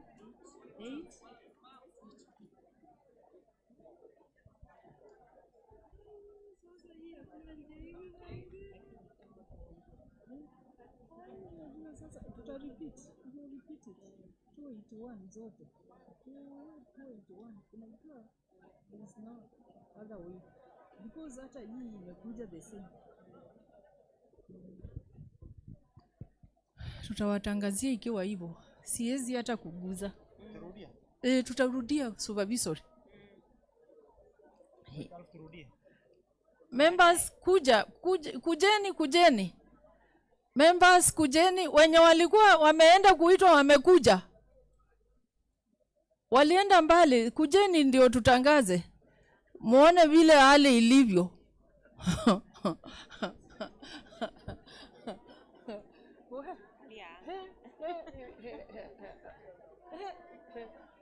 Inakuwa hivyo, itakuwa hivyo, tutarudia kabisa. Itarudia. Ni kama wanakuuliza sasa huyu ni nani na huyu. Hao sawa. We are safe. Hii ndio ingekuwa, hii ni easy. Members si wameingia? Wamekuja? Okay, waketi members. Ketini. Naomba muketi.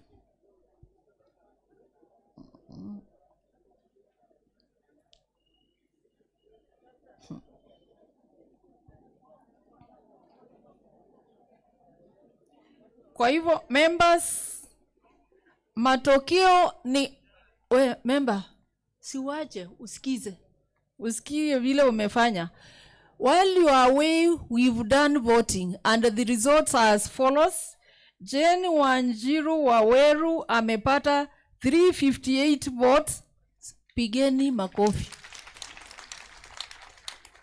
Julius Njuki Maina 653 votes. Tabitha Wamboi Mohoro 149.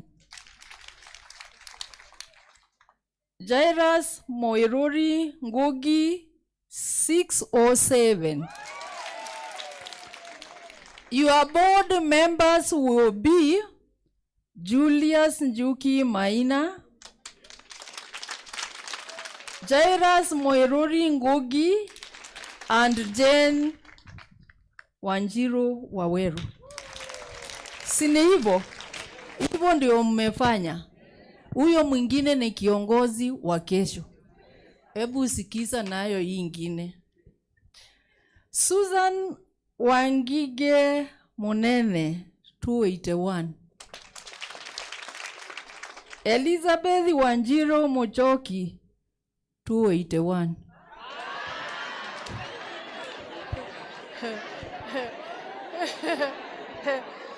Hapo tutarudia.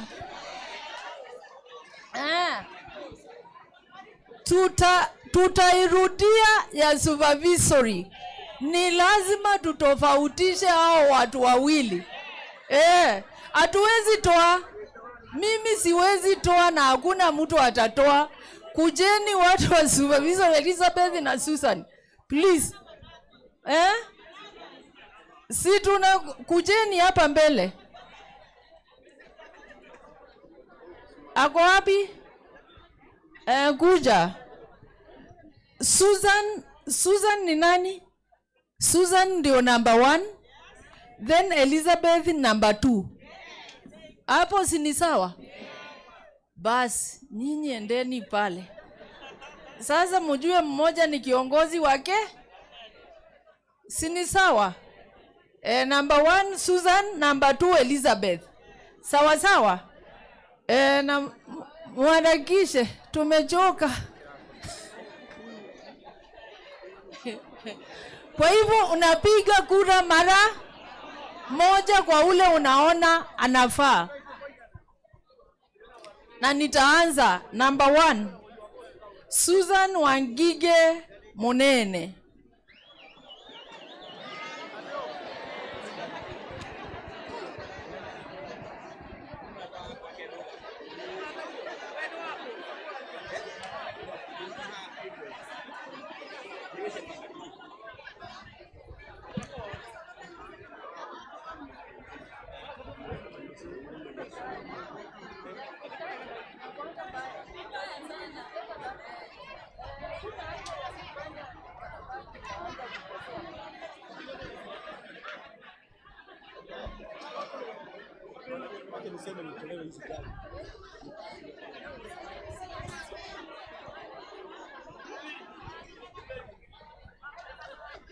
Hello. As you are voting, mwenye gari KCZ 583N.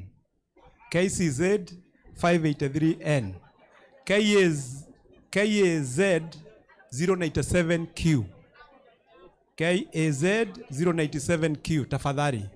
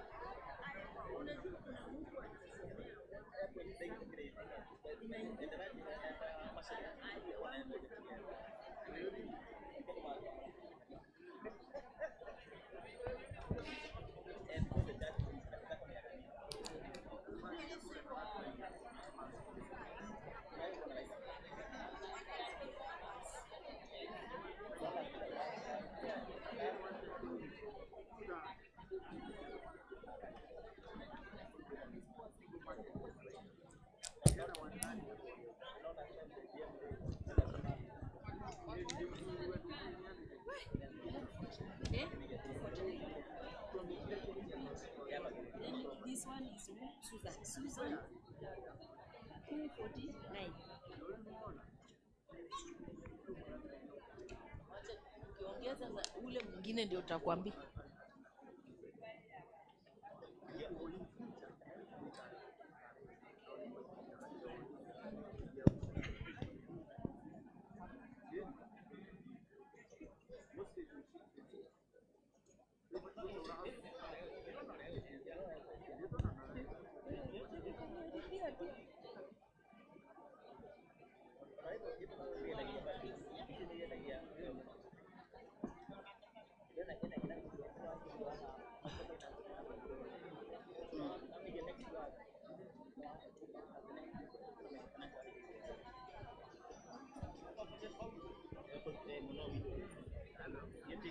That's 158 plus 69.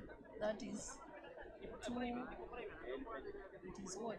That is 7. 2. 227. Now we come to Elizabeth Wanjiro Mochoki, number 2. Number 2 now.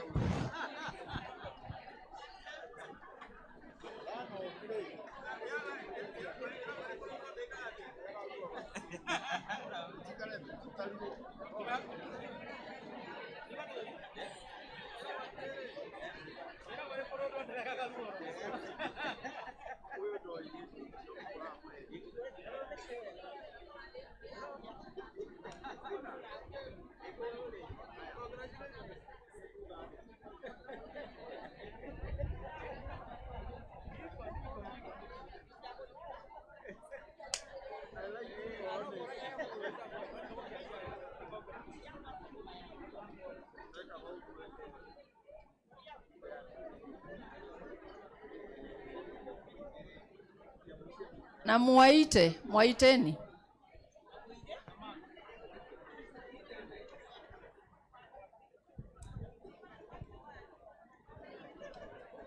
Eh? 41. Votes. Eh.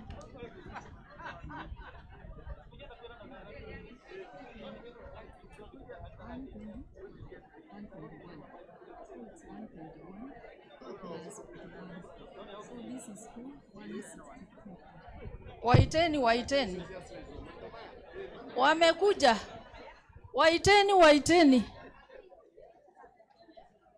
Waiteni tafadhali.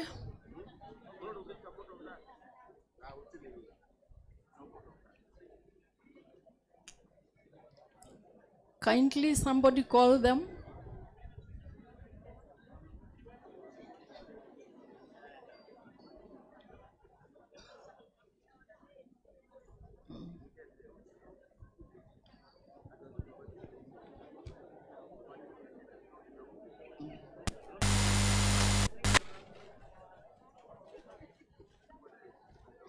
Wameitwa kweli? Na hakuna dalili ya wawili. Dalili hakuna.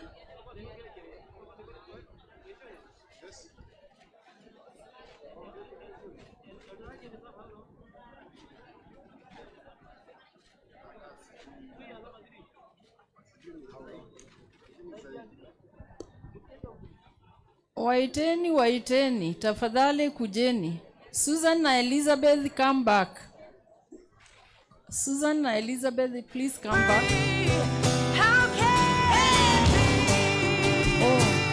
Oh, walikuwa pande hii. Wametokelezea huko nyuma. Ketini tafadhali.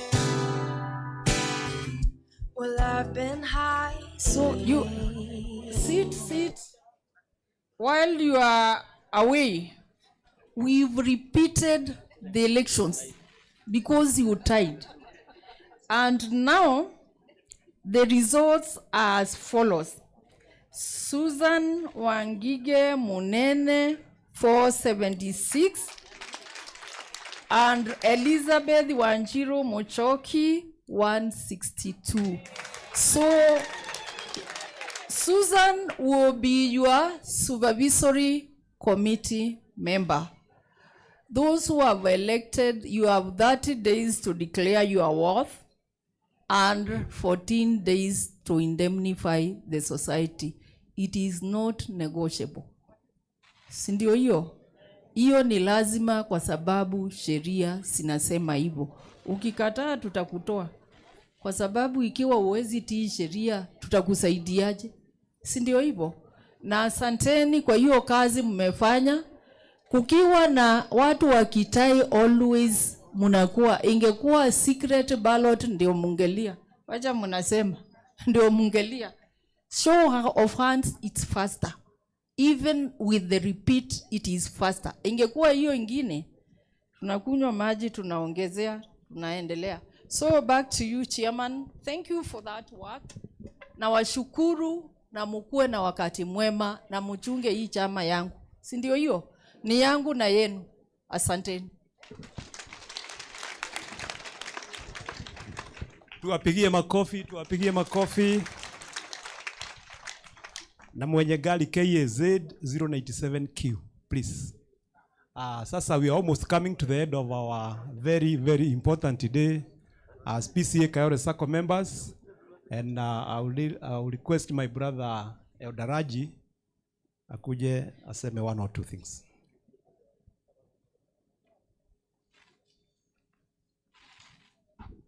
Thank you very much. Bwana Yesu asifiwe. Mine is only to thank all of us for the various things that you have done. So when I come to give thanks, that means you are almost through with the day's activities. I will start with thanking God for having taken care of each one of us and also having given us a very good day with a lot of good weather so that we are able to continue with this meeting today. If it were not for the Lord, we would not have done it so well that we have done, like we have done today. We thank God for everything.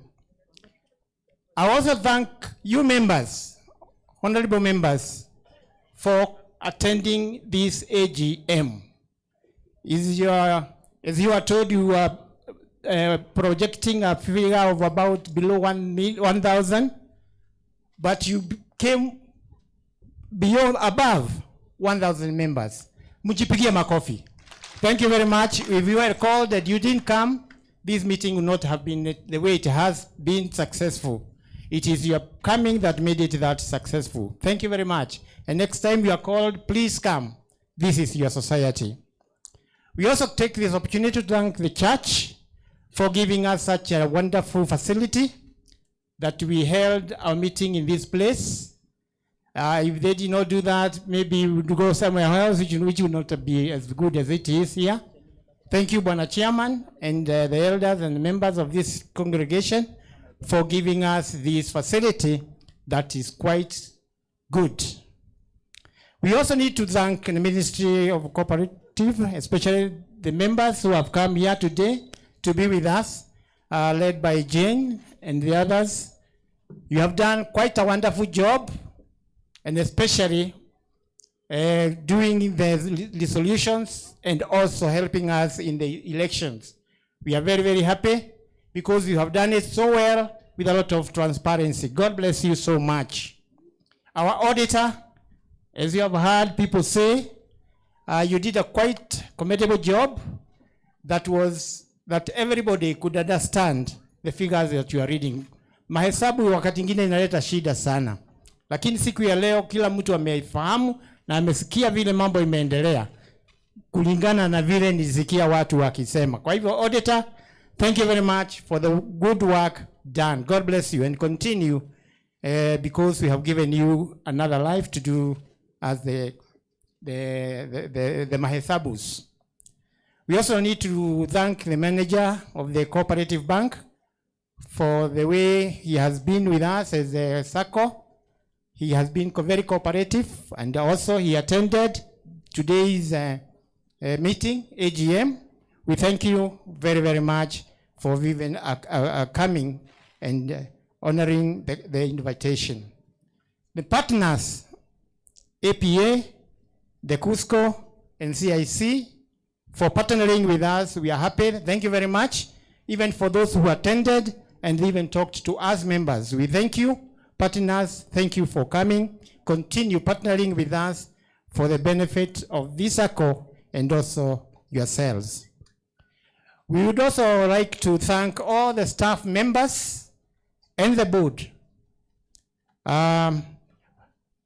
being led by our CEO, Bwana Kihara, for organizing this meeting and also the program that we have gone through. May God bless you so much. Our evangelist for the word of God that led us this morning, we thank you, Mr. Reverend, Elder Wambogu, for the message that you brought to us today. We would also like to thank the service providers, those who brought the tents and the PA system, which has been very clear. God bless you, and we thank you for offering us that good service. May the Lord bless you. Our MC, Mr. Moyolo, thank you very much. Let us clap for Mr. Moyolo. He has led us very well. Thank you very much for the way you have conducted us. May the Lord bless you. And any other person who has contributed to the success of this meeting, and maybe you have not mentioned him or her here, may the Lord bless you for your contribution. God bless you all. Pigie Elder makofi. Lastly, one or two things. Ndio tusifugie mtu. Kuna mtu ako na AOB? Do we have any AOB that we can discuss in our next AGM next year? AOB? Yes.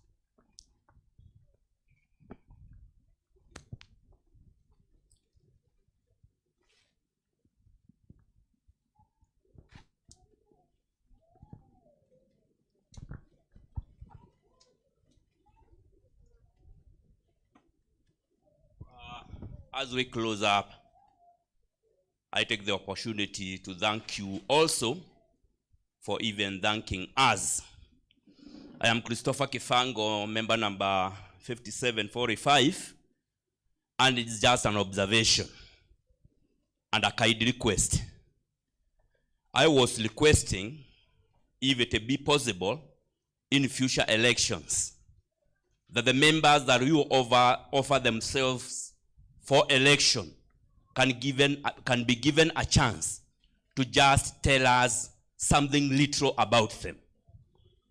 Reason being, when we come to electing members, some may be so new to us that we are not able to differentiate between maize and beans. And as much as we may be willing to elect just the best of the best, we may end up electing the least best just because of the ignorance that we just know somebody as James Maina or Tabitha Wabui and nothing else more about them. It was of my suggestion that if they may be given a little time to tell us about themselves, what they have done in the future, where they are doing and how they are doing it now, it can give us a glimpse image of whom they are. Thank you. Thank you, brother. Any other AOB? It's a good observation. Yeah. We have about 3. Thank you very much. Jonah again, member number 716. To my observation, because we are growing up and we are getting more members and the technology is raising up, as how we are doing the elections, we can even try to go to another level. We do it electronically. Maybe a website to be produced because we have that particular thing moving on, so that you'll be voting with our member numbers. And if 3 are needed, if now I put 3 times, the website will now restrict me the 4th time. So there is no way I'm going to vote more than what is recommended. Maybe in future, let's focus that. Thank you. One more will be.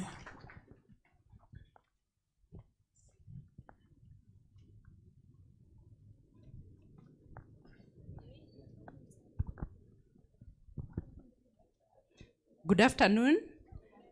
My name is Beatrice Karogo, member number 72. I've made an observation that we have members who have proposed and seconded 1, 2, 3, 4 items, while other members are raising up their hands. I don't think it's fair for one member to propose or second 2, 3, 4 items if there are other people who are raising up their hands, so that we should have inclusivity, so that all of us can feel that we are members and we have participated. So in future, let us give all members equal opportunities, not having 1, 2, 3 members taking the whole show. Thank you so much. Thank you so much. Now we come to the end of our one. Good afternoon. Nimesikia watu wakinong'ona, kizungu kimekuwa kingi sana. Na sasa wako hapa nyuma yangu. Kwa hivyo ningeomba chairman, next time jaribu kutuletea translator. Ukisema kitu ana translate. It is my ni ombi langu. Sawa. Sasa, praise God members, praise God. Ako wapi? My name is Lydia Okongo, AOP. Next meeting, at least to keep time. Thank you. Now we have come to the end of our meeting. We will have our final prayer by my brother Elder Doga. But before then, we have prepared some lunch for you, members. And as we have said, we really appreciate your presence. Without you, there is no Pceakayole Sacco, there is no AGM. So thank you so much. Member, if you are number 1 to 200, PP2, this side. 1 to 200, this side, class PP2. 201 to 400, zinafuata hivi. 201 to 400, 41 to 600. Na member 1 to 200 ataona James ama Muyoro. Member 201 to 400 wataona Frida ama Mother. This side. PPE East. Eunice na Kamau will cater for member number 41 to 600. Pandei pia. Murage and Wahome, member 601 to 800. Murage, Wahome, this is grade 2W. Grade 2W. Henry and Paris will see member 801 to 1000. Iko pande ile. I'll repeat. 1 to 200 Pandei. They will see Muyoro ama James. Frida and Mother will take care of numbers 201 to 400. Hii sio membership ya Sacco, hii ni ile umepewa ya karatasi. 201 to 400. Sio membership ya nini? Ya Sacco, hapana. Ni ile karatasi umepewa ukiingia pale. Tuelewane hiyo. 1 to 200 pande hii. PP2 class PP2. 201 to 400 PPE East. Bado iko pande hii. 401 to 600 bado iko pande hii. 601 to 800 2W. And 801 to 1000 grade 2. Elizabeth Jiri and Elizabeth Irogo will take care of member 1001 and above. If you are 1000 and above, class yako ipande ile grade 6. They are all labeled. Wewe tu ni kusoma pahali unatakiwa. I wish you a nice time. Happy Easter. God bless you so much. Brother Doga.